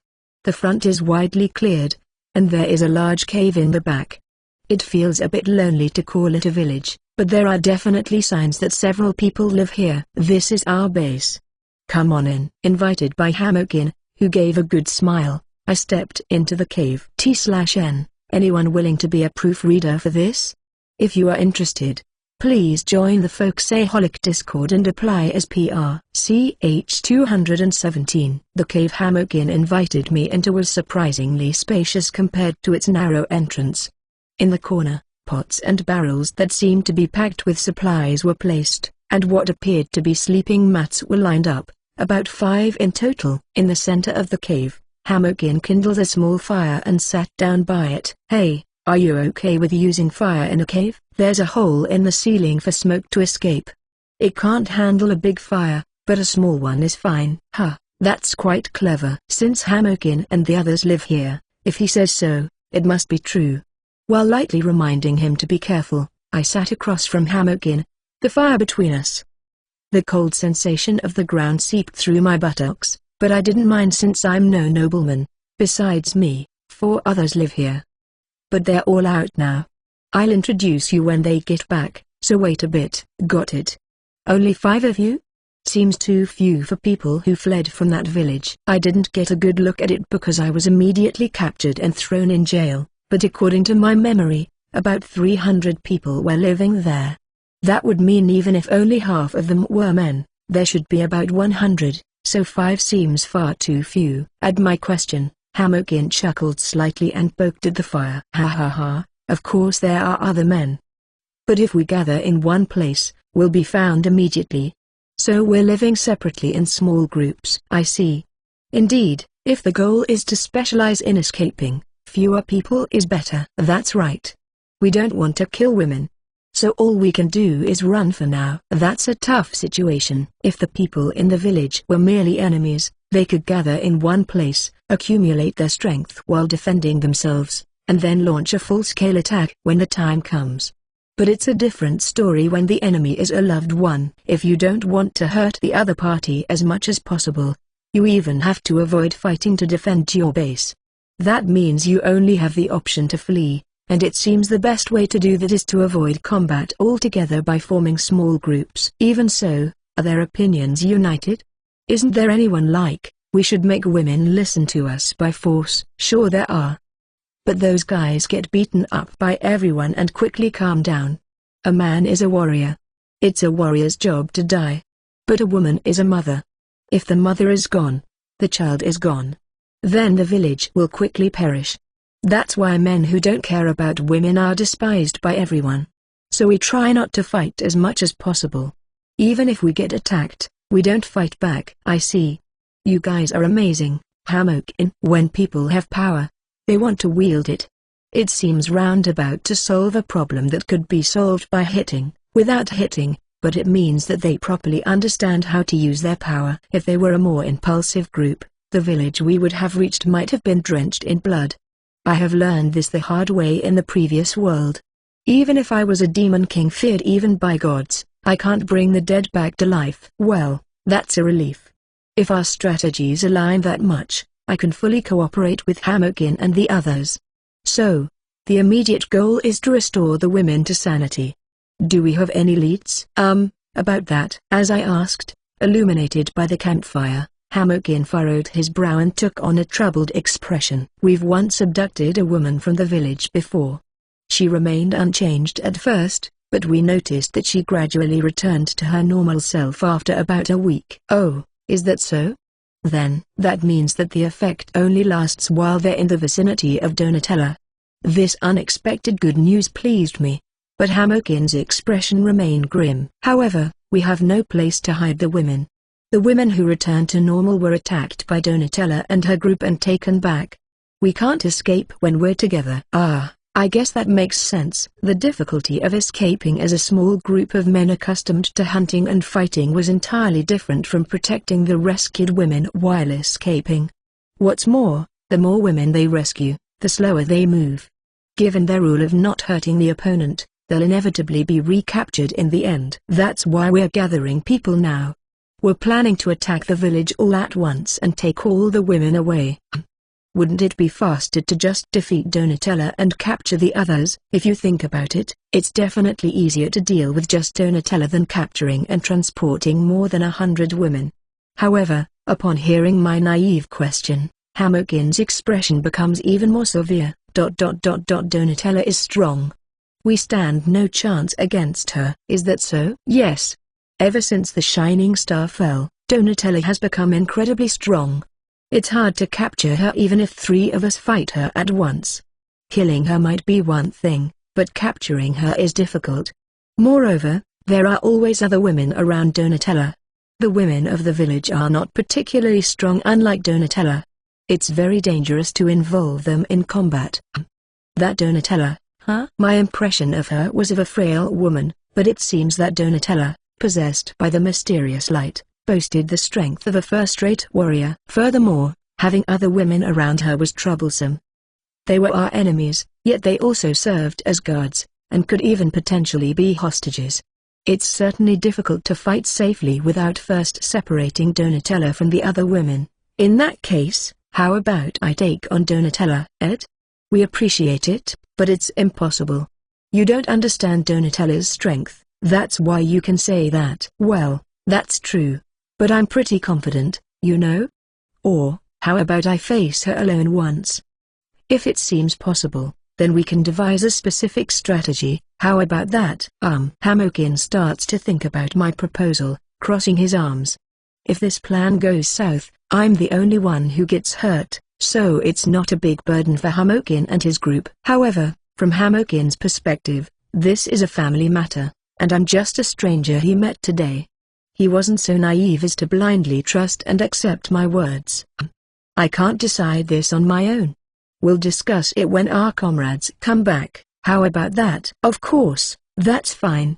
By the way, when you say comrades, do you mean just the guys in this base? No, ideally, I want to hear from all the men scattered throughout the forest. This operation is very important. If we fail, the village's defenses will become significantly stricter. That makes sense. Alright. Then, we'll need about a week to get in touch and gather everyone. Alright, let's do it that way. I agreed to Hamokin's proposal and we waited for a week. The dank cave was filled with men. Among them, one was clearly looking down on me. Hey Hamokin, you're serious that this guy is going to fight Donatello? He's serious. This guy, Ed, he's a strong warrior. Strong? That's a lie. He's not strong. Hey old man, who are you saying isn't strong? At the sudden unwarranted comment, I glared at the man in front of me in a low voice. This guy was nearly 2 meters tall with matching muscles, and visually, he definitely seemed stronger than me. However, looks and strength don't always match up. Guys like him will keep complaining unless they're put in their place from the beginning, so I decided to show some assertiveness. Of course, you're not strong. It's clear to see. Huh. If you think you can tell strength from appearances, then you wouldn't run away if I suggested an actual match, right? A match? You want to fight me? That's right. To prevent any complaints later, I'll pin you down here and now. Interesting. Come outside. Hamokin, is that okay? Sigh. Ed, are you sure? Yeah, I'm fine. It's troublesome to be seen as weak. Understood. Led by Hamokin, who sighed, the old man and I went outside the cave. Naturally, the others also came out and surrounded us, clearly in spectator mode. Alright, let's start the match. We'll start with Gargado. Okay, start? Oh, sure. I didn't really get it, but by start, he probably meant we'll take turns attacking? Generally, the first attack has an advantage, but that's exactly why I gave it up. I wanted to show a perfect display of strength. So, I deliberately stood nonchalantly without taking any stance. Gargado smirked and reached into the bag attached to his waist. Behold. This is my masterpiece. His huge hand stretched out in front of him. And I could see something in his palm. Is that a doll?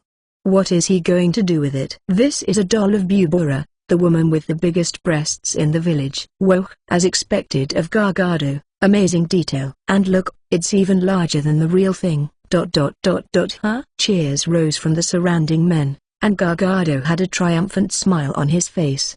With that smile still in place, he directed a challenging gaze at me. Now, it's your turn. Show me something more erotic than this. What? That day, for the first time in my life, I regretted picking a fight with someone. T/N, Ulmao. CH 218. Around me, men are cheering, and in front of me stands the figure of my opponent, Gargado, sporting a victorious smile.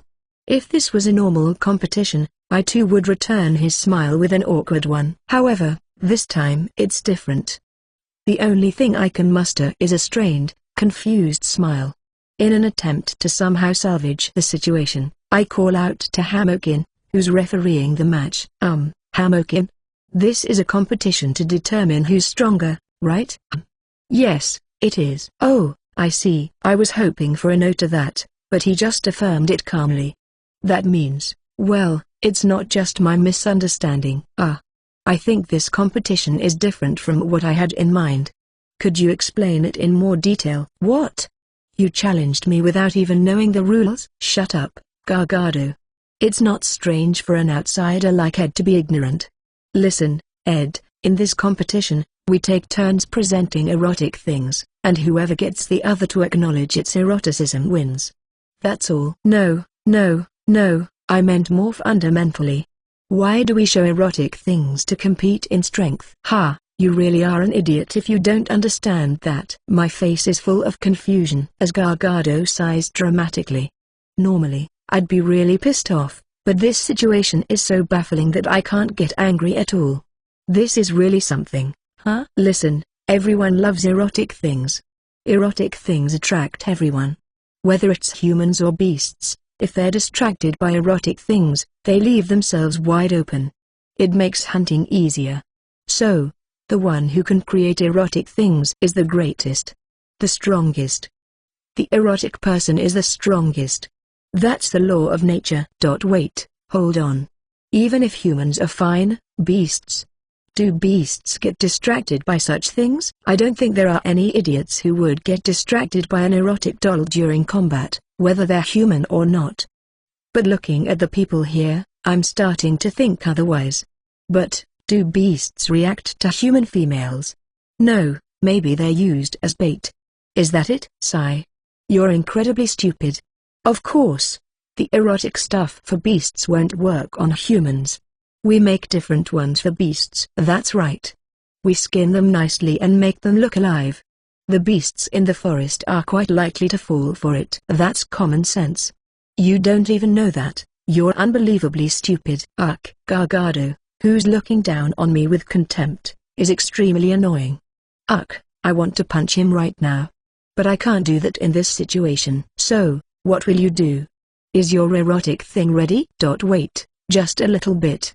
I'm preparing it now. HMPH. The victory is already mine. Take your time preparing. When I reluctantly asked for a moment, Gargado declared his victory with a smug look on his face. In that case, I'll take advantage of his confidence. First, let's recap the situation. I thought it would be a normal contest of strength, but for some reason, it turned into a competition of showing off erotic things. Gargado has already presented a pleasantly erotic doll, and the crowd seems to love it. To overturn this, I have to present something more erotic. What do? I want to go home right now. Couldn't I just pretend none of this happened and go kidnap Donatella by myself? No, that wouldn't work. If I only needed to capture her, I could just cut off her limbs and carry her, but that would certainly jeopardize any future relationships. Also, considering the subsequent battle with the Demon King, I certainly need allies. Therefore, I need to get these guys to acknowledge me. That's why I have to seriously face the topic of eroticism. Erotic? What does erotic mean? For starters, I try to recall various women I've met. Rebecca was a female pirate and seemed pretty erotic. Then there was Palm, who I met at Toby's place. No, not her. She was an adult woman, but it feels risky to pursue her style. Canal was a bit of a wasted beauty, and Alicia. She was gallant, but not erotic, right?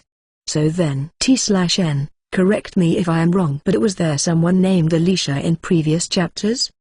Wasn't it Amelia? This is it. Something flashed in my mind, and I materialized the image with my banishment skill, copy and fake. What appeared in my outstretched right hand was a figurine of Rul in her priestess robe, reproduced to about 1/10 of her size. Wooer? A figurine came out of Ed's hand. Big boobs. Big butt. Little bit sloppy. But that's what's erotic. The cheers from the crowd rose and I smiled at Gargado. He then came closer and started to closely observe the Rul figurine I made. Ed, you're amazing. This figurine is very erotic. Oh, is it? Especially the expression of the slightly sagging skin is amazing. All the women in the village are slim. That's why this is rare. Very fresh. Very erotic. Sagging skin is infinitely erotic. Ah. Yeah, I guess so. Feeling a bit awkward with the comment that would probably get me seriously glared at if the real person heard it, I vaguely agree. My copy and fake skill can only make objects look exactly like what I've seen. Well, let's not dwell on that. I don't have a hobby of leaping into dangerous situations. But the pose could be better. Couldn't you make her lean more forward, emphasizing her butt while accentuating her chest? Like this? Having absorbed the power of the Demon King, my copy and fake skill has become a bit more flexible. I've traveled with Rul for a long time and seen her plenty, so I can reproduce poses she hasn't even taken if they're possible for her. Wooer? The figurine moved? What kind of eroticism is this? Ed, you're amazing.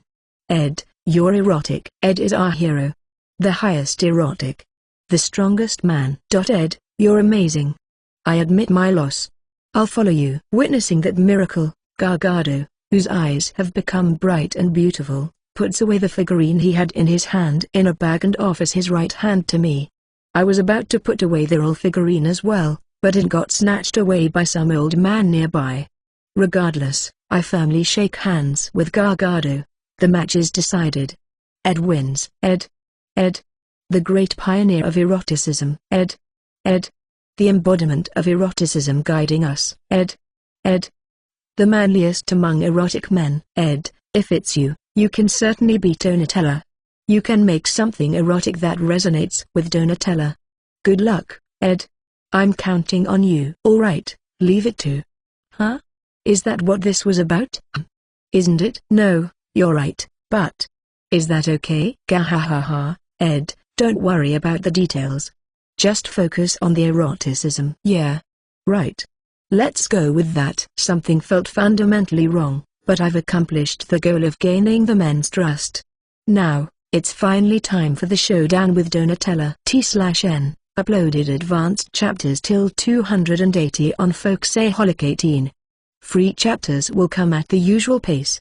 Can't promise any schedule for advanced chapters as I will stop translating till August soon. Ch 219. Having won what seemed to be the most futile battle of my life, I was able to earn the trust of Hamokin and Gargado and the others.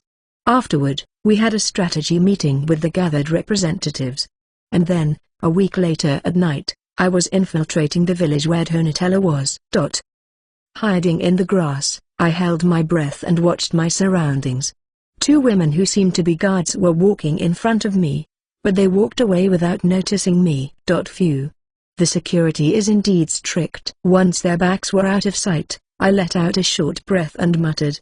Solo action after a long time indeed brought a different kind of tension. After all, there's no one to cover for me if I fail. Next is to the right.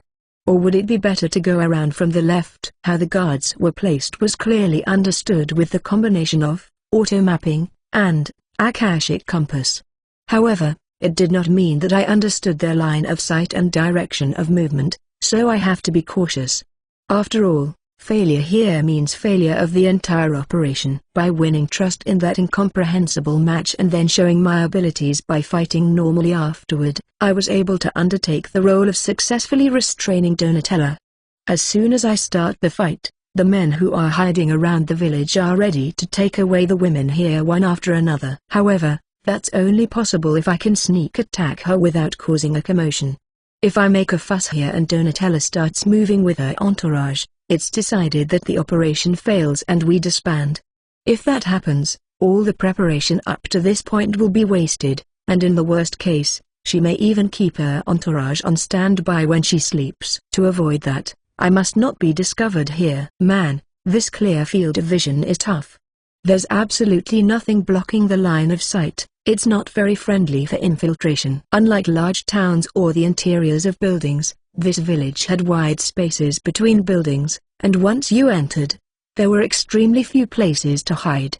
Moreover, with patrols placed strategically to cover these few blind spots, it would indeed be extremely difficult to infiltrate here and attack only Donatella. If it's just the watch, combat power doesn't matter, and making all the watches patrol instead of stationary is probably to ensure that they notice any anomalies immediately. TCH. They clearly understand their own weaknesses. A confident guard would function just by standing still in one place, like a gatekeeper. However, they wouldn't notice any abnormalities unless it was time for a shift change. On the other hand, with a patrol system, while you might get attacked suddenly from a blind spot, you're always moving and passing by multiple people in a short time, so you'll know right away if something happens. No matter how weak the individual is, they are more than sufficient as a bell that senses anomalies. If Tia were here, she could put them to sleep with spirit magic. Or maybe Ril? If she can use such powerful healing magic, it'd be fine to handle them a bit roughly. The thought of those reliable but absent individuals suddenly crossed my mind. The reason I thought of Ril, no doubt, was because of the doll I made the other day. By the way, that doll was still sleeping inside my stranger box. Some people asked me to give it to them, but I was indeed reluctant to hand over a doll dressed erotically that looked like someone I know, so I refused. No good. My thoughts are all over the place when I'm alone. I need to focus more. I've been with Tia so often that it seems my instincts when working alone have dulled. Even though I've been on separate actions before. TCH, this feels off. Nothing abnormal here. How about there? Nothing abnormal here either. Exchanging simplistic conversations, two women passed by me. The moment the two of them turned their backs to each other, I boldly passed through the gap. Their bodies formed a wall and created a shadow, through which I, the intruder, ran through like the wind. "What's up? No, it's nothing. Yes, I thought the hardest part would be Donatella's house at the front of the road. Passing through it, I involuntarily made a mental victory pose. Now that I've come this far, I'm almost there. According to the feeling from auto-mapping, the settlement and the structure of the buildings are as I know them, so the bedroom should be in the back. Here, ZZZ. ZZZ. As I quietly opened the door so as not to make a sound, Donatella was lying on a simple bed, snoring. If I were an assassin, I could end this with one stroke of the blade, but the goal this time is to incapacitate her as unharmed as possible. So, I take out a cloth soaked in a liquid drug made from materials collected by Hamokin and the others in the forest. This drug causes temporary unconsciousness when inhaled. If I get this cloth close to her face while she's sleeping, she should inhale it with her breathing. With that in mind, I approached Donatella from behind, extending my hand holding the cloth to her face. "Don't come near me with your dirty hands. You filthy man." My extended wrist was grabbed firmly, and Donatella, who turned around just with her neck, glared at me. "TCH, you were awake after all." Of course. There's no way I wouldn't notice a man approaching. HMPH. With that, she kicked at my belly from her sleeping position. There was no way for me to avoid it while my wrist was still being held, and the powerful blow unleashed from her thick leg. But it had no effect on me. "What? Foo-fa-foo, sorry. Your attacks won't work on me.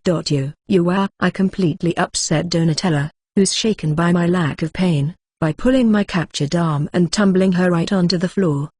There's no way that a kick would break through my invincible, which wouldn't let even a dragon's fang pass, and if I can brace properly, it's easy to pull down an opponent who is lying down. So, this is a reversal of fortune.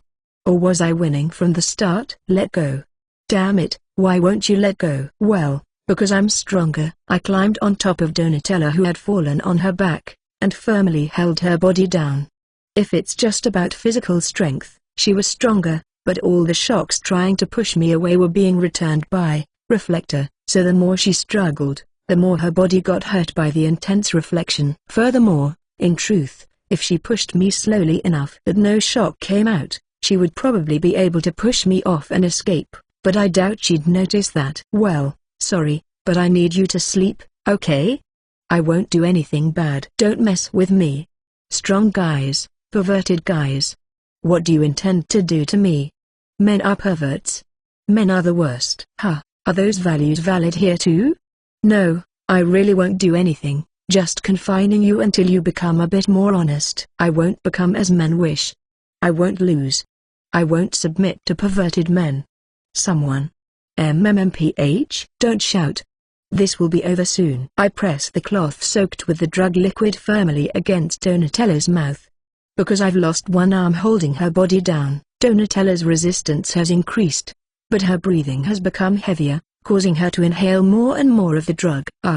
MMH. "See, it'll be over soon, so just stay calm." I speak in such a voice to Donatella, who is resisting desperately and glaring at me. This situation certainly makes me look like the villain. But this is the most peaceful way, and after Donatella faints, I'll just carry her out. "That's enough. Go." Suddenly, my body was blown away by a strong shock. While tumbling on the floor, I quickly regained my posture and looked up. Doing such a despicable thing to a frail girl. Men really are the worst. "Tia." There was Tia, pointing the tip of her shimmering silver sword at me, glaring this way. CH-220. "Tia. As expected, you came." "Of course I did. You thought I'd let you get away with such a perverted act, rendering a weak girl unconscious with a suspicious potion and then doing as you please?"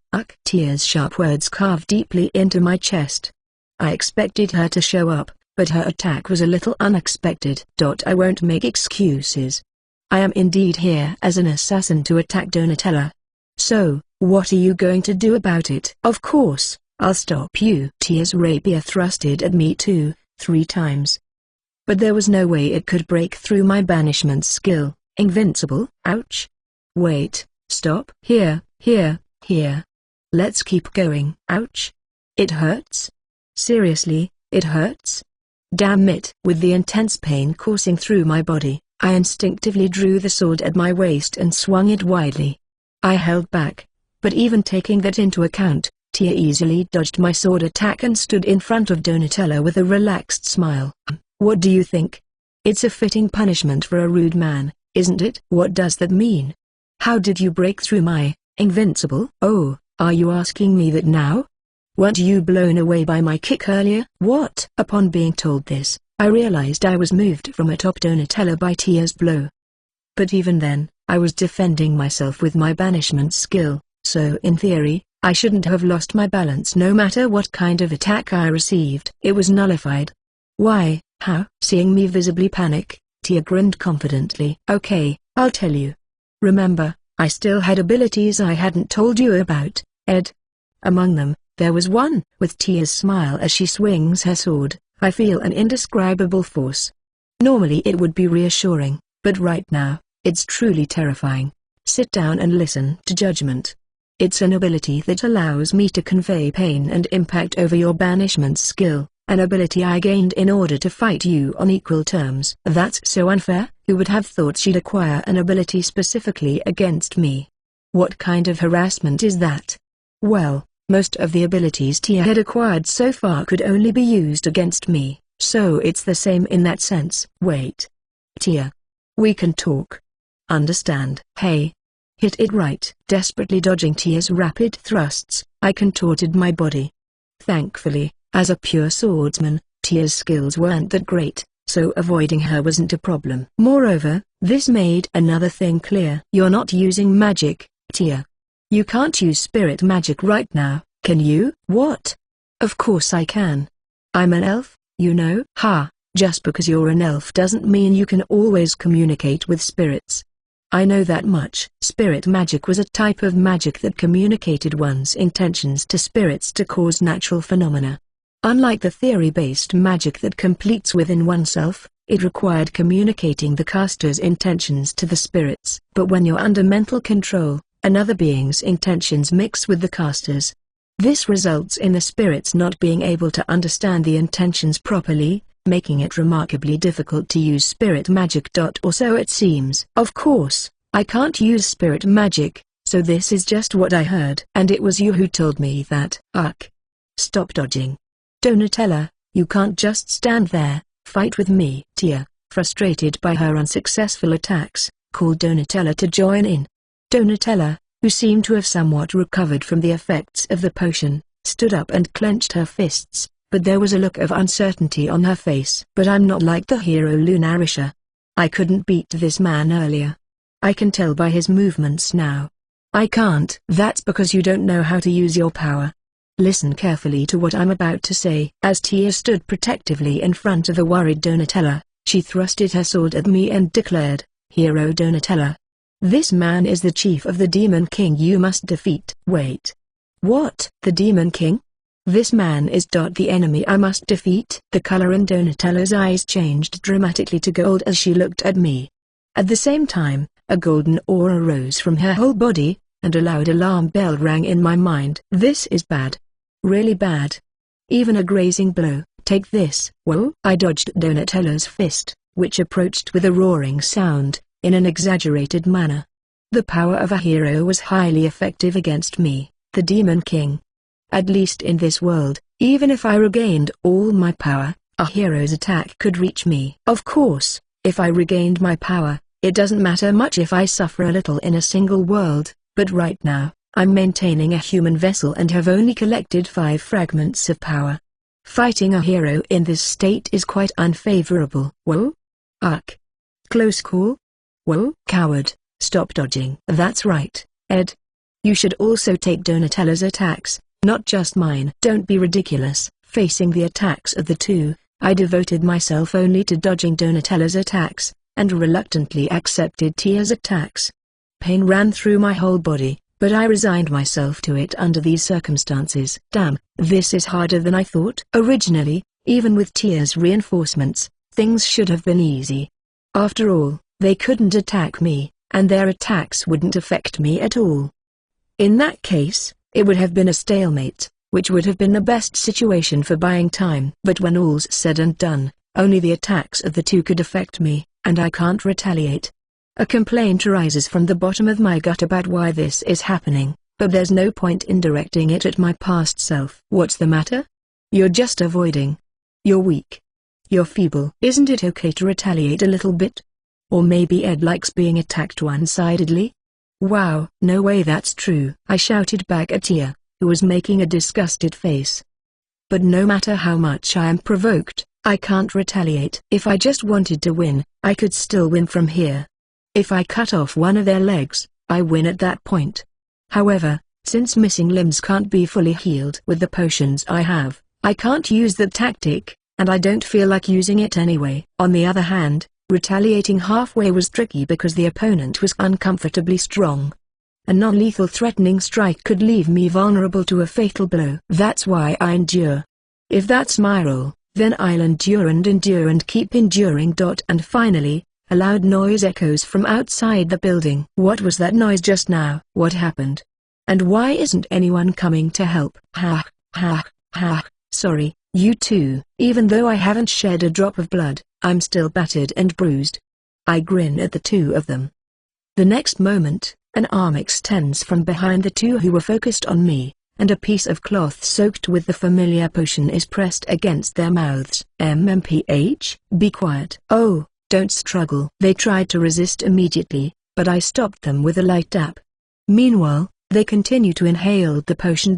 And soon, their bodies go limp. Are you okay, Ed? Yeah, somehow. How about over there? Gahahaha. No problem. Everything went well. I see. Then. It's a complete victory. The hands I extended were met by Hamokin and Gargado, and the sound of victory echoed throughout the village. CH 221.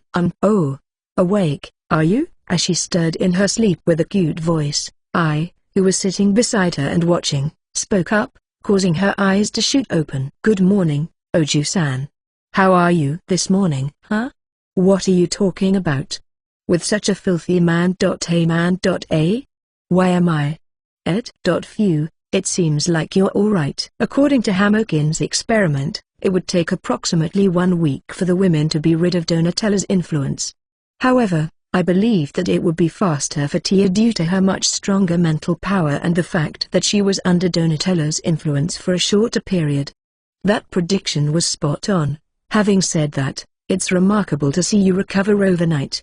Should I say, as expected of Tia? Stop it. There's nothing remarkable about it. Ugh, why did I do something like that? As I tease her a little, Tia's face turns beet red. Her ears were turning red too, a sure sign that she was genuinely embarrassed. Humphrey, hey, don't thrash about. I'm untying you now. Considering what happened when the mind control was still active, Tia's limbs were tied to the four corners of the bed. But the restraint was not that tight, it just kept her from lunging at me unexpectedly. She could still easily roll over, even though she could untie herself once she's calm. Tia, who had become completely like a boiled elf, doesn't seem to have the leisure to do so. So, I untie the ropes wrapped around her wrists and ankles gently. Once released, Tia sits up on the bed. Let's begin by understanding the situation. Do you know where you are? This is Donatella's bedroom, right? After looking around, Tia gives her answer. Well, it's impossible for her to be wrong. According to the story, she's been sleeping here ever since we arrived in this world. Correct. Do you remember what happened last night? How much do you remember? Ed attacked Donatella, and I intervened to help. I kept poking at Ed, and then suddenly I was made to sniff some weird medicine. Why yeah, that's correct. When I heard her explain, it indeed sounded like we were the definite criminals. No, that's not it. What we did was an unavoidable act of justice, a legal action based on exceptional measures. I don't know if there's an organization that enforces law in this jungle, huh? So what happened to Donatella? Don't tell me you killed her. No way. Donatella is a hero, and the women in this village are family to Hamokin and the men. Well, I guess I should explain that. Seeing Tia's inquisitive attitude, I briefly explained what happened yesterday. Yesterday's plan involved Hamokin and the others taking the village women while I fought against Donatella and Tia. If I had lost to Donatella at this time, I would have had to wait for the huge task of carrying out the village women one by one, but I won. Or rather, I managed to incapacitate Donatella by enduring until the surprise attack by Hamokin and Gargado was successful, and by isolating Donatello outside the village, in the cave that Hamokin and the others were using, I was able to get the village women out of the influence of her power. So, that's why Donatella is in a cell we made in a cave a little bit away from here. She's pretty much restrained unlike Tia, but there's not much we can do about that. Donatella's strength was real. No, she might not have been that strong if she wasn't against me, the Demon King. But even so, she's not someone to be taken lightly if you're fighting her without a surprise attack. As for Donatella's own mind control, I don't know what to do about it for now. So even though she's not bad, I have no choice but to restrain her. I wish I could do something for her, but I really don't know what to do. Right? We'll think about how to deal with it later. For now we're just dealing with the village women. Don't they go back to normal once Donatella is away? It does, but it takes time. There are men like family members and friends for each woman, and in a one-on-one situation, men won't lose, so I think it's okay. But can you talk to them too? If Tia, who has been living with them as the same sex for a while, speaks to them, they'll probably listen more than the men. Understood? Should I go right away? No, before that, let me confirm a few more things. I stopped Tia, who was about to rise from the bed, with my hand. Taking care of the village women is important, but the priority is to figure out Donatello's power. What I wanted to confirm is, do you remember the time when you were under the influence of Donatello's power? Yes, I remember everything. So, what was it like during that time? What was it? Rather than saying my mind was controlled, it felt like an absolute value was being instilled in me. The thought that men are terrible beings who betray and belittle women with their foolish desires was there in me as soon as I woke up in the morning. As unquestionable as the fact that when morning comes, night breaks and the sun rises. So I don't think it was about being controlled. I think all the women in this village had a common understanding that men are terrible beings, but there were people who thought so we'll defeat them and people who thought so we'll stay away from them. In my case, because I had the power to fight and because I was called a hero by Donatella and relied on, I moved in the direction of eliminating men. While also guarding her. I see, so it's more about being coerced to dislike men, not necessarily moving to eliminate them. This is quite valuable information. If their actions were made identical to Donatella's and the women of the village were united in seeking the elimination of men, depending on the situation, it could have led to a real fight to the death. Oh, that's scary. Alright, that's about it. Now let's exchange information between us. Wait. I won't ask for information from you. Why? Because if I get close to Donatello again, I'll betray you even though I know it, right? If that happens, there's no way to keep the information secret, but if I don't know anything in the first place, I can't tell anything, right? Well, that's true, but is that okay? It's okay. This time, I was just dragging you down. In response to my question, Tia gives a self-mocking smile. Her somewhat downcast expression clearly blames herself for falling into the enemy's trap. That's why I pinched Tia's cheek. Hio. What are you doing? Because you're unnecessarily beating yourself up. This time it was just an unavoidable first kill. There was nothing wrong with you, Tia. So it's a mistake for you to worry and be depressed. But nothing. Don't forget, Tia, there's no word like betray between us. I won't do anything like that to you. And if there's ever a time when you seriously point your sword at me, Tia, whose cheek was being squished, looks straight at me with her jade eyes. Caught by that tender glow, I inadvertently let out a smile. At that time, I'll happily let myself be killed. If you say you have to kill me, it's definitely because I did something wrong. That's no ho. Don't you understand? Well, yeah, it's all about the situation at the time. But I can make mistakes all the time. I would never think that I am a perfect being, no matter how hard I try. If I were really such an entity, there would be absolutely no need for me to make an erotic doll to deal with Gargado. That imperfection is the proof that I am me. That's why I'm always prone to mistakes. But I'm sure I won't die. Not even a god can completely obliterate me. The only one who can end me is always myself. So I let go of Tia's cheek with my right hand and instead gently grab her left hand and press it against my chest. My heartbeat then transmits to my hand through Tia's palm, throbbing steadily. If you come to genuinely believe it's better for me to be gone, and if you are driven into a situation where you must kill me, I will end myself then. I'll give you the only authority over my life and death in the world, one that even God does not possess. At that time, please live carrying the responsibility of ending me. Barker. Tia's right hand took my left, and pressed it against her chest. The quiet rhythm of life pulsed through to my palm. Do you think I'd let you go alone? If that time ever comes, I'll go with you. Don't try to change my mind. This is my own will, so even you can't bend it. The gaze coming straight from Tia did not waver for a moment. My face reflected in her jade eyes was letting out a wry smile, as if I can't help it. Sorry for pressing something heavy on you. That's fine. I cherish that weight. Feeling each other's pulse, we both let out somewhat exasperated smiles. What was exchanged in our time together after a long while was a silence more eloquent than words. Ch 222. Afterwards, while having a light chat, I finished exchanging information with Tia, and next I headed towards that cave where Donatella was being held captive. The place where I had been living to hide from women was, naturally, in a hard-to-find location. Under normal circumstances, it would not be a place I, without any knowledge of the land, could reach. But I have the banishment skill, Akashic Compass, so there's no problem. As I arrived in front of the cave listening to the cacophony of birds' cries, it was eerily quiet. Thinking that Donatella would be shouting at the top of her lungs, I stepped into the cave with increased caution. There was a cell built like the one I had been confined in, and Donatella was sitting quietly inside. Ed? What's up? I just wanted to talk to Donatella. I'll take over the watch, so go and eat. Got it. I'll leave it to you, then. After exchanging such a conversation with the man who had been on guard, he left the cave, passing by me.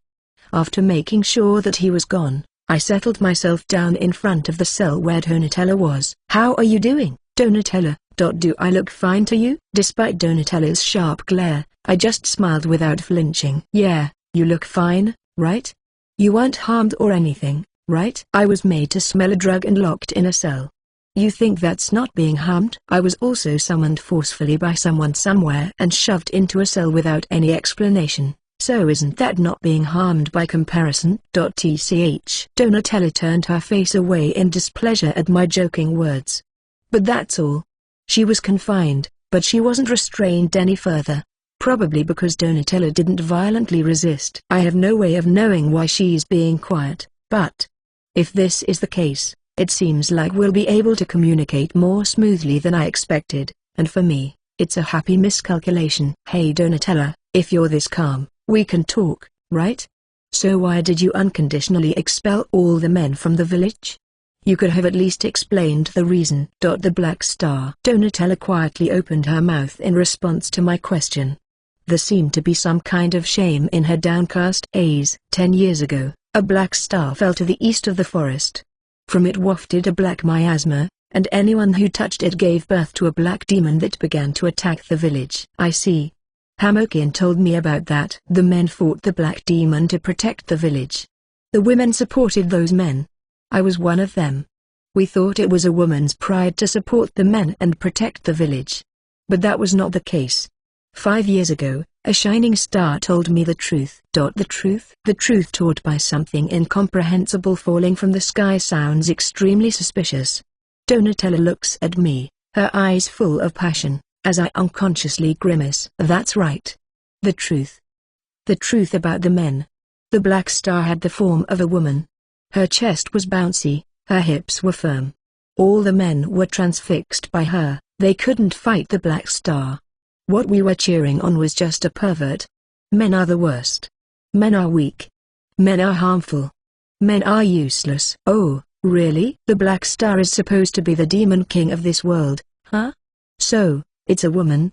and attracting men's gazes means it's in human form?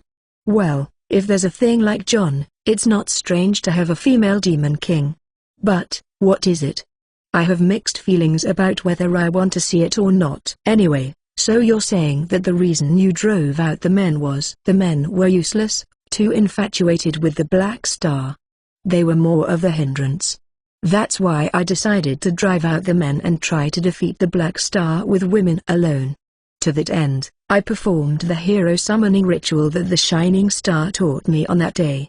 And the ones who came were Lunarisha and you. I see, so that's how it connects. Forgetting for a moment about Donatella's gaze that kept glaring at me, I started to think while looking at my own right hand. The white something that's still resisting inside me. The shining star that resides in Donatella, at this point, is almost certainly a force or will of a god. After all, it is supposed to be God's power that is sending me to other worlds. Of course, there is also the possibility that someone else is interfering, but rather than thinking that there are so many transcendent beings crowded here, it's more reasonable to think that God has started to interfere more actively with the world than before. In that case, there are two things that concern me. One of them, I can ask Hamokin directly later. Hey Donatella, give me your hand. No. You're planning to do something dirty to me. I'm not.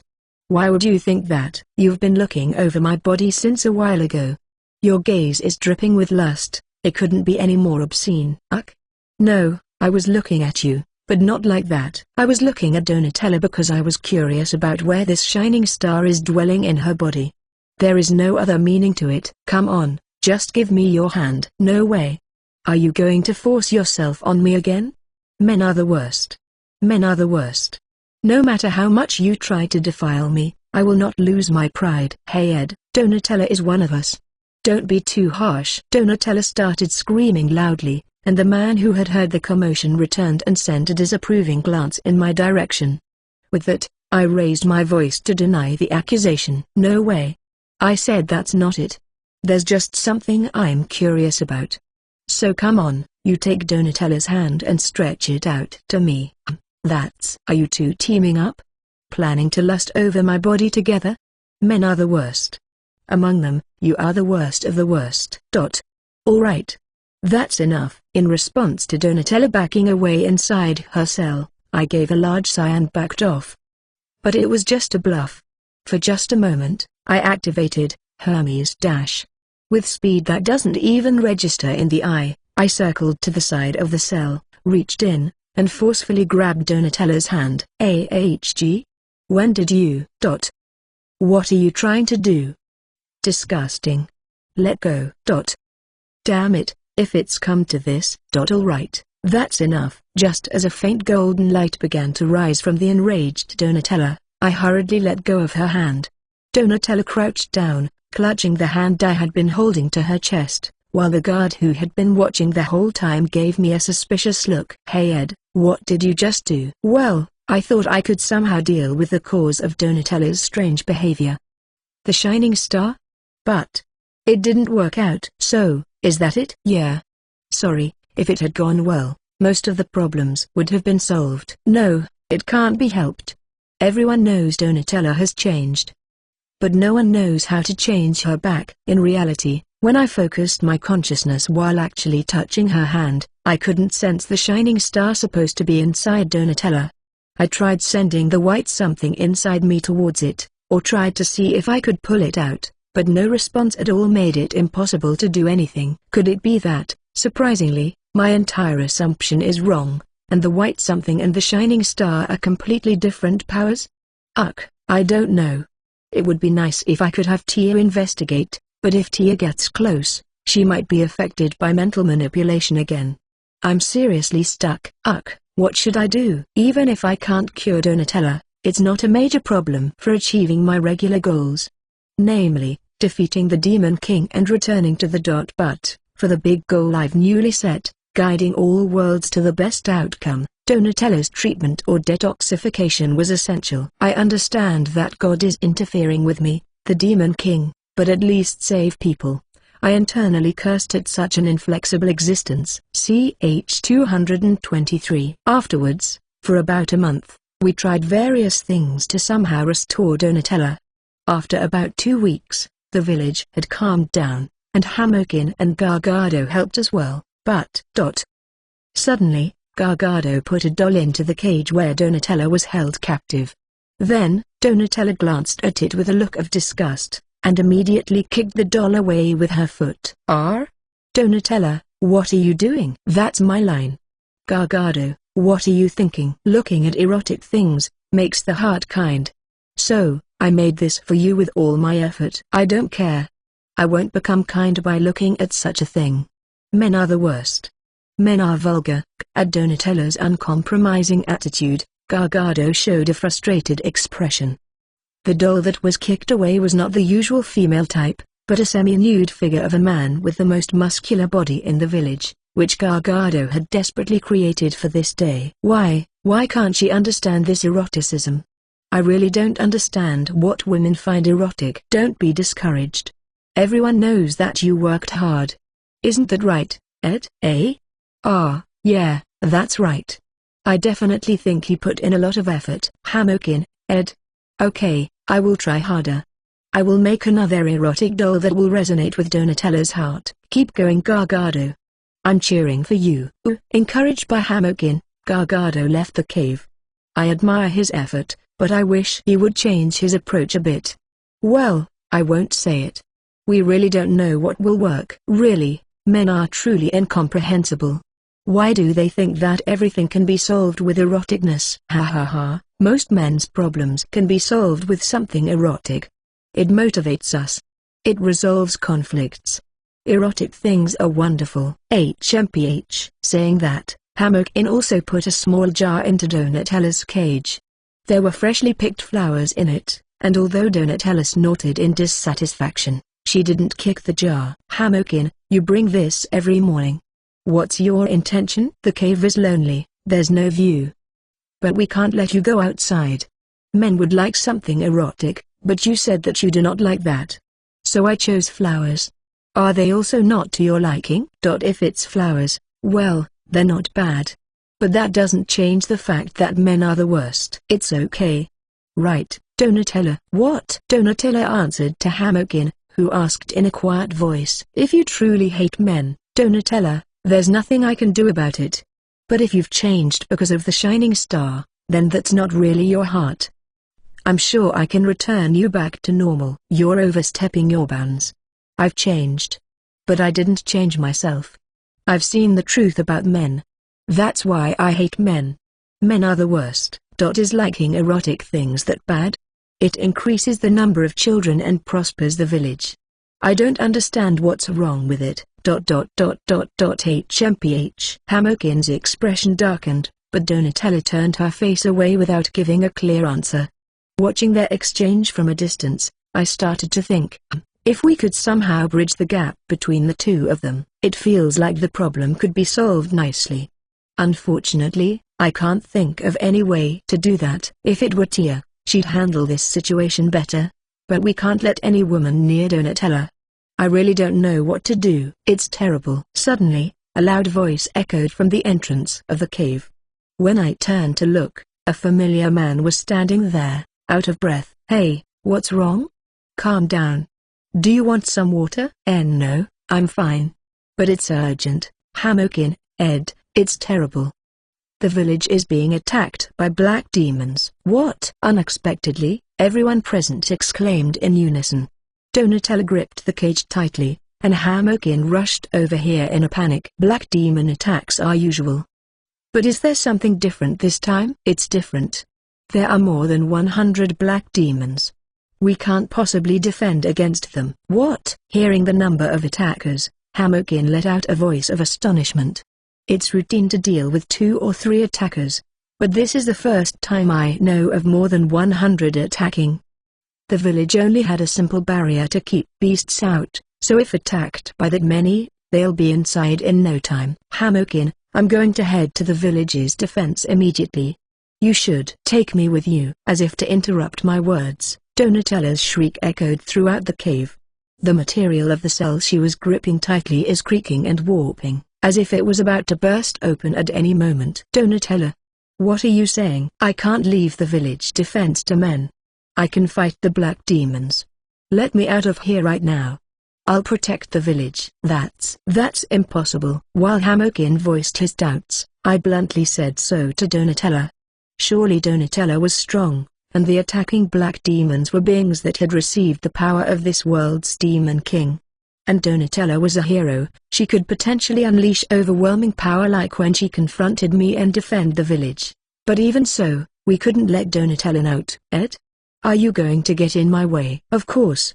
If we let you out and took you to the village, all the women including Tia would be affected by your mind control again, right?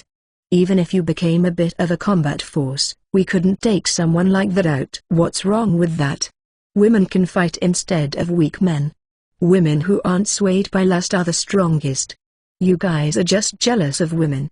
You're weak. At this point, where you can only say things like that, there's no option to take you with us. Just wait there quietly. Hamokin, I'm going, so take care of Donatella. Yes. Understood. Ed. With a vengeful roar behind me, I bolted out of the cave and started running towards the village. If I were moving normally, it would be quite a distance, but with the Hermes dash, it was a piece of cake. Whoa? This is bad. What came into view was the fences being broken in several places and the state of disorder inside the village. I ran up to there and decapitated a ball-like creature shrouded in black mist with a single blow. Are you okay, Ed? You saved us. But there are still a lot of black demons. We need your help elsewhere. Got it. I'll handle the ones inside, so I'm counting on you to keep any more from coming in. Leave it to me. Without waiting for his answer, I ran towards the next prey. Not only beasts, but humans were also mixed in among the black demons, so for them, I was just trying to knock them out, no killing. I wasn't being merciful. I had been asked to help as much as possible because they were just being manipulated by the black mist, and I hit them hard on the head, so if they were unlucky, they could die. In that sense, it was almost as much trouble as killing them, but I just left the possibility of survival. And, next is over there. Screams were heard from all over the village. There also seemed to be a small fire, and thin smoke was rising from some places. It was very busy.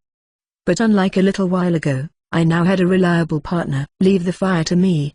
Ed, please help that woman over there. Roger. She wasn't nearby, but her voice in the gentle breeze that reached my ears clearly. I grinned and kicked the ground hard. CH 224, third person Poff. After Ed dashed off towards the village, Hamokin and Donatella shared an uneasy atmosphere within the cave. Donatella, restless, spoke from inside her cell to the fidgeting Hamokin. Hey, Hamokin, let me out. I'm going to fight. No. If you go, it'll be troublesome for everyone. What's troublesome? What can an outsider do alone? If I went, all the women in the village would fight. Men are the worst, but the black demon is even worse. If the women fight, our forces will double. We can easily defeat that black demon. No. Why? Are you that afraid of women? Despite Donatella's pressing words, Hamokin slowly shook his head with a slightly sad expression. No. You are certainly strong. But the women other than you, they're not strong. They can't defeat the black demon. Stop talking nonsense. We've been fighting and defeating the black demon every day. Men really are liars. Men are the worst. Even after driving the men out, a few black demons attacked the village daily. But these were being defeated every day by the women who wanted to fight, and that's why Donatella didn't feel so threatened by the black demon. But Hamokin knew the truth hidden in this situation. Therefore, he could never agree to her wish. But that didn't mean she would back down. The women of the village, they're my family. Not fighting when my family is being attacked, that's unthinkable. I understand your feelings. But if you go, it will only cause confusion. If that happens, we won't be able to win even a winnable battle. Leave it to us for now. I can't trust you. I can't entrust my precious family to useless men. Inside Donatella's head, a white star continued to whisper, intensifying her distrust of men and keeping her from believing. What do I do? What should I do? How can I go help my family? Should I break the cell and... Hamokin? A thought flashed through her mind, causing the edges of Donatella's vision to turn white. But immediately shaking her head hard, Donatella dismissed the thought. No. Men are the worst. I can't trust them. But men are not the enemy. It's wrong to hurt them. Ugh, what should I do? Caught between various emotions of what she wanted to do, what she could do, and what she must not do, Donatella kept worrying, gnashing her teeth, and scratching her head in frustration, stomping her feet.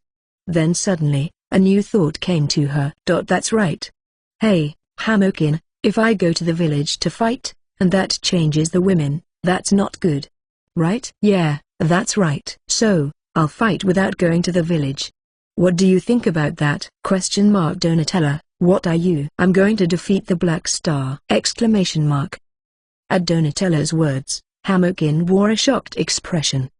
But seeing this as a sign of weakness, Donatella smirked. There are many black demons in the village.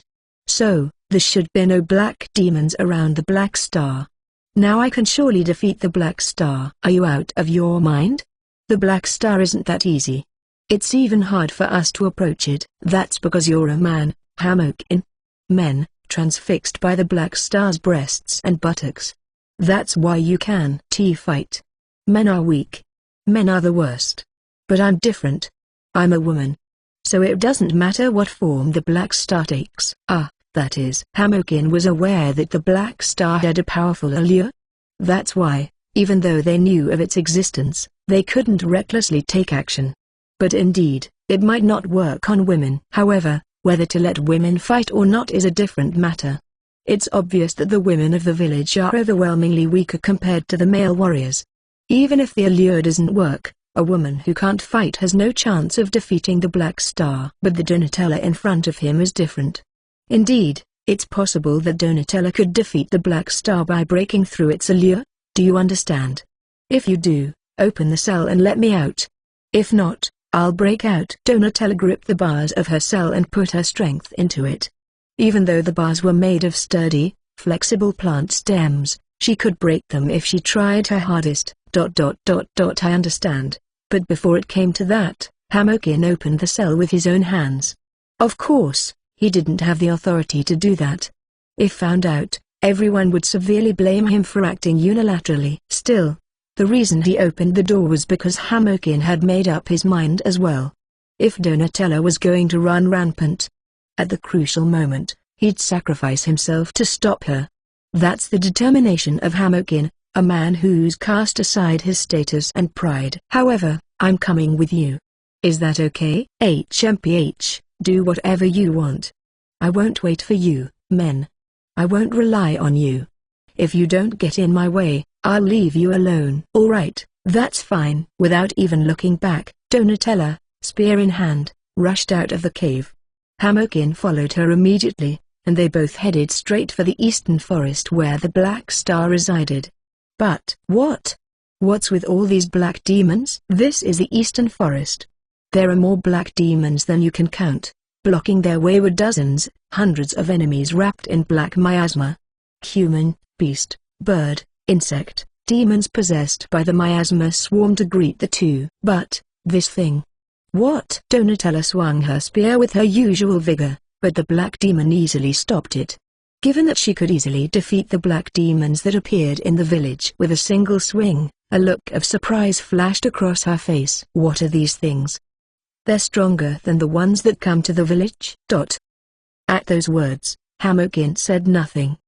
The men who were expelled from the village had set up refuge points between the village and the Black Star, voluntarily eliminating the black demons that came to attack the village. So, the only black demons attacking the village, which was now comprised only of women, were those that had been deliberately weakened to maintain a minimum sense of crisis.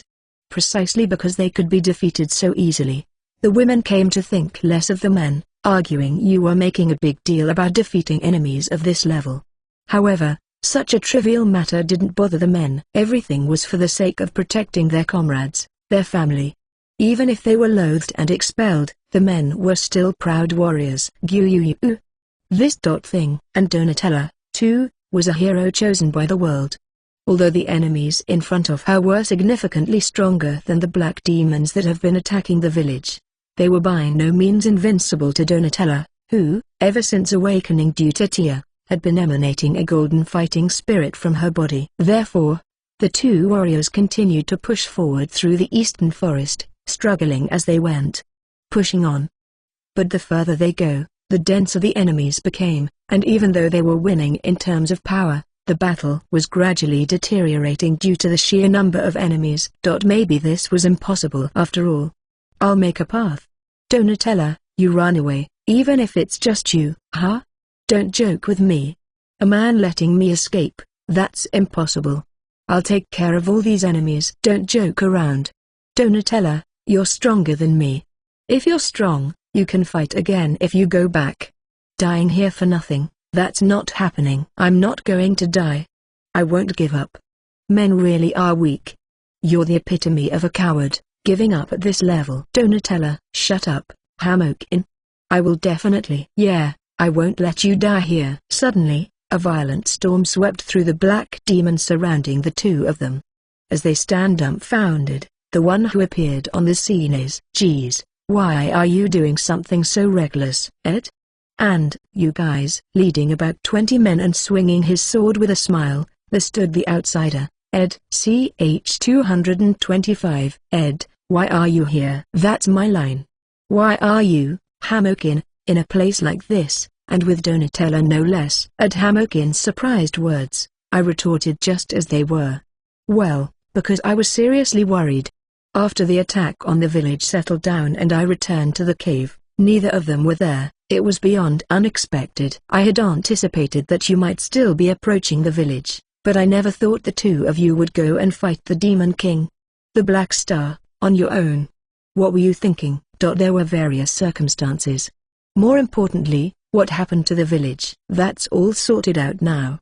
There might still be some left, but if Tia is there, it can be handled somehow. The black demons that had been attacking the village weren't as strong as they seemed. In my case, however, touching them seemed dangerous, and while it was easy to kill the beasts, I tried not to kill the controlled humans as much as possible, which took a bit of time. That being said, it was just that. The only problem was the overwhelming numbers, but we could compensate with our own numbers. The men who had entered the village now that the women were no longer hostile fought, and with Tia's assistance, it was enough to turn the tide of the battle. Once the numbers had turned, the rest was just a matter of course. Tia, who could not meet with Donatella anyway, remained in the village as a precaution, and I returned to the cave. Only to find no one there, which caused me to panic. I used their Akashic compass, and chased after them with the men who had followed me. Gahaha. Donatella, fighting with Hamokin. Donatella, have you finally realized the appeal of erotic things? Don't mess around, Gargado. I'm fighting with a man, but that's not it. I was just using the weak man. Don't be shy.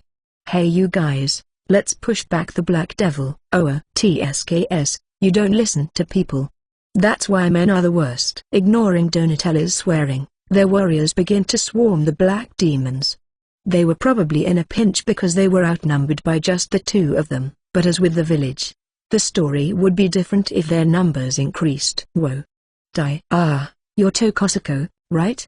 Just go to sleep for now. Your tonight's dinner. The beasts shrouded in black miasma were being slaughtered one after another, and the humans shrouded in it were being beaten down. It's a bit iffy whether they're really okay since they're getting their heads bashed in quite crudely, but it can't be helped in this melee. How about it, Donatella? Men are strong, aren't they? HMPH. They're weaker than me. Ha ha ha, that's harsh. Hamokin, who had regained his breath, also joined the fight, and Donatella, who seemed unamused and sulky, was somehow punching the Black Devil with her bare hands. Her spear broke. Hey Donatella, want to use this? This is? No, I won't accept a man's charity. Just hold on to it. I forced the short spear that I had taken out from their stranger box into Donatella's hands. It's just a plain steel spear that I crafted as part of my blacksmithing training, but its quality should be far superior to the stone spears used in the village.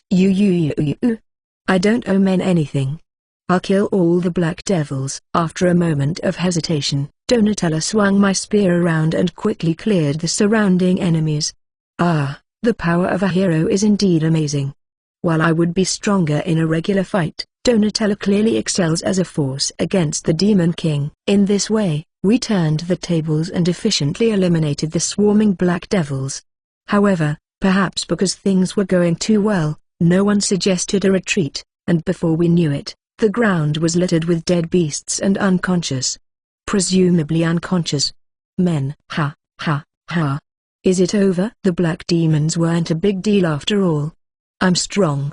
Men are weak. Wow, you're all really strong, eh? Suddenly, an out-of-place, cheerful voice echoed from the depths of the forest. Turning towards the sickeningly sweet voice, there was you. Black Star? Yes, that's right. Since you all worked so hard, I decided to come and replenish my forces. Yay, you're as flippant as ever. Hey Ed, what's wrong, eh? Oh, no, it's nothing. So this is the Demon King standing before me. Indeed had the same face as mine. However, the impression she gave was quite different, perhaps because the structure of her face was feminine, even though the features like eyes and nose were the same. Also, her hair and eye color are different. Both of mine are black, but the Demon King's are a dark red, like blood. What's more different is her figure. Her bust and buttocks, tightly wrapped in glossy black skin, were both incredibly large, yet her waist, with the belly button in full view, was slim. There were also shiny black muscles in patterns on her thighs and arms, and all other areas were dazzlingly white. Ah, she's definitely an attractive woman. I see, so this is what it's like. Ugh, Black Star, as erotic as ever. Oh, the big man over the nose, what's up? Come over here, and I'll make you feel really good. The Demon King placed a hand on her own chest, conspicuously swaying it. Then, the gazes of several men, including Gargado, became fixed on it, and they started to bob their heads up and down in sync with the movement of her chest. What an erotic display. Damn it, I can't take my eyes off, but this is nothing. Black Star, today I'll definitely defeat you. Oh my Tilda? There are still some kids who haven't been charmed? Could it be that you prefer this? Look, gah. This time, the Demon King thrust out her buttocks, and waved them to and fro. With this, the remaining men, including Hamokin, who had barely resisted, had their gaze stolen, and they began to shake their heads left and right in sync with the movement of her buttocks. Boing boing. Purin. Erotic, I can't resist. Q. This is why men are useless. Black Star, I'll defeat you. Ignoring the men who were drawn to the Demon King like sleepwalkers, Donatello rushed towards the Demon King. But standing in her way are the men who fought with us until just a moment ago. I won't let you. Black Star, we won't let you lay a hand on her. Gargado? You're in my way. Go to sleep. No way. What? Gargado, who stopped Donatello's spear with his own, pushed Donatello back with his strength. The black miasma that covered him looked considerably denser than the other men's. Gargado got stronger? What's going on? Erotic is powerful. Black Star is incredibly erotic. Feeling her eroticism, I'm at my strongest now. Woo! Gargado roared and attacked the confused Donatello. Along with him, the other men also charged at Donatello at once. Whoa, hold on there for a moment. Ed, my Dawnbreaker, stopped Gargado and the others' charge. It seems unwise to touch them directly, but there's no issue with crossing swords. Why doesn't my sexy and pretty Demon King last chance charm work on you, Master? Are you into flat chests? Oh, by the way, I came up with the name Lust. It's a combination of end and lust. How is it? Cool, right? T/N, she calls him Gosugen-sama. I don't know. And it's not a matter of preference. Do you get excited looking at your own naked body in the mirror? Well, I don't do that. Some people in the world might, but I prefer to be all over someone else. Diversity is important, but group play is also fun. I seriously don't care. Can you just shut up for a moment? I love talking, so I won't be quiet. Now, I'm going to get a little serious. When Demon King last licked her lips, her red eyes, different from mine, shone brightly. Then, the miasma surrounding Gargado and the others intensified, their eyes became bloodshot, and their breathing became heavy. Ha! Gargado? Hey, what are you doing? Ha! Ed, it's okay, Gargado. I'll definitely bring you back to normal. So, Ed, you're actually quite erotic. Huh? Your tightly drawn butt is erotic. The faintly visible abs are erotic. The hollow of your collarbone is super erotic. What are you talking about? You can't see my abs or collarbone. I'm wearing normal clothes and armor, so obviously you can't see my abs or collarbone. Despite this, Gargado and the others come at me with bloodshot eyes. Ed, hey, don't come here. Seriously, don't come here. I can't suppress my physiological disgust and I beat away the approaching men one after another with my Dawnbreaker. Ugh. The chills. My spine is crawling. No, it's different. Damn it. Did I find an opening, Master? Last appeared silently behind me and licked the nape of my neck. At the same time as this creepy feeling, my consciousness was dragged into Last's world. CH 226. Whoa. I was abruptly pulled into a pitch-black world, causing me to take a step back on the spot. Though, since this wasn't a physical world, it's more a matter of my perception or my feelings, to be more accurate. Welcome, first customer. And then, the Demon King Last slowly descended from above me. A fluffy descent. Or rather, the falling speed was clearly ignoring gravity, but this was her world, so it's not surprising. Welcome, Master. You're the first gentleman who has ever inserted into me. Oh, I'm blushing. How do you feel about having your first experience? TCH, keep talking. It's true that I let my guard down. But if you think you've won, you're greatly mistaken. Being taken into this place is already an experienced event. What we do in this world is essentially a tug of war, and to win, you need to keep pulling with a force that's just a bit stronger than the opponent's. It's a delicate task that requires careful control, so it's far more difficult than simply cutting with a sword, but even now, I was more than capable. No, I didn't call you for something as trivial as winning or losing. Besides, isn't it inevitable that I will eventually become part of you, Master? Oh no, Master will eat all of me. What do you mean? Watching Last writhing and squirming brings up an uncomfortable feeling due to the deep-seated awareness that this guy was me. However, what bothered me more was her statement. Don't you want to become the real Demon King in my place? Of course not. How could an erotic cute girl like me be the Demon King at the end? It doesn't suit me at all. Although, I might end men's rationality. Oh, and I might also end up squeezing out all their seed. Stop it. Then why did you take me into you? While retorting at Last, who tried to throw in dirty jokes at any chance, I seriously asked her that. Then, the smile on Last's face, who had been grinning frivolously, becomes slightly sorrowful. Well, that's because. See, there's nothing in this world, right? No matter where you look, it's just forest. There are a few villages besides the people Master was with, but the people living there are all pretty much the same. Maybe if I got stronger and could get out of the jungle, there might be a normal civilized country. But you came before that. So, what? What are you trying to say? I was lonely. Despite having such a completed personality, there was no place to make use of it. There weren't any significant enemies, and the only ones I could ally with were shy boys who were smitten with my charm. I wanted to enjoy more things, like fabulous fashion and delicious sweets. I think I'm allowed at least that much since I've come down to this world. Oh, I see. Well, I guess, in that sense, how about John-san? He did a great job. Not only did he fit into the world, but he also became an essential existence in the world and even got overlooked by you, Master. It's so nice. I'm so jealous. I also want Master to overlook me. Wait, stop. Don't say anything more. Feeling something dangerous, I hastily approached Last and forcefully covered her mouth. Then, as Last moved her mouth and something hot ran over my fingertip, I inadvertently let go of her. You, huh? Calling a beautiful girl like me licking you, Master really doesn't get it.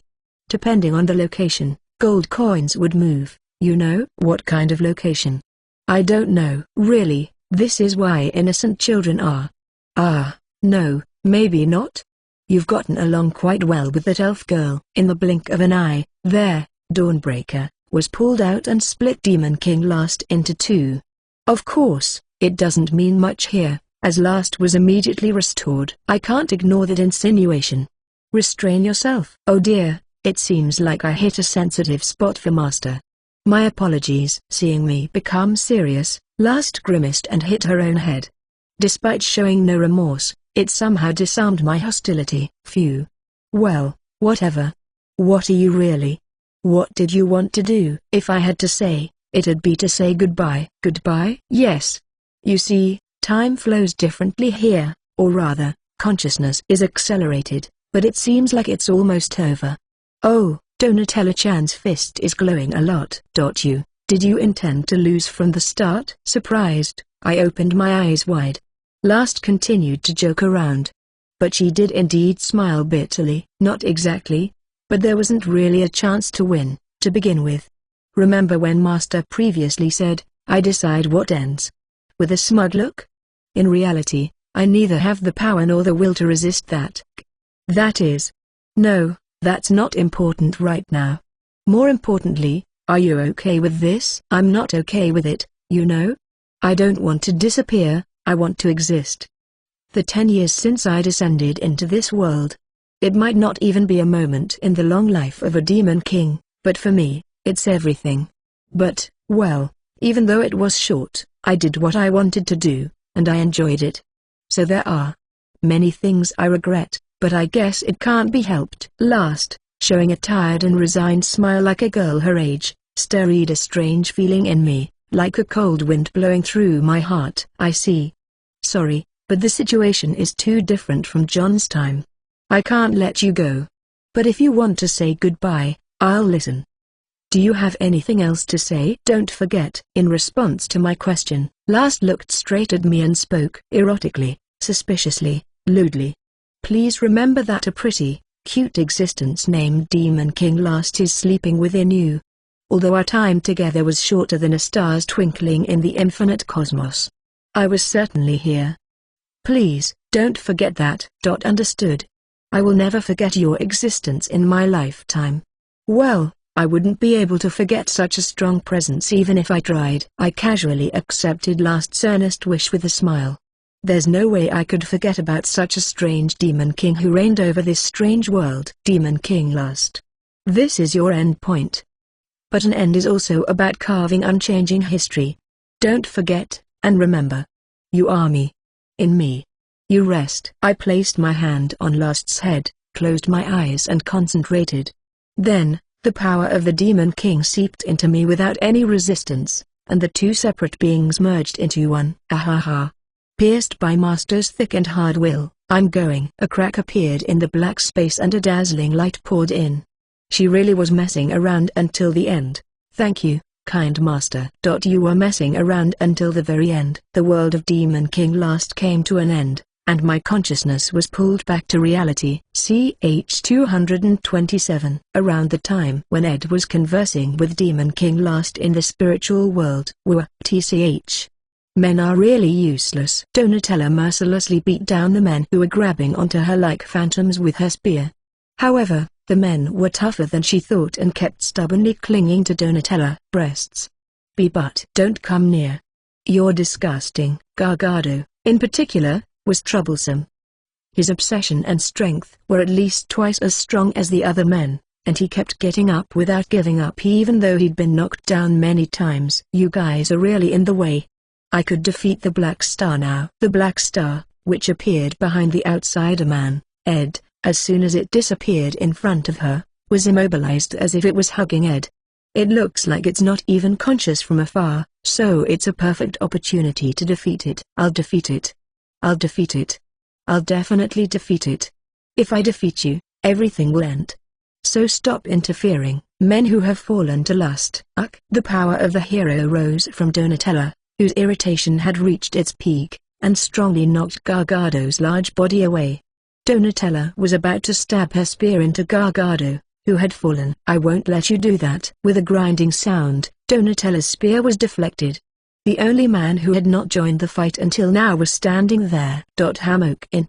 You're also getting in my way. Hamokin, who was barely standing, was covered with a black miasma as thick as Gargado's, and just seeing his figure made a strong disgust rise in Donatella's mind. I am HMPH. After all, you're just a man. Men are worthless. Men are unreliable. We don't need men who lose to lust. Donatella's downward swung spear was caught by Hamokin. Then, Hamokin's modest spear broke, and Donatella's spear hit his shoulder. Donatella. But Hamokin held the end of the broken spear in his hand. The sight of him still fighting even after losing his weapon was indeed that of a warrior. That's why the disappointment that rises in Donatella was sublimated into anger. Even in such a state, you protect erotic things. Men are the worst. Men are evil. For me, man, erotic things. I like them. Breasts, butts, taking our eyes away. It's a man's instinct. There's nothing we can do about it. I don't want to hear such pathetic excuses. Men are weak. Men are the worst. But Hamokin raised the broken spear in his hand and swung it down with all his strength. The hard, sharp obsidian tip pierced Hamokin's own abdomen. Huh? Hamokin, what are you doing? Erotic things are important. But there are more important things. Family, comrades, I must protect them. Right, you guys. The fallen men get up, shouting bravely. They raise their shaking hands high, and everyone stab their spears into their own bellies. Are you guys crazy? Ha, ha, ha. I love erotic things. I can't beat erotic things. But, I won't lose either. We are warriors. Warriors protect everyone. So, we'll protect Donatella's heart. Gargado? And you guys? What are you saying? We couldn't beat the Black Star. But there's no need for Donatella to bear our lives. We can't interfere anymore. So, defeat it, Donatella.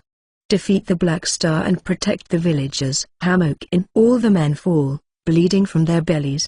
Donatella, who was in turmoil, held Hamokin's head, who was closest to her, and his trembling hand reached for her cheek. Contact from a disgusting man. But at this moment alone, she doesn't feel a hint of disgust. Yeah, Donatella. You're not very erotic. But you're very beautiful. In front of Donatella, who was unable to speak, Hamokin's hand fell flat. Then, a familiar voice echoed in Donatella's head. The disgusting men have selfishly died, abandoning their responsibilities. Ah, how selfish, fragile, and weak they are. No, pitiful men who lost to lust. Spineless weaklings. Losers who couldn't do anything. No. Donatella, who shouted strongly, hit her own head hard. Her vision distorted with a thud, and at the same time, her thoughts split into two just a little. Men were brave. They were prepared to sacrifice themselves for victory. Even though they're men, in addition, they even worried about me. They made sure my hands were not stained with the blood of comrades. Really, men are. Men are really foolish. But they're neither weak nor cowardly. Wrong. Men are. You're annoying. I don't need you anymore. I am me. Not you. Disappear. Donatella shoved her finger deep into her own right ear. Then, she violently tore out whatever was caught inside. Ag. An unimaginable intense pain ran through her, and the world instantly began to spin around. The glowing star, which didn't have a physical existence, could not be removed just because she tore out her semicircular canals. But such determination and resolve, with the power of the hero, pushed out the interfering foreign object into Donatella's blood-soaked right fist. Why do you reject? Why do you resist? I am you, your power. To create a superior peaceful world where men are eliminated and women stand at the peak, I don't need such a thing. Ah, that's right. I finally remembered. Donatella stumbled many times in a flat plain, but she approached the still unmoving Black Star. From the tip of her golden glowing fist, muddy white seemed about to burst out at any moment. I thought I heard the voice of God. I thought I had received the power of God. But it was wrong. You're not a god. If you were a god, you wouldn't hurt my family. Pain is necessary to change the world. Accept it, and transform. The ideal future is right ahead. My ideals were in the past. Men and women, helping and supporting each other. Back then, everyone was smiling happily. You made me forget that. Such a smile is ephemeral. It's just a superficial forgery. Now, accept me. And as a divine warrior surpassing the hero, and the foolish demon king, that's right. Black Star, I land it here. But it's the same for you. Exerting her last bit of strength, Donatella stomped the ground. Her arm swung with all her soul and exploded on the face of the Black Star, which was still stiff. Disappear, vanish. What a foolish, as if a sun was born, a dazzling light was emitted round. At the same time, the body of the Black Star crumbled into dust. Then Ed, who had regained his movement, looked around and raised a surprised voice at the unexpected situation. What the hell is this? Why is everyone collapsed, bleeding? Hey, Ed. Donatella. You're severely wounded too. What on earth happened to? I'm sorry for everything till now. If you harbor resentment towards me, I'll give you my head. So, please save my comrades, my family. Ed was greatly confused at the sight of Donatella begging weakly, a complete opposite of her usual self. But without asking anything further, Ed gently laid Donatella on the ground, grinned, and stood up. Leave it to me. Your end isn't here. I guarantee it. Feeling an odd sense of reliability in his expression, Donatella let her consciousness drop into darkness with relief. CH 228. Our savior. Here's to the super sexy hero, Ed. Cheers. A large square inches the middle of the village. Many men and women gathered there and clinked their wooden mugs together, all saying the same thing. There was no animosity between men and women, it was a scene of peace indeed. How's it going, Ed? Are you drinking? Yeah, I'm drinking. I'm drinking a lot. Look, Ed. This is an extremely sexy doll I carved. It's a gift for you, hero Ed. Oh, thank you. Men kept coming up to me non-stop. At first, I was glad, but after 3 days, it was a different story. Whoa, Ed, you're my lifesaver. I'll give you all my treasured sexy stuff. No, it's okay. Can you keep it to yourself? Please. Whoa. Hero Ed, you're so generous. You don't monopolize sexy stuff, a true strong man. I get it, I get it. Calm down, okay? While calming down Gargado, who was unexpectedly a crybaby, I had to return several dolls that were pushed onto me. I understood their feelings of wanting to give their precious things, but as for me, receiving countless erotic dolls carved out of wood or stone only put me in a predicament. Oh, of course, everyone there survived. Fortunately, all the men only stabbed themselves in the stomach with a spear, they didn't slash themselves open. So, their organs weren't unnecessarily injured, and a stomach stab wound isn't immediately fatal. My healing potion was more than sufficient for treatment. To be frank, Donatella was in the worst condition at the scene. The blood pouring out from her ears wouldn't stop with just a normal healing potion, so I reluctantly used a recovery potion given to us by Real. I now have only one of those potions left. It's toxic to me as I am now, but I'll save it in case something happens to Tia. Here's to the best woman who protected our village, Hera Lunarisha. Cheers. Right next to me, Tia was also showered with praises from the women. Because of the flow of events, we challenged the Demon King, the Black Star, and a considerable number of black demons were said to have drifted over to our side. However, Tia led the fight against them and managed to protect this village, so her popularity is, frankly, even more impressive than mine. Anyway, I had basically only been working with a part of the men, so I wasn't much involved with this village, which makes sense. Whoa, here she comes. Turning to the excited voices from behind, I saw Donatella, clad in thin white cloth covering just her vital parts. Her shy and meek demeanor was a stark contrast to her usual self, but I remember her more like this. Well, Donatella in the first round wasn't this muscular, so there's a definite sense of unfamiliarity there. Ugh, why do I have to dress like this? Ha ha ha, give it up, Donatella. This is both a reward and a punishment. Atone for the trouble you've caused everyone and accept the honor for fighting for everyone. Hamokin. Beside the laughing Hamokin, Donatella, with a blush on her face, glared at him resentfully. But she couldn't just stand there forever, so she started walking and finally stopped in the middle of the square. I will now perform a dance dedicated to the hero. Are you all ready? Urara. Ambabo. The women stood around Donatella in the center, with men holding the drums around them. When we were called, the drummers were also women, but it seems that the traditional role is for women to dance and men to drum. Urara, Urara, Urara. The dance and song started with Donatella shouting out loudly, Each time Donatella in the center spun around, the thin white cloth on her fluttered. This is... Ed? You seem to be watching quite intently. What's up? Whoa? What's up, Tia?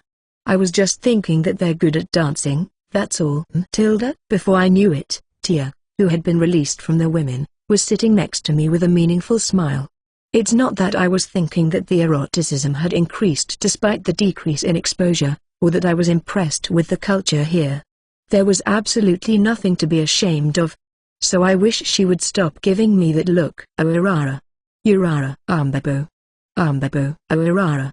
Urara. Ambabo.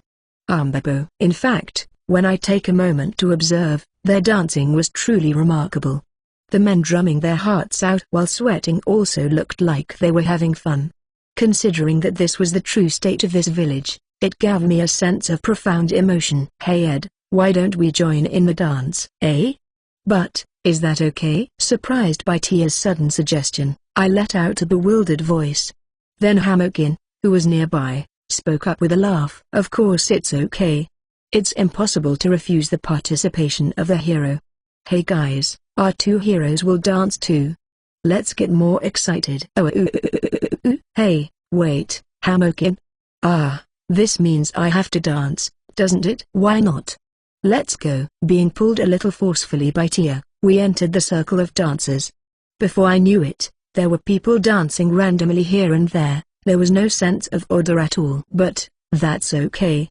While being engulfed in the fervor of the festival, Tia and I moved our bodies randomly, doing something like dancing. Ha ha ha, what's with those movements? Why are you so wavy? Is this better then? Now you're being jerky? Where on earth did you learn to dance like that? He, I've experienced a lot, you know. To Tia's dumbfounded expression, I answered with a grin. A dance that I could never show at formal balls in the castle was greatly welcomed in a place like this. My heart was jumping to the rhythm, moving my body as I wished. After sweating that much, I gulped down the plentiful alcohol. Ah, this feels great. It's fun, isn't it, Ed? Yeah, it sure is. But this is going to end soon, isn't it? Yeah, it is. We defeated the Demon King, and somehow Donatella reverted to her original form, though I don't know why. But the shining star that was thought to be inside Donatella was now inside me. From what I heard from her afterward, it seems that when Donatella punched the Demon King last, the shining star moved from Donatella to last, and I absorbed it. As a result, my right index and middle fingers were tingling with pain. It's a nuisance to have more troublesome baggage, but if this is the price to pay for returning Donatella, who didn't know how to deal with it, then I guess I can't help it. But that means there's no reason for us to stay in this world anymore. The only worry is, hey Ed, I don't think we've met the conditions at all this time. Can we really go back? Well, we just have to try. Tia was the only one with Donatella, the hero, and that period was nowhere near half a year. On top of that, Donatella and I were adversaries, so it's hard to say that we gained deep trust. Honestly, I have serious doubts about whether we can return to our original if we're expelled from here. Well, if it doesn't work, we'll just live here for half a year and then ask to be expelled again. I mean, the conditions for banishment have really loosened up. While I feel like asking what was the point of all our past struggles, I have no intention of complaining because things have become easier.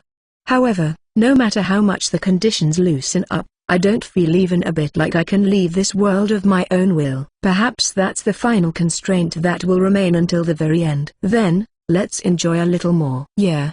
We'll still enjoy this world plenty. Before I knew it, it had grown dark, and bonfires were being lit here and there in the village. The red flames illuminated our faces, and the heat of the festival continued to rise without cooling down. Just a little more, a little more. Wishing for this fun and beloved time to continue, Tia and I danced the night away.